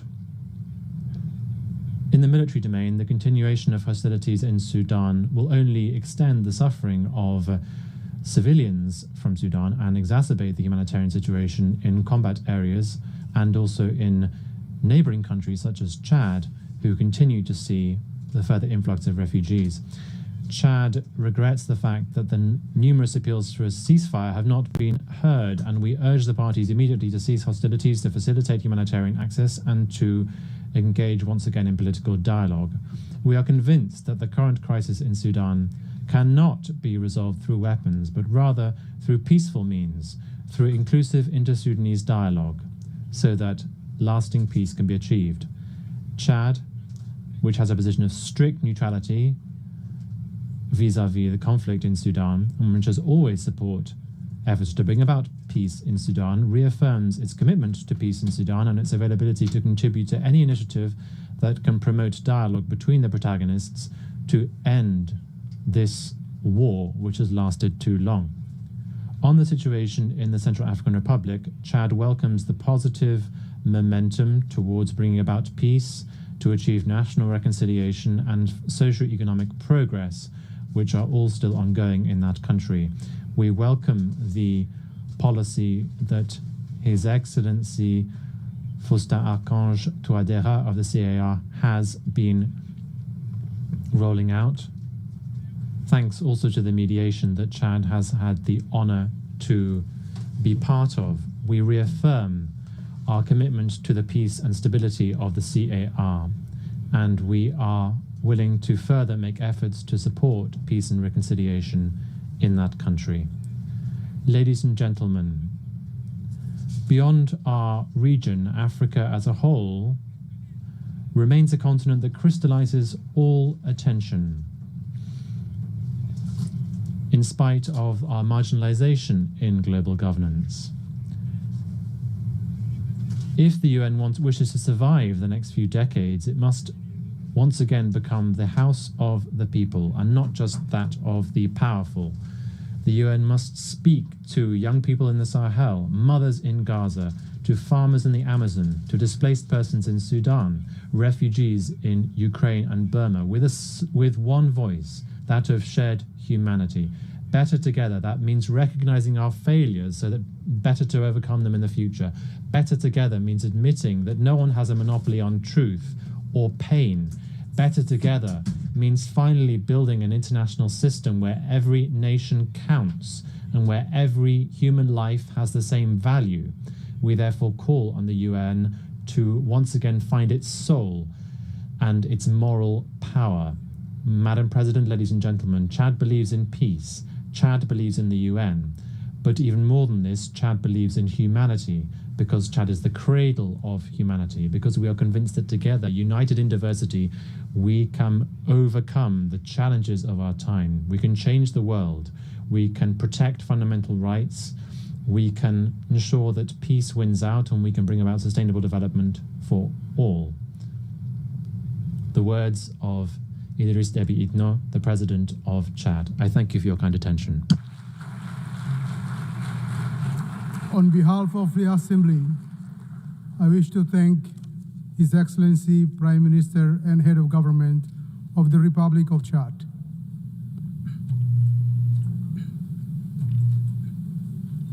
The Assembly will now hear an address by His Excellency Kamil El Tayeb Idris,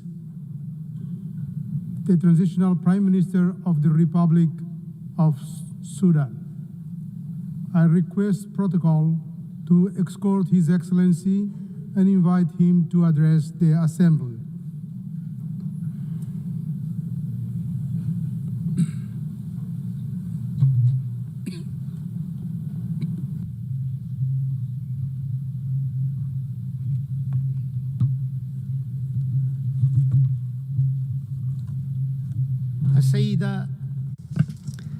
Madam Annalena Baerbock, President of the General Assembly, His Excellency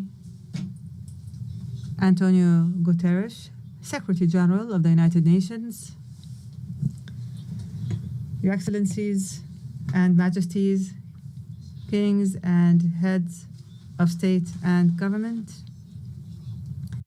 Your Excellency, Ministers, ladies and gentlemen, heads of delegations, peace and God's blessings be upon you. I congratulate Ms. Annalena Baerbock on her election as President of the General Assembly's 80th session. I also congratulate Mr. Philemon Yang on his presidency of the General Assembly at its previous session. And we appreciate his good performance and the efforts that he made for the cause of peace. We especially appreciate His Excellency, the Secretary General of the United Nations, Mr. Antonio Guterres, for his tireless efforts and valuable initiatives for peace and justice, and for the achievement of the goals and principles of the United Nations, and for his support for the causes of developing countries. I stand before you today. I stand before you today on behalf of the civilian government of the Sudan.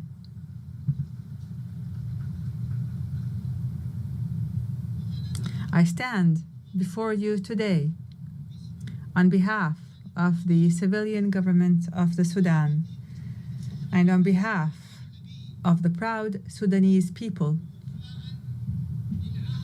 to fulfill the pledge made by His Excellency President Abdel Fattah al-Burhan, Chairman of the Sovereignty Council, at this August Global Forum, a pledge to appoint a civilian prime minister with independent powers to consolidate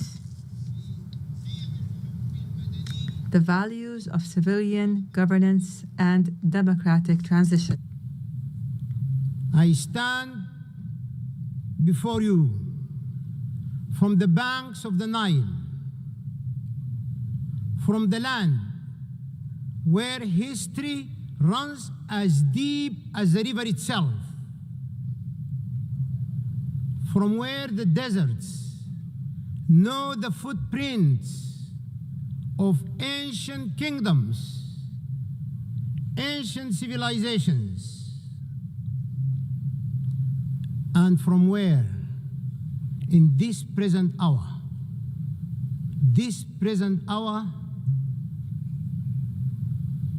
the dust still carries the scent of war.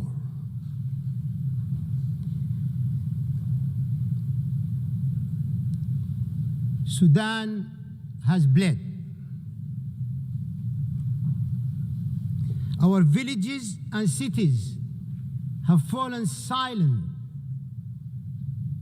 under the shadow of unprecedented war, unprecedented invasion in the history of mankind.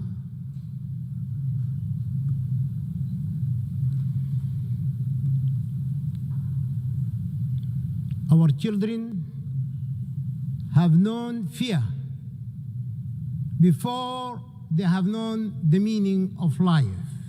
And yet,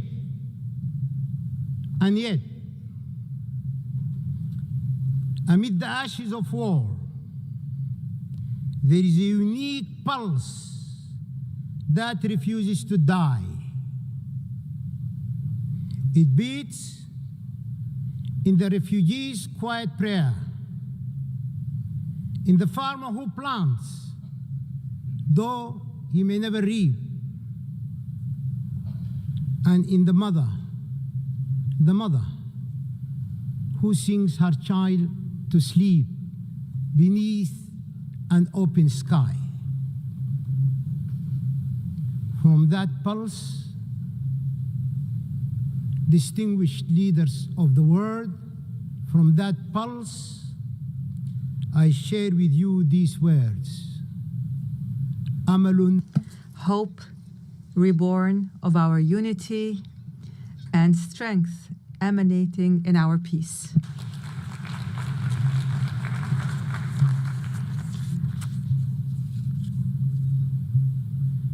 Quiero decir, I wish to say, in addition to this, that Sudan is a great civilization. Its resources are necessary for the entire world. Sayyid Rais, Madam President, we are witnessing great challenges. We are facing enormous dangers posed to the principles of the Charter and multilateralism, while threatening regional and international stability. Meanwhile, the norms of international law are being eroded as the crimes of genocide, aggression, and the employment of foreign mercenaries to occupy the territories of states and slaughter their peoples. These crimes multiply in contempt of the Charter and in violation of international law, as is now happening in my country. Mr. President, we must build trust. We must reinforce transparency and strengthen the role of the General Assembly, preventive diplomacy, and the peaceful settlement of conflicts. The capacity and the role of the United Nations can be strengthened through collective action and multilateral international cooperation. We can take advantage of the momentum generated by the UN80 initiative, the outcomes of the future summit, and of major international conferences. Despite the international consensus on the illegality of unilateral sanctions and unilateral coercive measures which violate international law, these sanctions continue. They are imposed for political reasons, which threatens the values and bonds of international cooperation, international relations, and the rights of peoples to development, well-being, and the enjoyment of human rights, especially in developing and least developed countries. We are concerned over the political exploitation of human rights and their use as a means to pressure our country without considering the economic aspects of human rights that are affected by these unilateral sanctions and measures. We renew our rejection, our absolute rejection of hate speech, racism, extremism, Islamophobia, and all forms of discrimination and racial supremacy that threaten humanity as a whole. Mr. President, during the past 3 years, The people of the Sudan have been subject to existential dangers and threats as a result of the crimes perpetrated by the rebel Rapid Support Militia. The people of Sudan have been forced out of their homes and of their homeland to flee systematic killing and torture and looting and rape and humiliation and the savage destruction of all the components of life, the basic components of life. These actions were deliberate. These actions were part of an integrated project to control Sudan, to plunder its wealth, and to change the demographics of its population.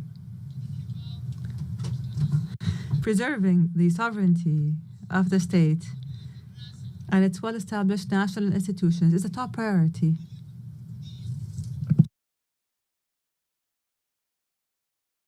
Is an existential issue for the Sudanese people.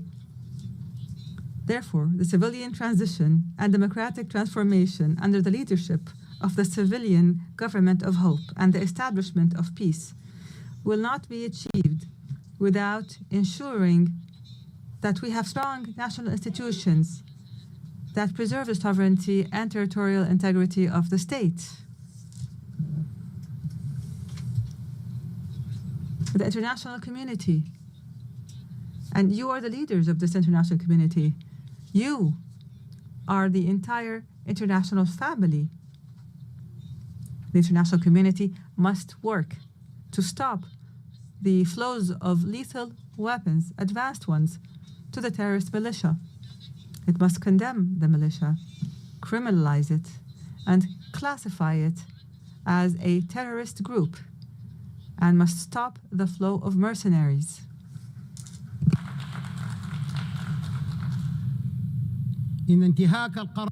Violating Resolution 1591 threatens to prolong the war and prolong the suffering of civilians with it. It decreases the chances of peace and threatens the safety, unity, and stability of Sudan and the entire region. Achieving comprehensive peace in Sudan requires the participation of Sudanese political forces and the different walks of Sudanese society in decision-making and in determining their future, because they are the true stakeholders.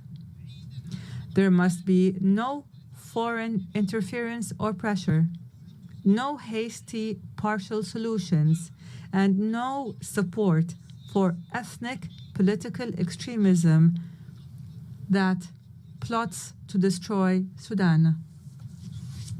We affirm from this podium the commitment of the government of Sudan to the roadmap,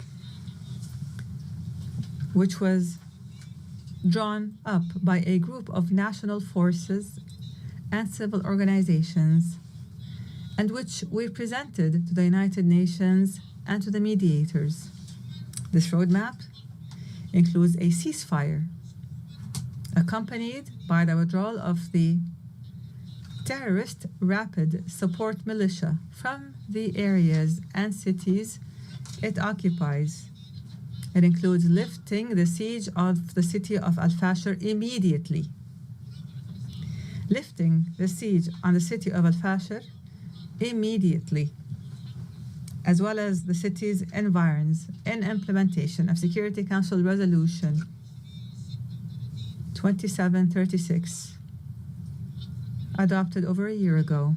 Imagine this. This resolution was adopted by the Security Council over a year ago, and nothing has happened to this very day. Is this plausible? Let us take a moment to reflect. Children are dying, women are dying, the elderly are dying because of starvation, and the international community is silent.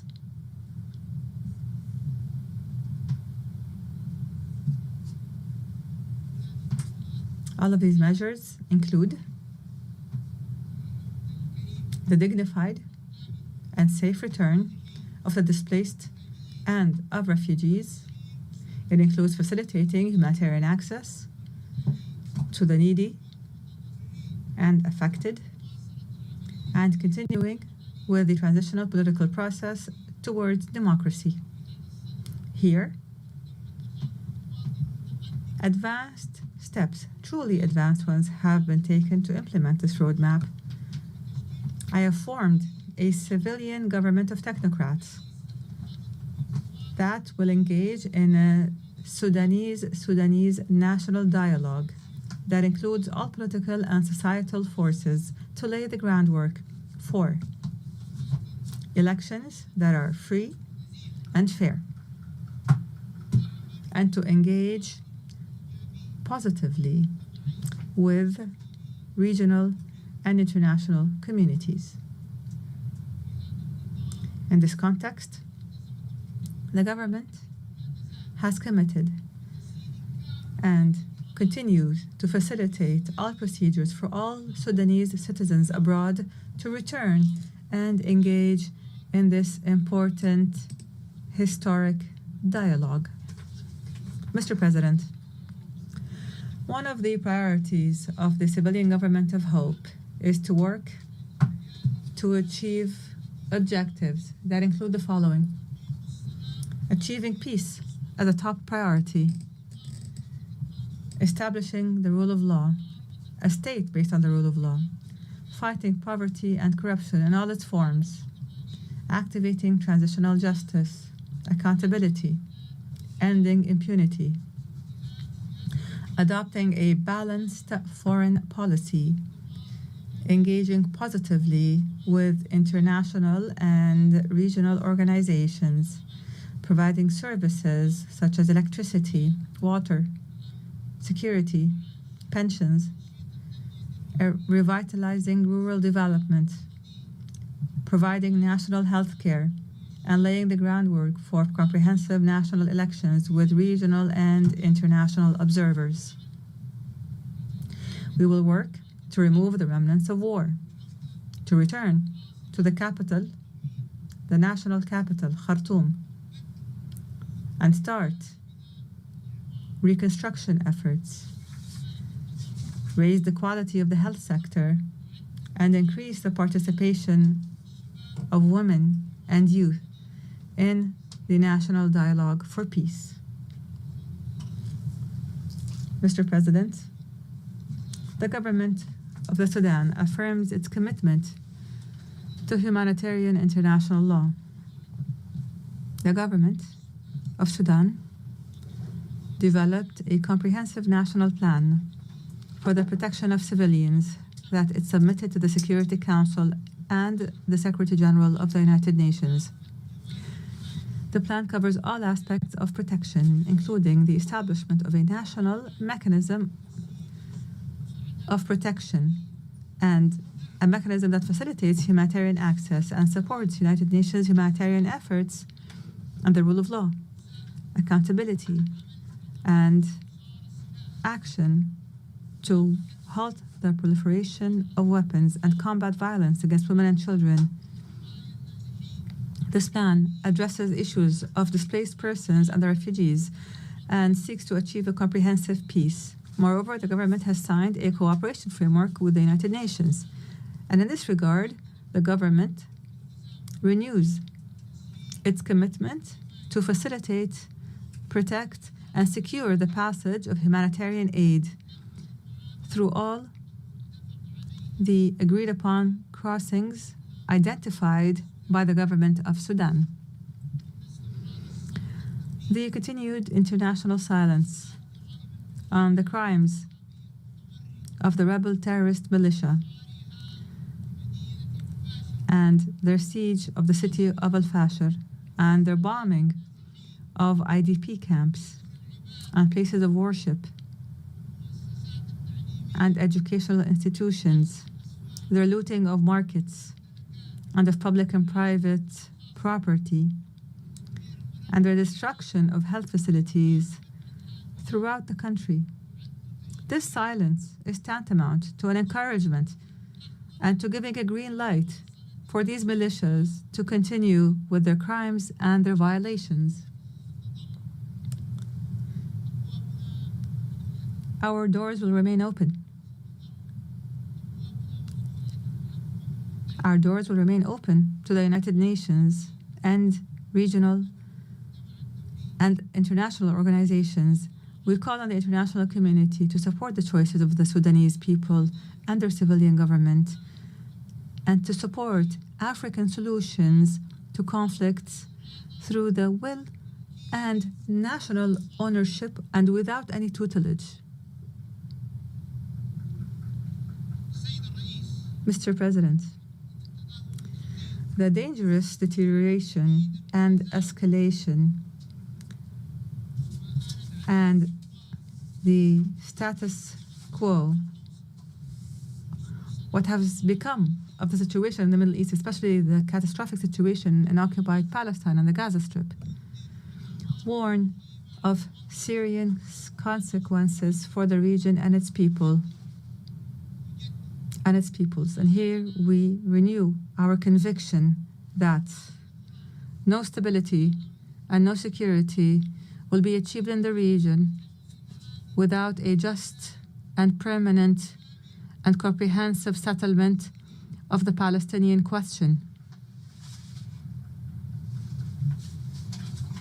That would allow for the establishment of an independent, sovereign Palestinian state with Al-Quds as its capital on the borders of June 1967 in accordance with international legitimacy resolutions.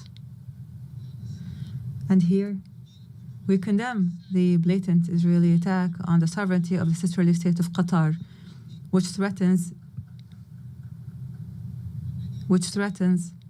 international peace and security. Without peace, there is no viable future. Without peace, there is no viable future.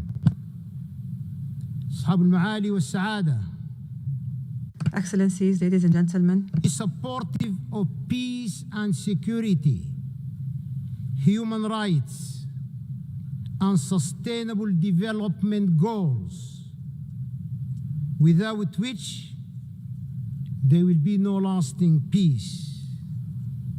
However, let me say it clearly and openly, our sovereignty and territorial integrity are red lines. We will never give up. I promise you, we will never give up, and I thank you for your attention. Thank you. On behalf of the Assembly, I wish to thank His Excellency, the Transitional Prime Minister of the Republic of Sudan.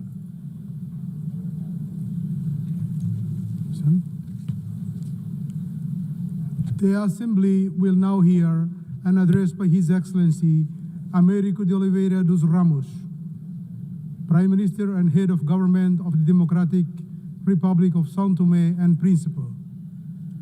I request protocol to escort His Excellency and invite him to address the Assembly.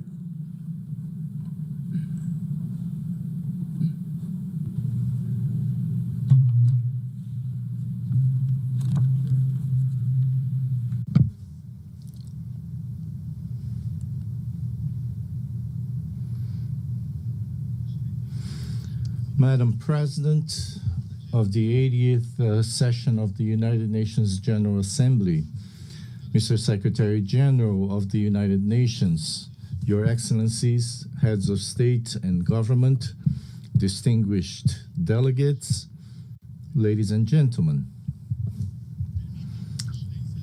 Allow me, Excellencies, to express the profound honor of addressing this distinguished assembly on behalf of the Democratic Republic of São Tomé and Príncipe.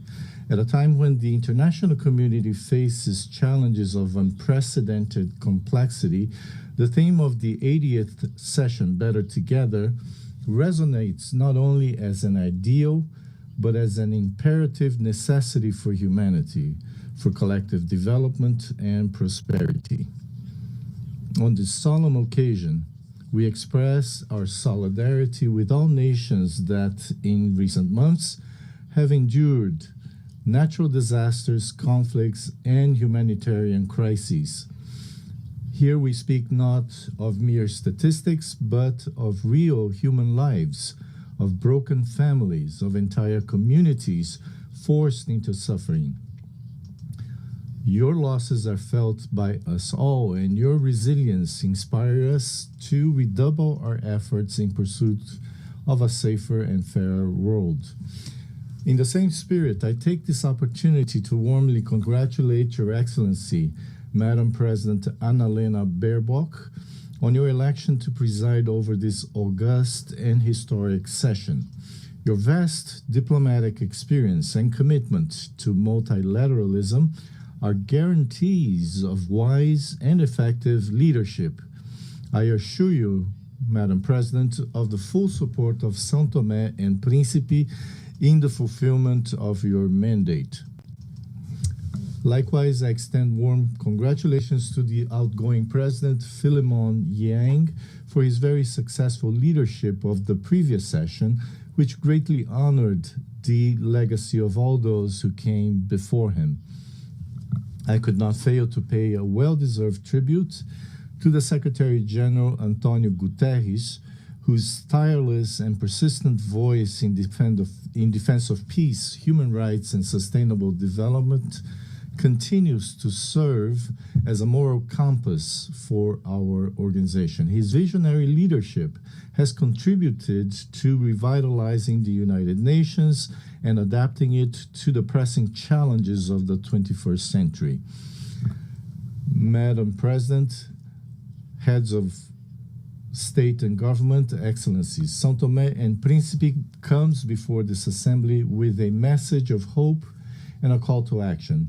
In recent years, our country has made remarkable progress in consolidating democracy, promoting peace, and defending human rights. We are an example that even with limited resources, it is possible to build an open, pluralistic, and tolerant society and to sow the seeds of a better future.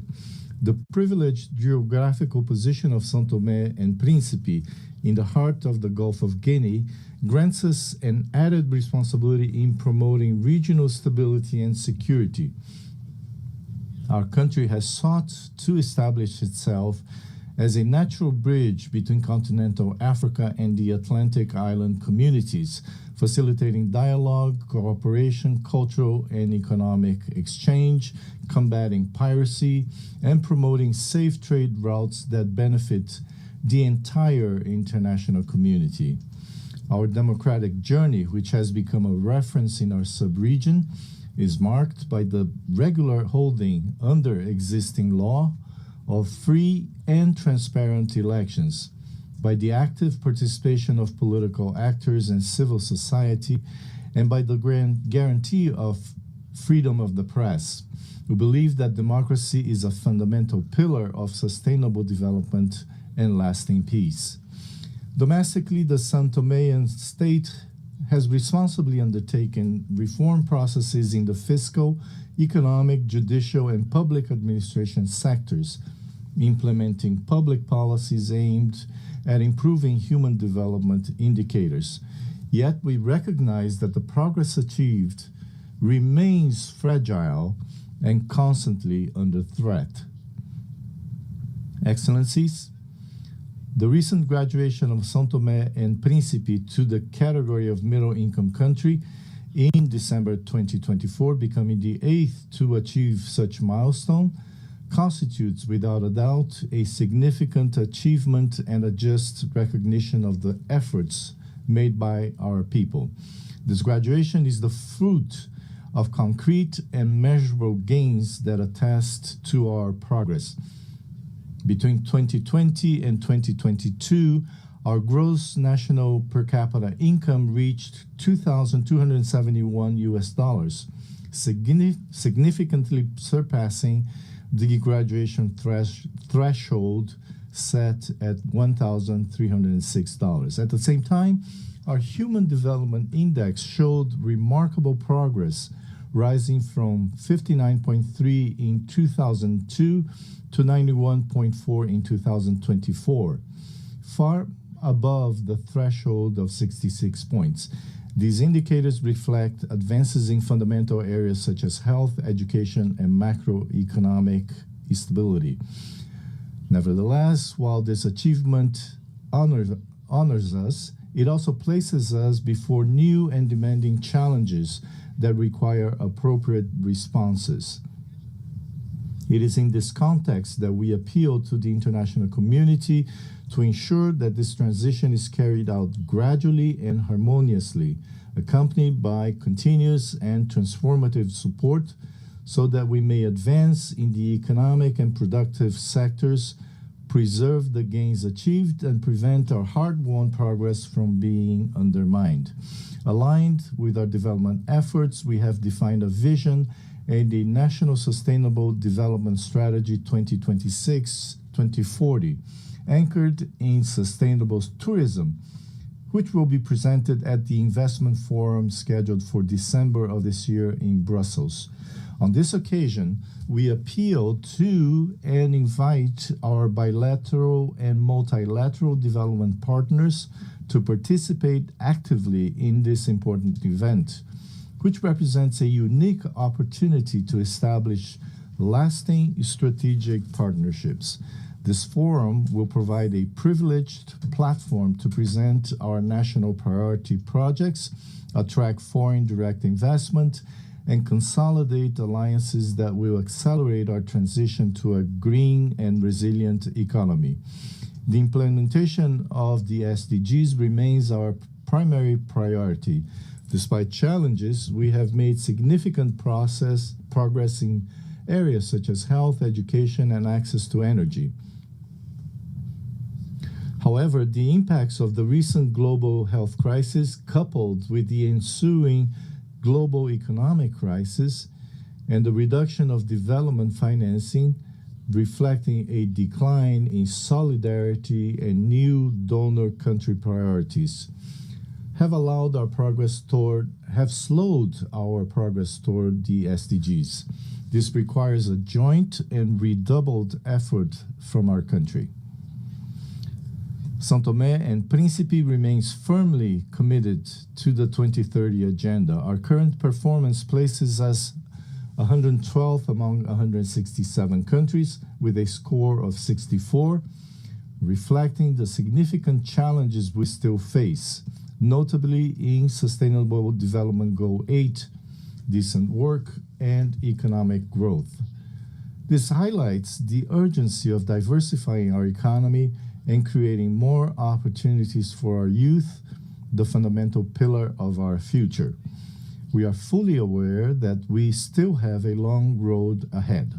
With satisfaction, we recognized our best performance in Sustainable Development Goal 14, Life Below Water, which constitutes tangible proof of our unwavering commitments to marine protection and the sustainable management of our ocean resources.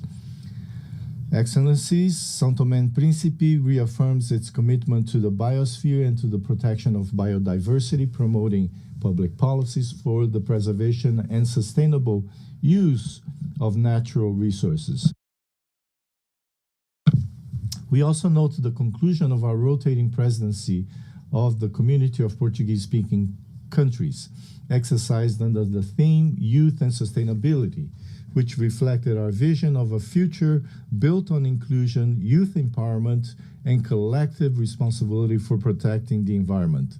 São Tomé and Príncipe is proud to be a pioneer in global biodiversity conservation, with the island of Príncipe having been recognized by UNESCO in 2010 as a World Biosphere Reserve, an acknowledgement of the exceptional nature of our ecosystems and of our exemplary commitment to environmental preservation.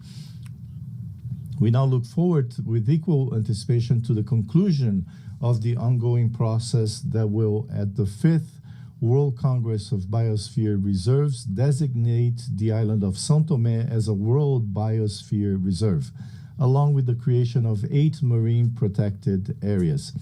Once completed, these initiatives will make São Tomé and Príncipe the first country in the world with its entire national territory designated as a World Biosphere Reserve, alongside extensive marine biodiversity protection areas. This will represent an unprecedented milestone in global conservation history and position our archipelago as a living laboratory of sustainability and global model for a small island developing states. I also highlight the decision of the Economic Community of Central African States to establish in São Tomé and Príncipe the regional headquarters dedicated to the blue economy. This initiative reflects our vision of sustainable development that balances economic growth with the preservation of marine ecosystems, a vital heritage for all humanity. Ladies and gentlemen, as a small island developing state, we face one of the greatest injustices of our time. We are among the main victims of climate change, despite not contributing to this global scourge. Our greenhouse gas emissions are practically negligible on the global scale, yet we suffer from heavy rains, floods, the destruction of infrastructure, displacement of populations, and social problems, all consequences of climate change driven by the irresponsible actions of the world's largest polluters. In light of this reality, we need new approaches to financing mechanisms that incorporate multidimensional vulnerability criteria, integrating environmental, climate, and structural risks that do not focus solely on per capita income. We require financial instruments that are more predictable and accessible, with concessional conditions, lower interest rates, and repayment terms compatible with our real capacity, as well as simplified procedures for accessing multilateral climate funds, namely the Green Climate Fund and the Adaptation Fund, whose current administrative complexity excludes countries with limited institutional capacity. These reforms are essential to ensure that international financing translates into tangible resilience and sustainable development for small island developing states. Excellency's development requires a context of peace and security. We are deeply concerned by the proliferation of conflicts in various regions of the world, from Ukraine to Sudan, including the Sahel, the Great Lakes, and the Horn of Africa, causing immense human suffering and undermining development efforts in those regions of the continent. In this regard, we advocate for the peaceful resolution of all these conflicts, because only silencing the guns can create an environment in which a better future with peace and development for all peoples can be built. São Tomé and Príncipe strongly condemns all forms of violence and aggression. We stand for full respect of international law and the Charter of the United Nations. We reiterate our call for a peaceful and lasting solution for the Israeli-Palestinian conflict based on the coexistence of two states with secure and internationally recognized borders. We urge the international community to intensify support for African peace and security initiatives, always respecting African leadership and endogenous solutions. São Tomé and Príncipe solemnly reaffirms its unwavering commitment to the fundamental principles of non-interference in the internal affairs of sovereign states and respect for territorial integrity, essential pillars of the international law and the UN Charter. São Tomé and Príncipe also express its deep concern regarding the persistent disregard of the international community's appeals for the lifting of economic, financial, and commercial restrictions imposed on the Republic of Cuba.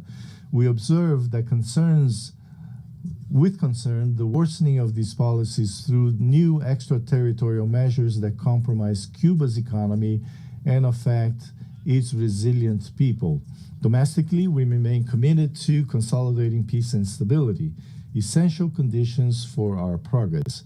In this regard, a reform of our security and defense system is underway, aimed at institutional modernization, technical capacity building, and the construction of a more effective, transparent, and resilient sector, founded on a preventive approach to conflict.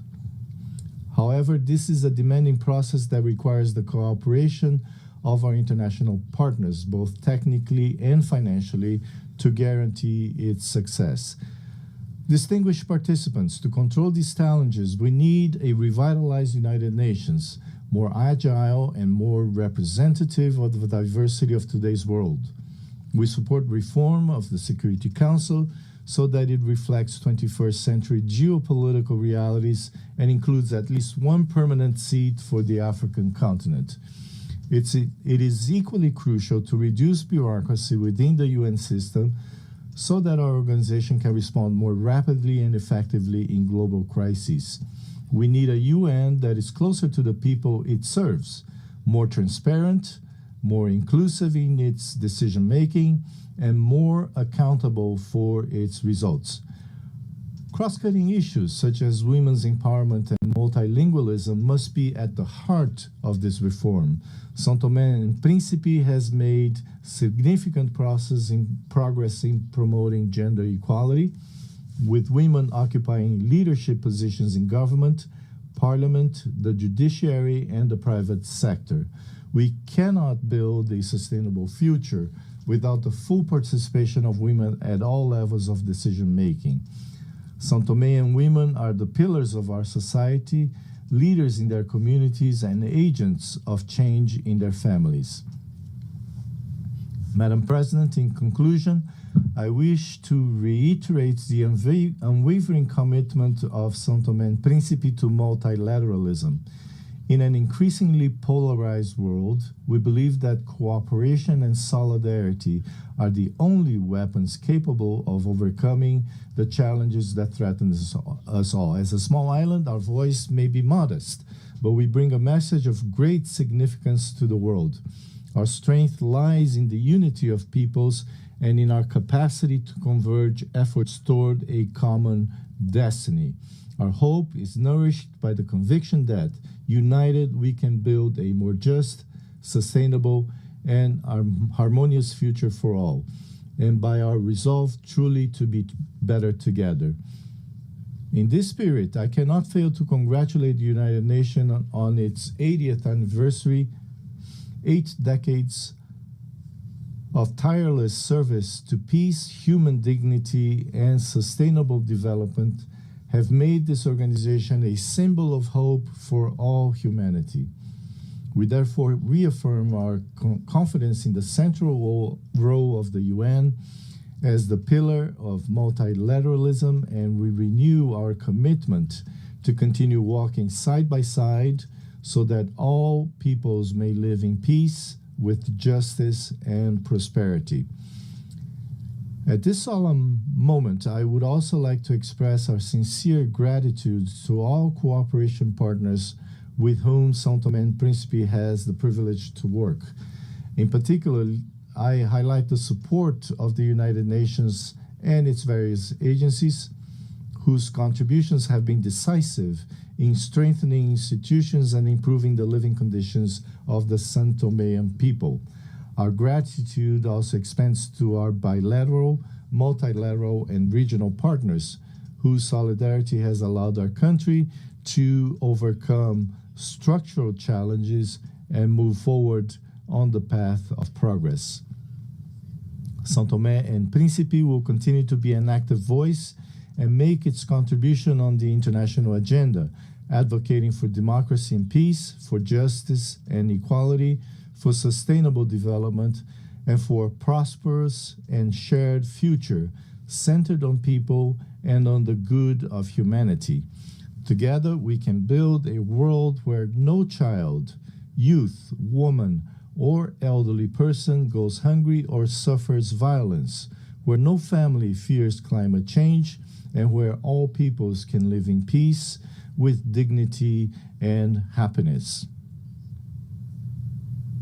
Thank you.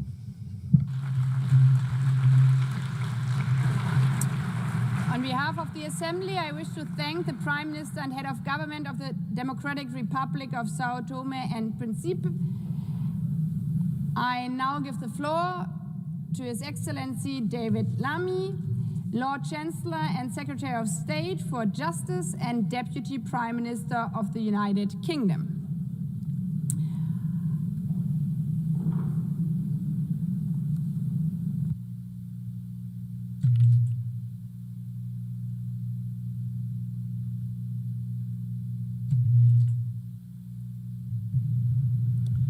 Well, thank you, President, Your Excellencies, colleagues, and friends. Having witnessed the United Nations work throughout his life, His Majesty the King has asked me to offer a personal message of his congratulations to the UN on its 80th anniversary. The United Nations is a powerful testament to our collective determination for a better world. The King recalls that on the eve of the first UN General Assembly, His Majesty's grandfather, King George VI, told the delegates gathered in London, in the long course of our history, no more important meeting has ever taken place within its boundaries. Millions of people across the United Kingdom, the Commonwealth, and the wider international community share the view that the UN's founding principles and the work of its organizations remain essential, particularly as the world must face new and pressing challenges. Let us affirm these principles as the United Nations responds to today's reality and evolves for tomorrow's challenges. My friends, today I echo His Majesty's sentiments, and I join him in celebrating the remarkable institution's proud 80 years as we reaffirm our historic commitment to the United Nations. We must face the challenges of the present. A present in which we in the United Kingdom do not stand up for one nation's rights whilst ignoring others, but act resolutely with the Charter as our compass. This is why I want to address directly the Israeli-Palestinian tragedy. What is happening in Gaza is indefensible. It is inhumane. It is utterly unjustifiable, and it must end now.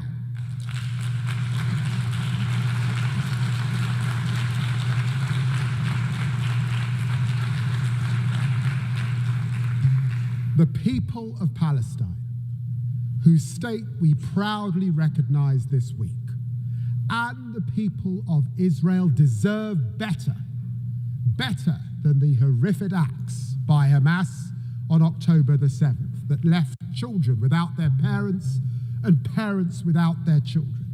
Better than the torment of families waiting desperately for the return of their loved ones from the most barbaric captivity. Better than the fanatical rule by Hamas, a vile, pitiless terrorist organization that must have no future in Gaza. Better than Israel's denial of life-saving humanitarian aid and the catastrophic famine that it has caused. As Israel escalates its military operations and displaces Palestinian families again and again and again, there can be no answer to these horrors but concerted diplomatic action to keep the hope of peace alive. as we work with leaders from across the region and beyond in support of the US's efforts to build a consensus around a durable plan for peace. We commend the momentum achieved by the United States, Arab and Muslim states. Annexation must be prevented, a process for peace advanced, and this terrible, terrible war ended. There can be no answer except for the hostages out now, aid in now, and a ceasefire now.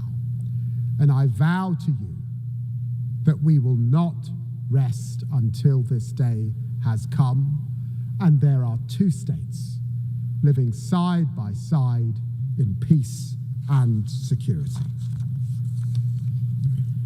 Friends, we stand with Palestine because we believe in the values of the UN Charter, in equal rights, self-determination, and the dignity of all peoples. We stand with Ukraine because we must defend the core values of the UN Charter: sovereignty, territorial integrity, and the respect for international law. And because the world will suffer if aggression is allowed to pay, we must all strive for a just and lasting peace in Ukraine, which maintains the integrity of our UN Charter and sees Ukraine emerge from Russia's brutal war as a sovereign, secure, and independent nation. President Zelensky has shown his commitment to that peace at every turn, while President Putin savagely rains down ever more missiles and drones on the Ukrainian people. Our message to Ukraine is clear. We will stand with you today, tomorrow, and 100 years from now. We also stand with the people of Sudan because we never forget the values of the UN Charter, of human rights, and the pursuit of peace for all men and women.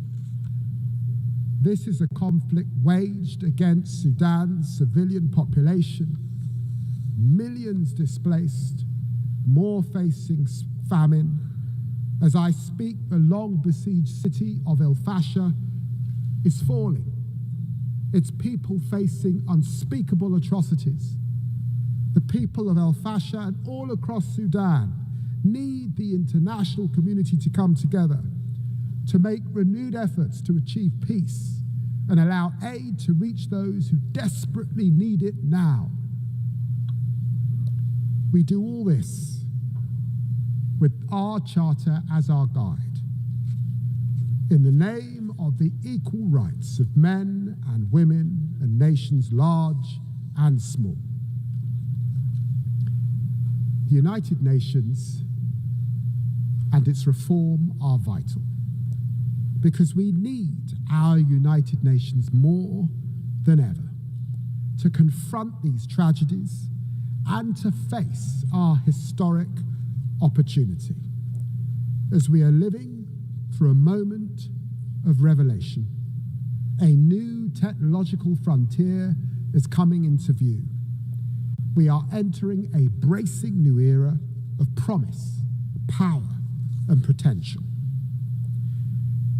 You know, my friends, to live through the Industrial Revolution was to see the first iron bridges that mankind had made, the first railways, the first smokestacks. And to live today through the technological revolution as we are, it is to witness the coming of the internet, the spread of smartphones, and now the dawn of super powerful AI. This is a lightning strike of change, a technological revolution which our leading scientists think could only be compared to the Industrial Revolution, compressed into a decade. This is a moment of truth for us, our institutions, and our ability to work together. And I believe we must act. I see promise on this technological frontier. AI is the most powerful new lever we have to advance the Charter's vision of social progress, better standards of life. This is why it is at the very heart of my own country's growth plan. I believe that by embracing artificial intelligence, we can all build better businesses. We can better fight crime. Look, for example, at dirty money. By spotting fraud in real time, we can crack down on illicit finance, a fight we will lead at a UK-hosted summit next year. And AI is not hypothetically making lives better, it is already saving them. At Imperial College, a new AI stethoscope detects major heart conditions in seconds. In our National Health Service, AI mammogram trials double the speed of diagnosis. And AI research tools are unlocking new drug combos to fight cancer. On the horizon, the promise of fusion power, powering limitless servers through quantum computing, enabling ever stronger AI, could unleash ever more advanced biotech. This is the defining opportunity of our generation, and we must run towards it with hope. I believe in this promise. I believe in our UN values, which is why this promise must now be shared. We are witnessing a truly historic surge in investment in AI. This investment promises outstanding productivity gains, and with it, growth of historic proportions. Yet while this promise may well be diffuse, for now it remains concentrated. But there's not just possibility on the technological frontier. There are profound challenges as well, as AI is being used to consolidate repression, fuel disinformation, empower criminals across the internet. Authoritarian states, notably Russia, are manipulating large-scale, large language models so that chatbots answer in the voice of their propaganda across the world. Organized crime is using AI to supercharge their scams, deceiving victims on an unprecedented scale. This is the truth. AI can empower freedom, or it can entrench repression. AI can empower truth, or it can entrench lies. AI can empower law, or it can empower crime. Only by cooperation together can we set artificial intelligence on the right millennia-defining course.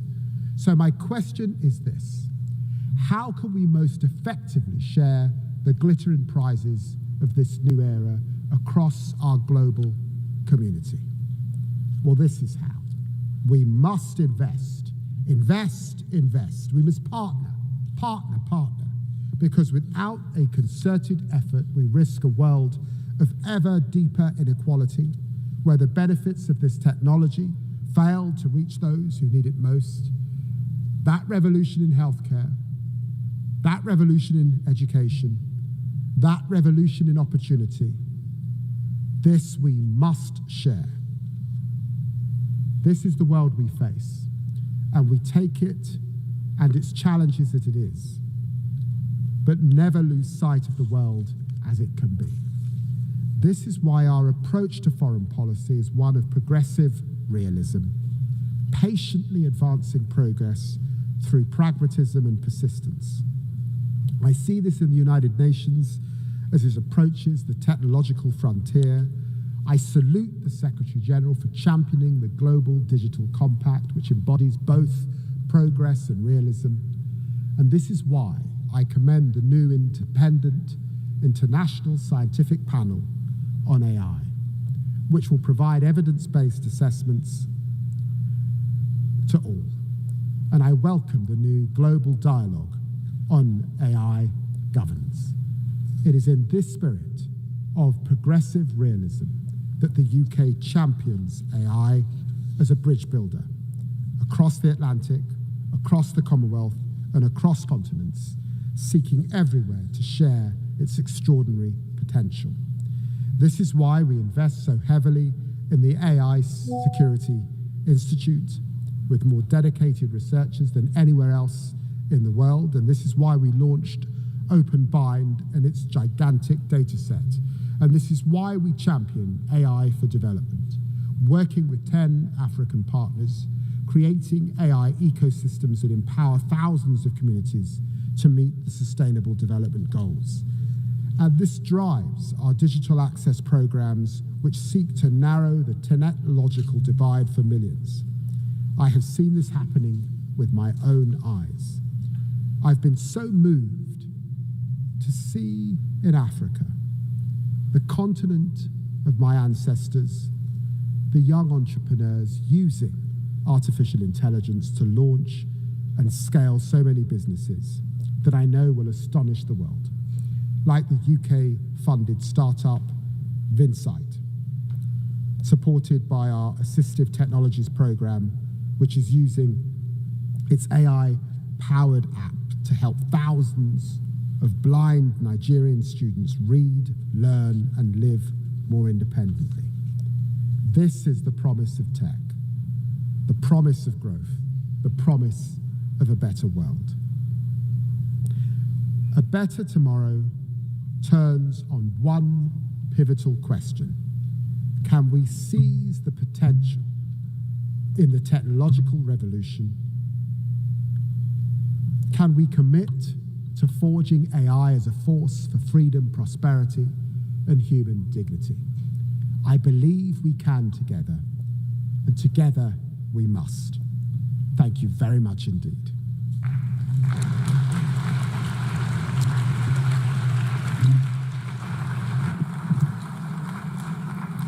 I thank the Lord Chancellor and Secretary of State for Justice and Deputy Prime Minister of the United Kingdom. I now give the floor to Her Excellency Beate Meilen-Reisinger, Federal Minister for European and International Affairs of Austria.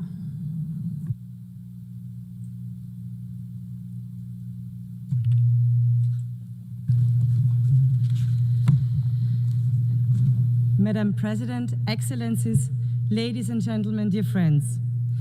As the Austrian Foreign Minister, it is both truly an honor and a profound responsibility to address this assembly today. Yet, I am not only a foreign minister and, by the way, a party leader, I'm also a mother of 3 daughters. When I reflected about why I'm coming to New York to participate in the General Assembly, it became clear to me. The values of the United Nations are the very same values that my husband and I try to pass down to our children. That conflict and dispute can and must be resolved by mediation. That every human being, regardless of their offspring, sex, religion, or race, deserves dignity and owns the same rights. That rules have to be followed by everyone, and big problems can only be solved together, and that every one of us has the responsibility to act not only in their own interest, but to work for a better future for everyone. I suppose that all parents around the globe share a common wish for their children to grow up with the promise of a bright future, especially now, especially in critical times like these.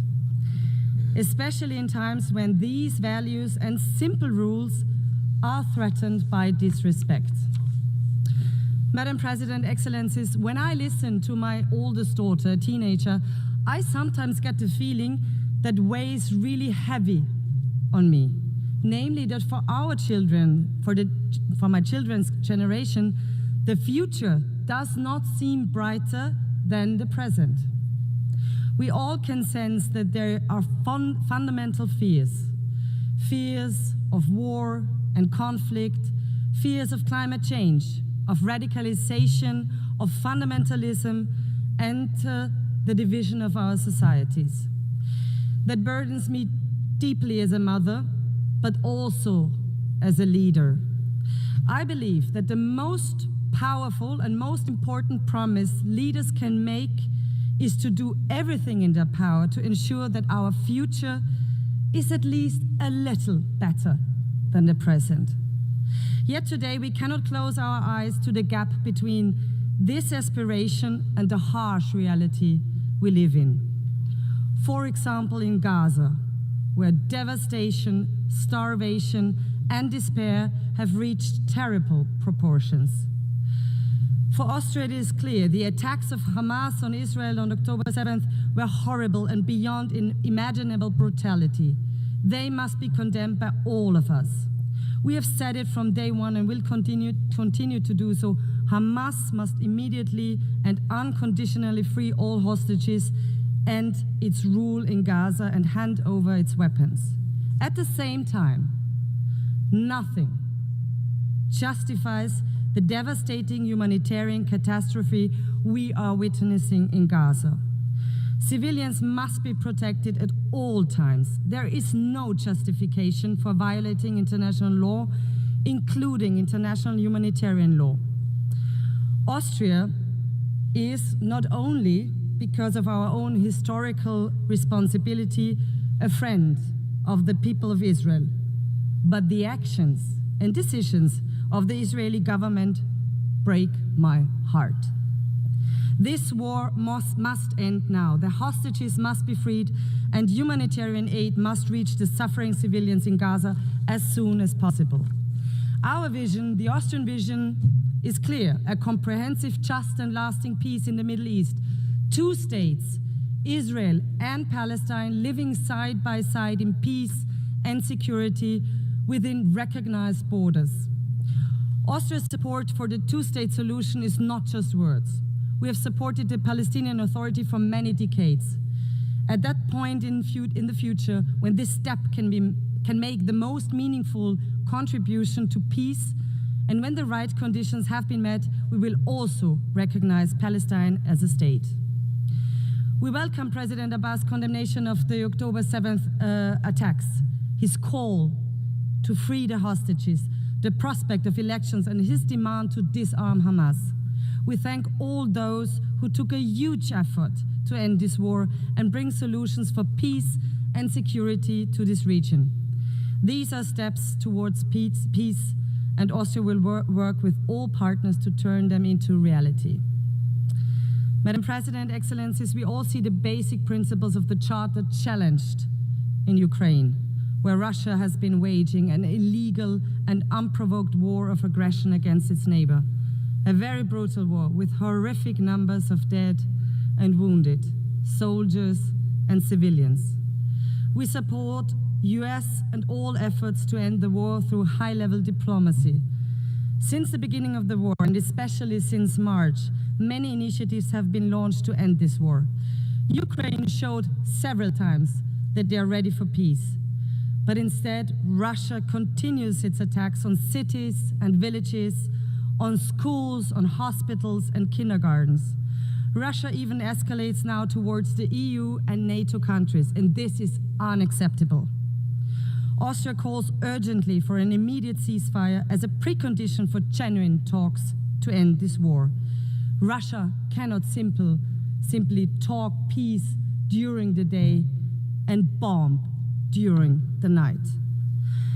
And it is absolutely clear that it is up to Ukraine and Europe to decide on our hopefully common future and security architecture.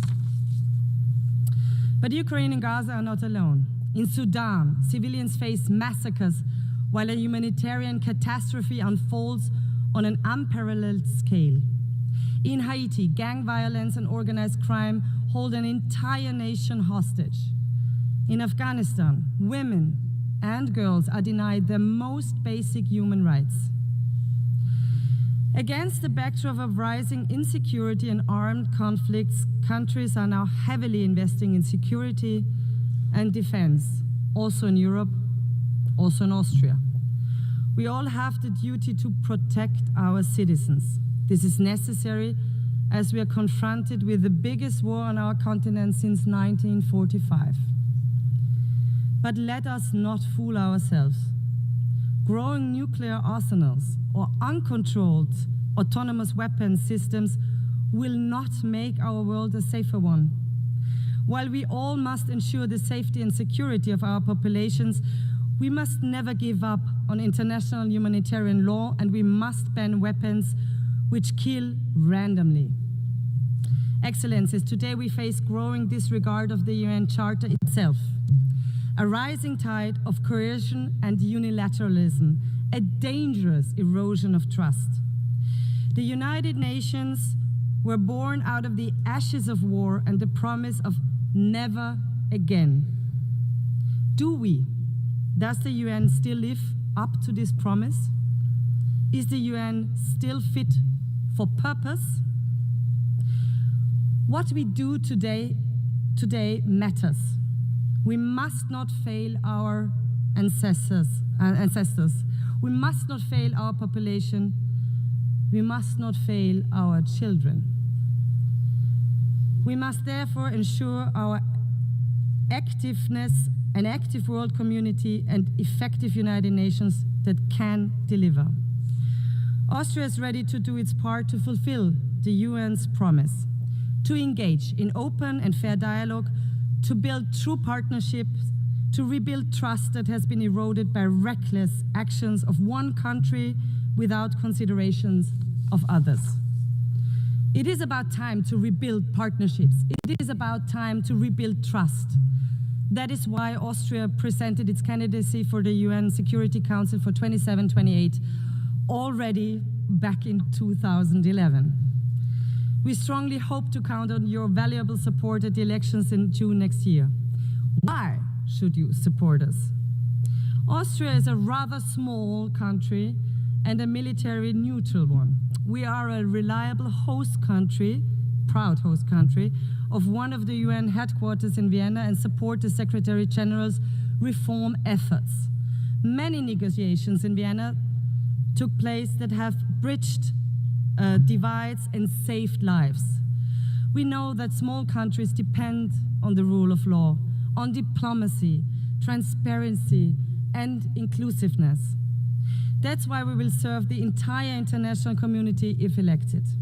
We champion international law, the protection of civilians, disarmament, and UN peacekeeping.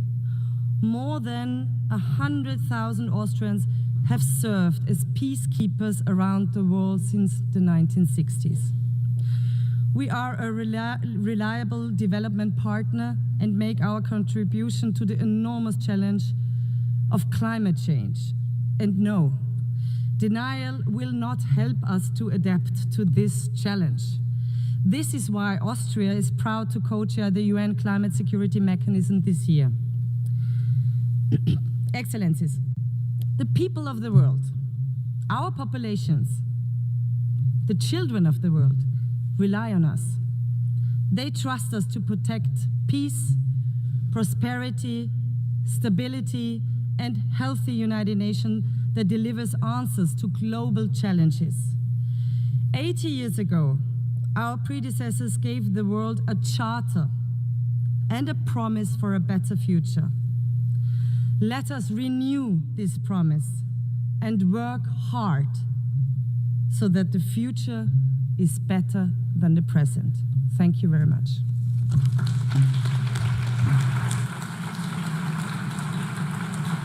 I thank the Federal Minister for European and International Affairs of Austria.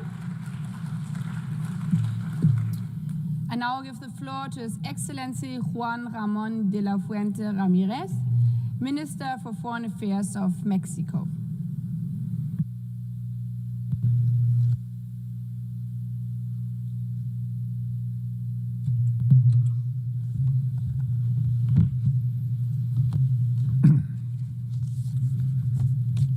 Señora. Madam President, Excellencies, the time of women has come, and Mexico has made this very clear through the landslide election of Dr. Claudia Sheinbaum Pardo as the first female president of our country. It's an honor for me to participate in this assembly representing her and being the voice of a government that is delivering the transformation of the public life of Mexico.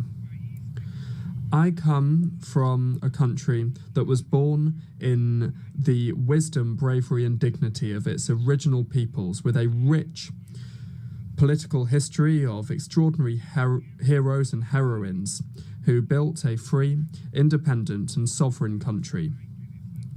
Now, we must also say that we are becoming an ever more prosperous country with shared prosperity. The Mexican people are a fraternal people, both within and beyond our borders. We have shown this being an active and responsible member of the United Nations community under the premise of defending the dignity and the rights of individuals and nations who love peace, with full respect for the sovereign equality of states. The historic time that we are living through in Mexico, under the leadership of our first female president, is rooted in a vision that we have called Mexican humanism. The trail blazed over the last 7 years is a clear one and has a universal vocation, that is, to build a society based on democracy, freedom, equality, and shared prosperity for the benefit of everyone, putting the poor first. The guiding pillar of this project is a vision of justice, full recognition of the dignity of people, and inclusive social development without discrimination. It is a project that establishes a separation between political and economic power that moves towards achieving a moral economy that seeks coordination and cooperation with external actors and doesn't accept any type of subordination, because national sovereignty is non-negotiable. This new way of doing politics has given voice and agency to those who were historically marginalized and forgotten: women, girls, indigenous peoples and persons of African descent, youth, LGBT plus persons, and the elderly. And the results speak for themselves. The UN itself has recognized that 13.5 million Mexicans were raised out of poverty thanks to a policy of labor justice and social programs. Inequality is being reduced, peace is being built and violence contained, justice has reached indigenous peoples, there is democracy, freedoms, plurality, and the right to dissent. Justice is being transformed, and today, an indigenous person is president of the Supreme Court of Justice of our nation. We have the largest reforestation program in the world, with 1 billion trees planted. Girls, boys, and youth are being included in social programs and have access to school. Elderly adults have a guaranteed and universal pension, and women are exercising power. These are some of the good things that we have achieved in this fourth transformation of public life in Mexico, and that deserve to be proudly proclaimed loud and clear from this podium, from this rostrum. As members of the international community, the challenges that we face are huge. Poverty persists in a world of exorbitant wealth. There are countries that spend more servicing their debt than they do in investments in health and education for their peoples, and expenditure on arms has tripled has grown at tripled the rate of the global economy, just to mention a few. And the diagnostic has always been clear. The arms race, the immoral concentration of wealth, violations of international law and of human rights are the fuel that fuel the flames of war and violence. Mexico has not forgotten the lessons of history. 80 years ago, we participated in founding the United Nations, convinced of the moral obligation that we have as a nation to contribute to avoiding the scourge of wars. It is not a coincidence that many of the purposes and principles of the United Nations Charter are reflected in the constitutional principles of our foreign policy. The self-determination of peoples, the peaceful settlement of disputes, prohibiting the threat or the use of force, the legal equality of states, cooperation for development, and the defense of human rights. Without seeking to be exhaustive, please allow me to share some of the premises that can contribute to getting the international community back on track. Number one, the world needs a moral economy of well-being. It's necessary to mobilize regional coalitions around well-being in order to deliver effective cooperation for development that acknowledges that fighting poverty is the investment that gives the best return, both financially and socially speaking. An international financial architecture that includes criteria of collective well-being and trade that is grounded in clear rules with shared benefits between peoples. Number two, peace. Peace is built from the bottom up. Ensuring well-being involves addressing the structural causes of violence. Solving conflicts often begins in the home. It continues in education and then in decent jobs with fair wages and social security that enables the inclusion of the whole of the social fabric. The international community must take a look with a more critical and innovative spirit at what youth today have as alternatives. Similarly, it's the role of the international community to put an end to the arms race, not only when it comes to nuclear weapons, but also the illicit trafficking of firearms and the spiral of expenditure on arms that is feeding poverty and exacerbating conflict. In response to the staggering proliferation of weapons, it is necessary to respond with politics, mediation, diplomacy, law, and dialogue. The United Nations must play a much more active role in the prevention and the solving of these conflicts. Multilateralism must become again the space where disputes are settled. And this leads us to our third premise. Number three, it's necessary to uphold international law alongside human rights. If we really want to avoid the proliferation of conflicts that have an impact on the lives and the dignity of people, we must respect international law, including international human rights law and international humanitarian law. Whether it's in the Middle East, in Europe, in Africa, in Latin America, or in any other part of the world, war is taking an intolerable toll, and it threatens triggering an even larger escalation of conflict that could even be profoundly destructive for the whole world. The wars in Gaza, in Ukraine, and in all the other places that they're taking place must end now. We will not tire in insisting on the urgent appeal for a ceasefire, to always achieve a negotiated solution with the participation of all parties directly involved.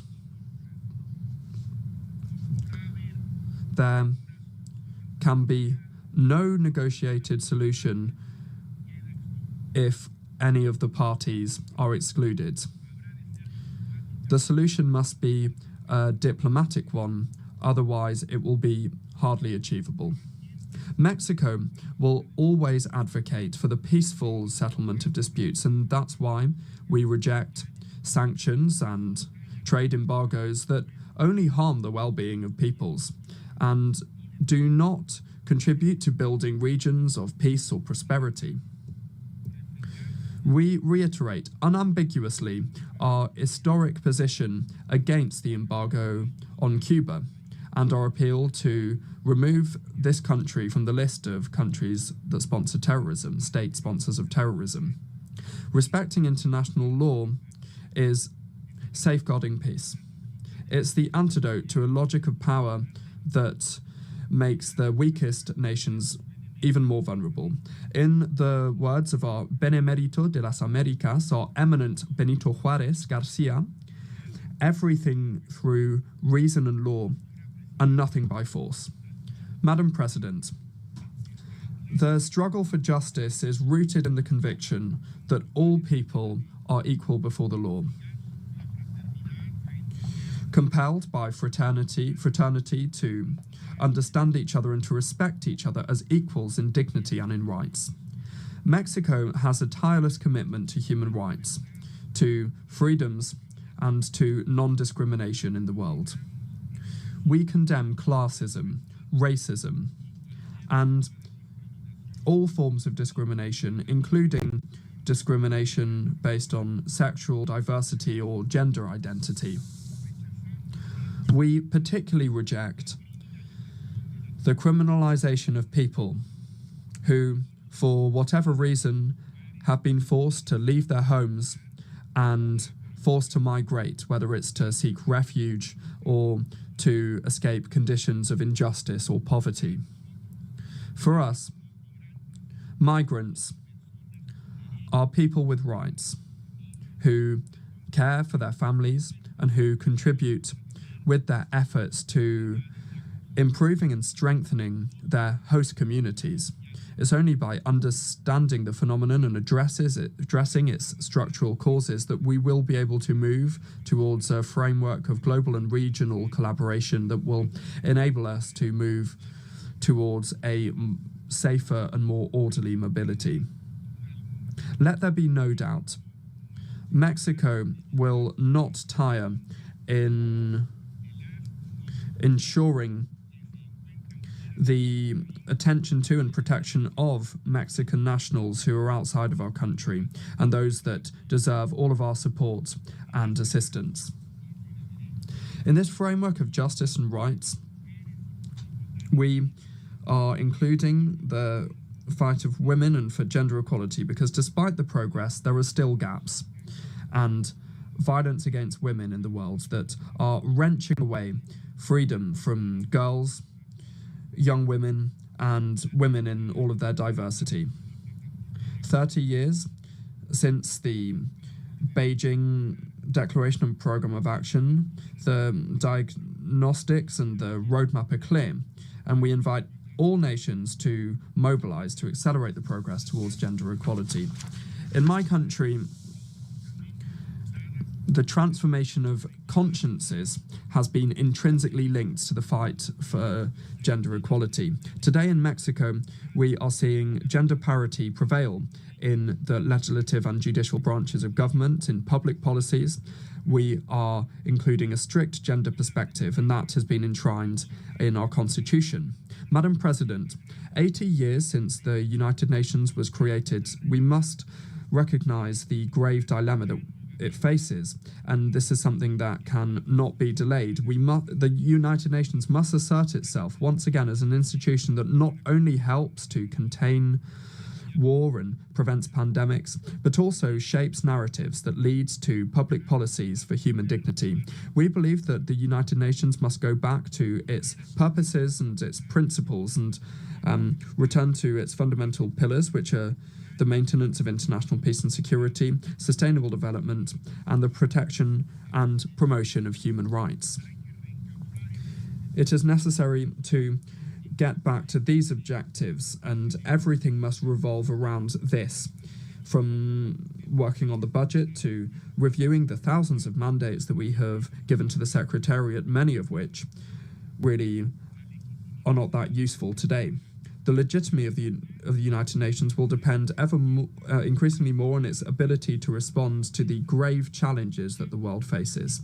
We trust that the next Secretary General, who we hope will be a woman from our region, will accelerate progress,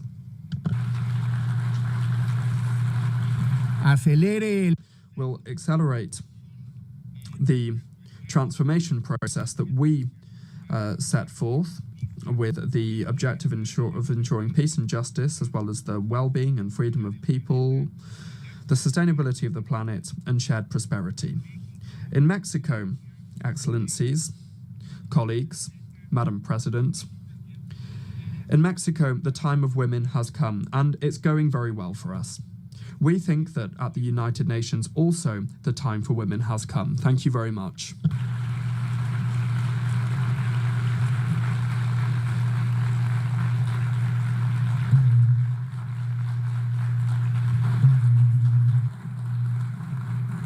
Je remercie le ministre. I, the Minister of Foreign Affairs of Mexico, and I now give the floor to His Excellency Aliyev Nduhungirehe, Minister for Foreign Affairs and International Cooperation of Rwanda.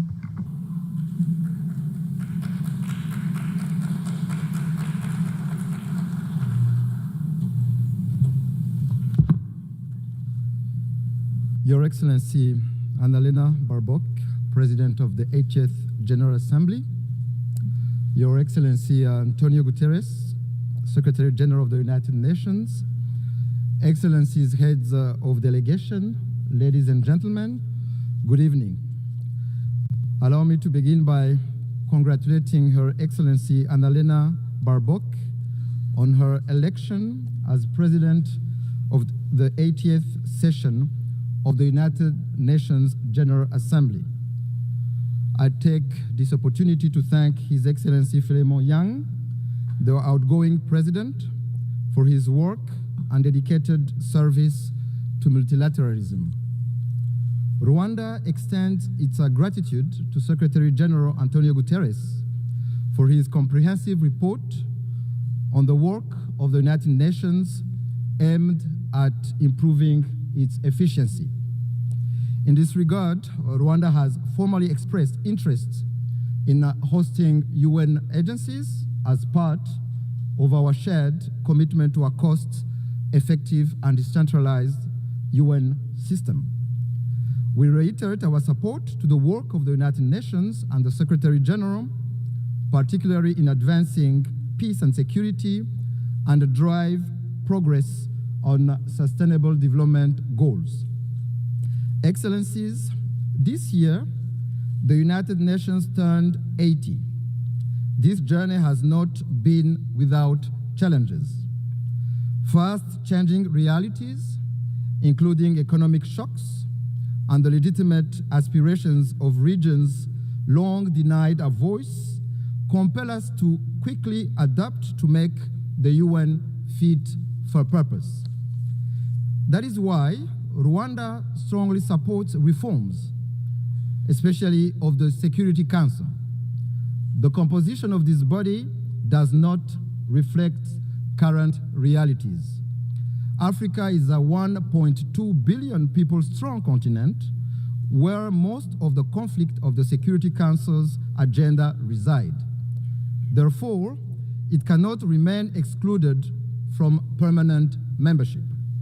Excellencies, the United Nations development pillar remains central to advancing peace, prosperity, and dignity for all. We commend the UN development system and its partners for their tireless efforts in supporting countries to address pressing development challenges, from poverty eradication to climate resilience, and in driving forward the ambition of the 2030 Agenda. This 2030 Agenda for sustainable development embodies our collective aspirations for a just, inclusive, and prosperous world where no one is left behind. Rwanda remains firmly committed to its full implementation, recognizing that connectivity, innovation, and inclusive development are indispensable drivers of progress.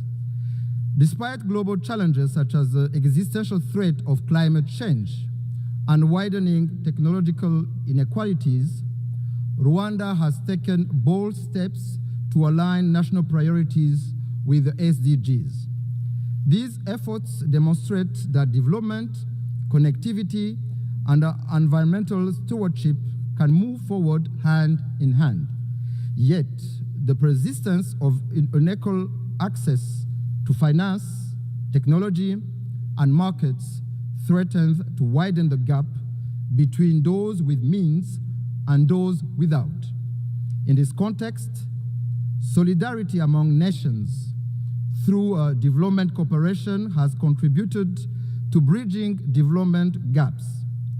However, we believe that it is time to transition from aid to trade, enabling developing countries to become self-reliant in a win-win partnership.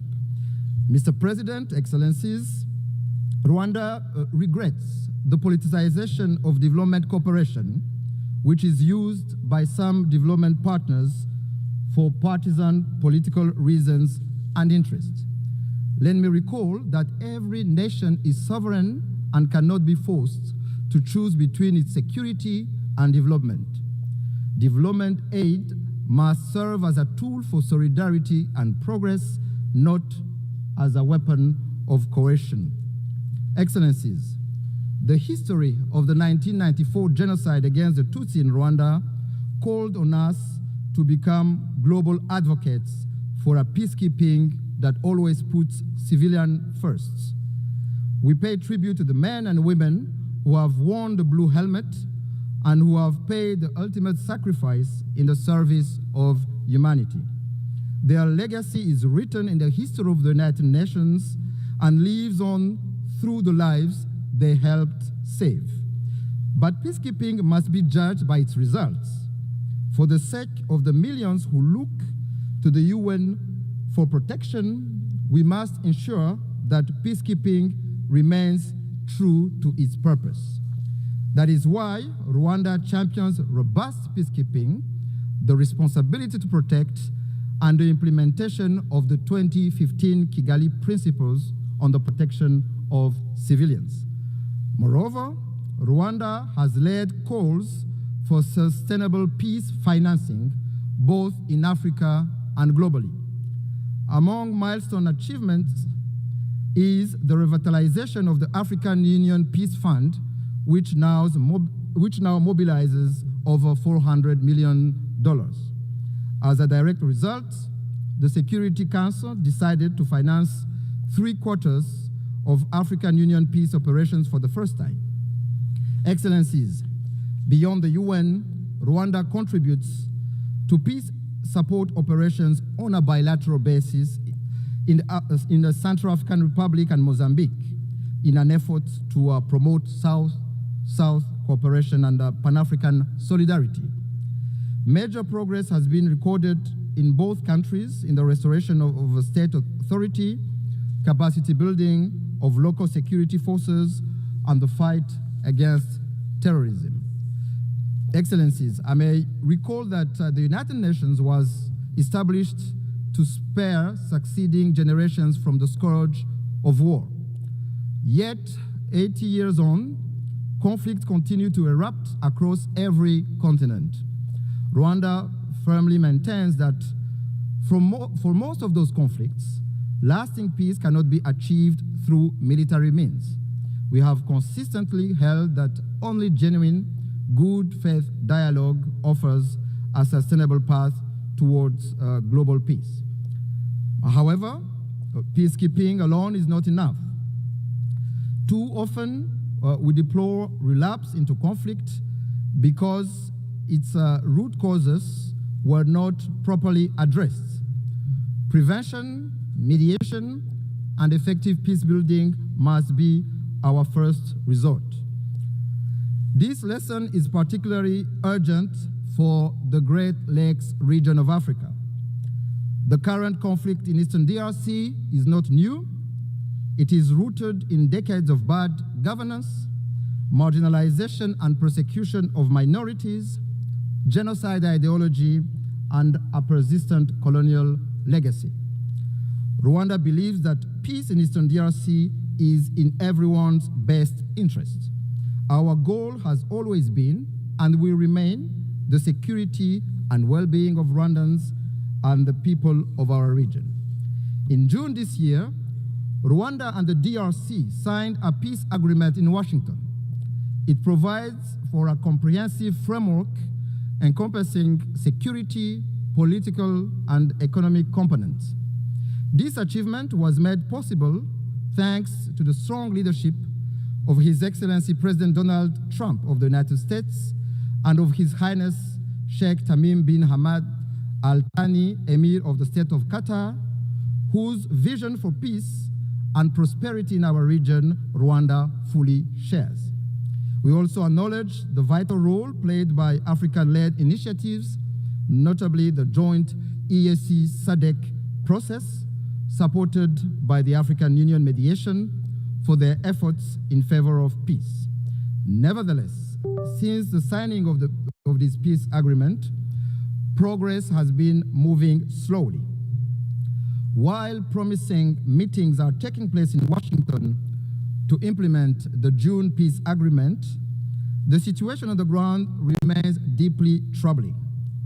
The DRC's renewed militarization, coupled with its continued collaboration with genocidal and UN-sanctioned armed groups, such as the DRC-backed FDLR and Wazalendo militias, and the deployment of attack drones and fighter jets against civilian populations, particularly the Banyamulenge and other Congolese Tutsi, underscore the gravity of the crisis. This goes against the letter and spirit of the Washington Peace Agreement. Additionally, this coalition is supported by foreign forces, including mercenaries, in clear violation of the 1977 OAU Convention and the 1989 UN Convention against the use of mercenaries. Rwanda condemns these developments and calls on the DRC to reject the military solution and implement in good faith the Washington Peace Agreement, which is a golden opportunity to end this conflict that has lasted for far too long. Excellency, since 1999, the United Nations has maintained a robustly mandated peacekeeping mission in the Democratic Republic of Congo, named MONUSCO, to help address the crisis. Yet, despite its efforts, the mission has not succeeded in halting the proliferation of armed groups, especially the eradication of the DRC-backed FDLR.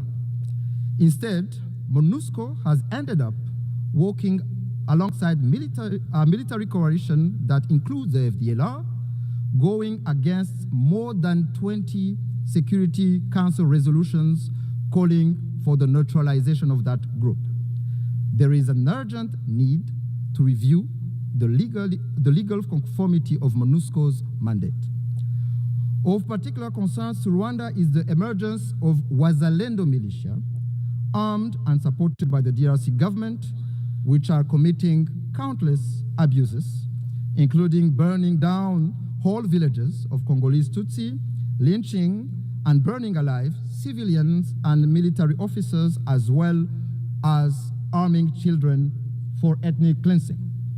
Their brutality, methods, and ideology bear an alarming resemblance to that of the genocidal militia of 1994 in Rwanda. Strong action is needed to put an end to this dangerous development before it is too late.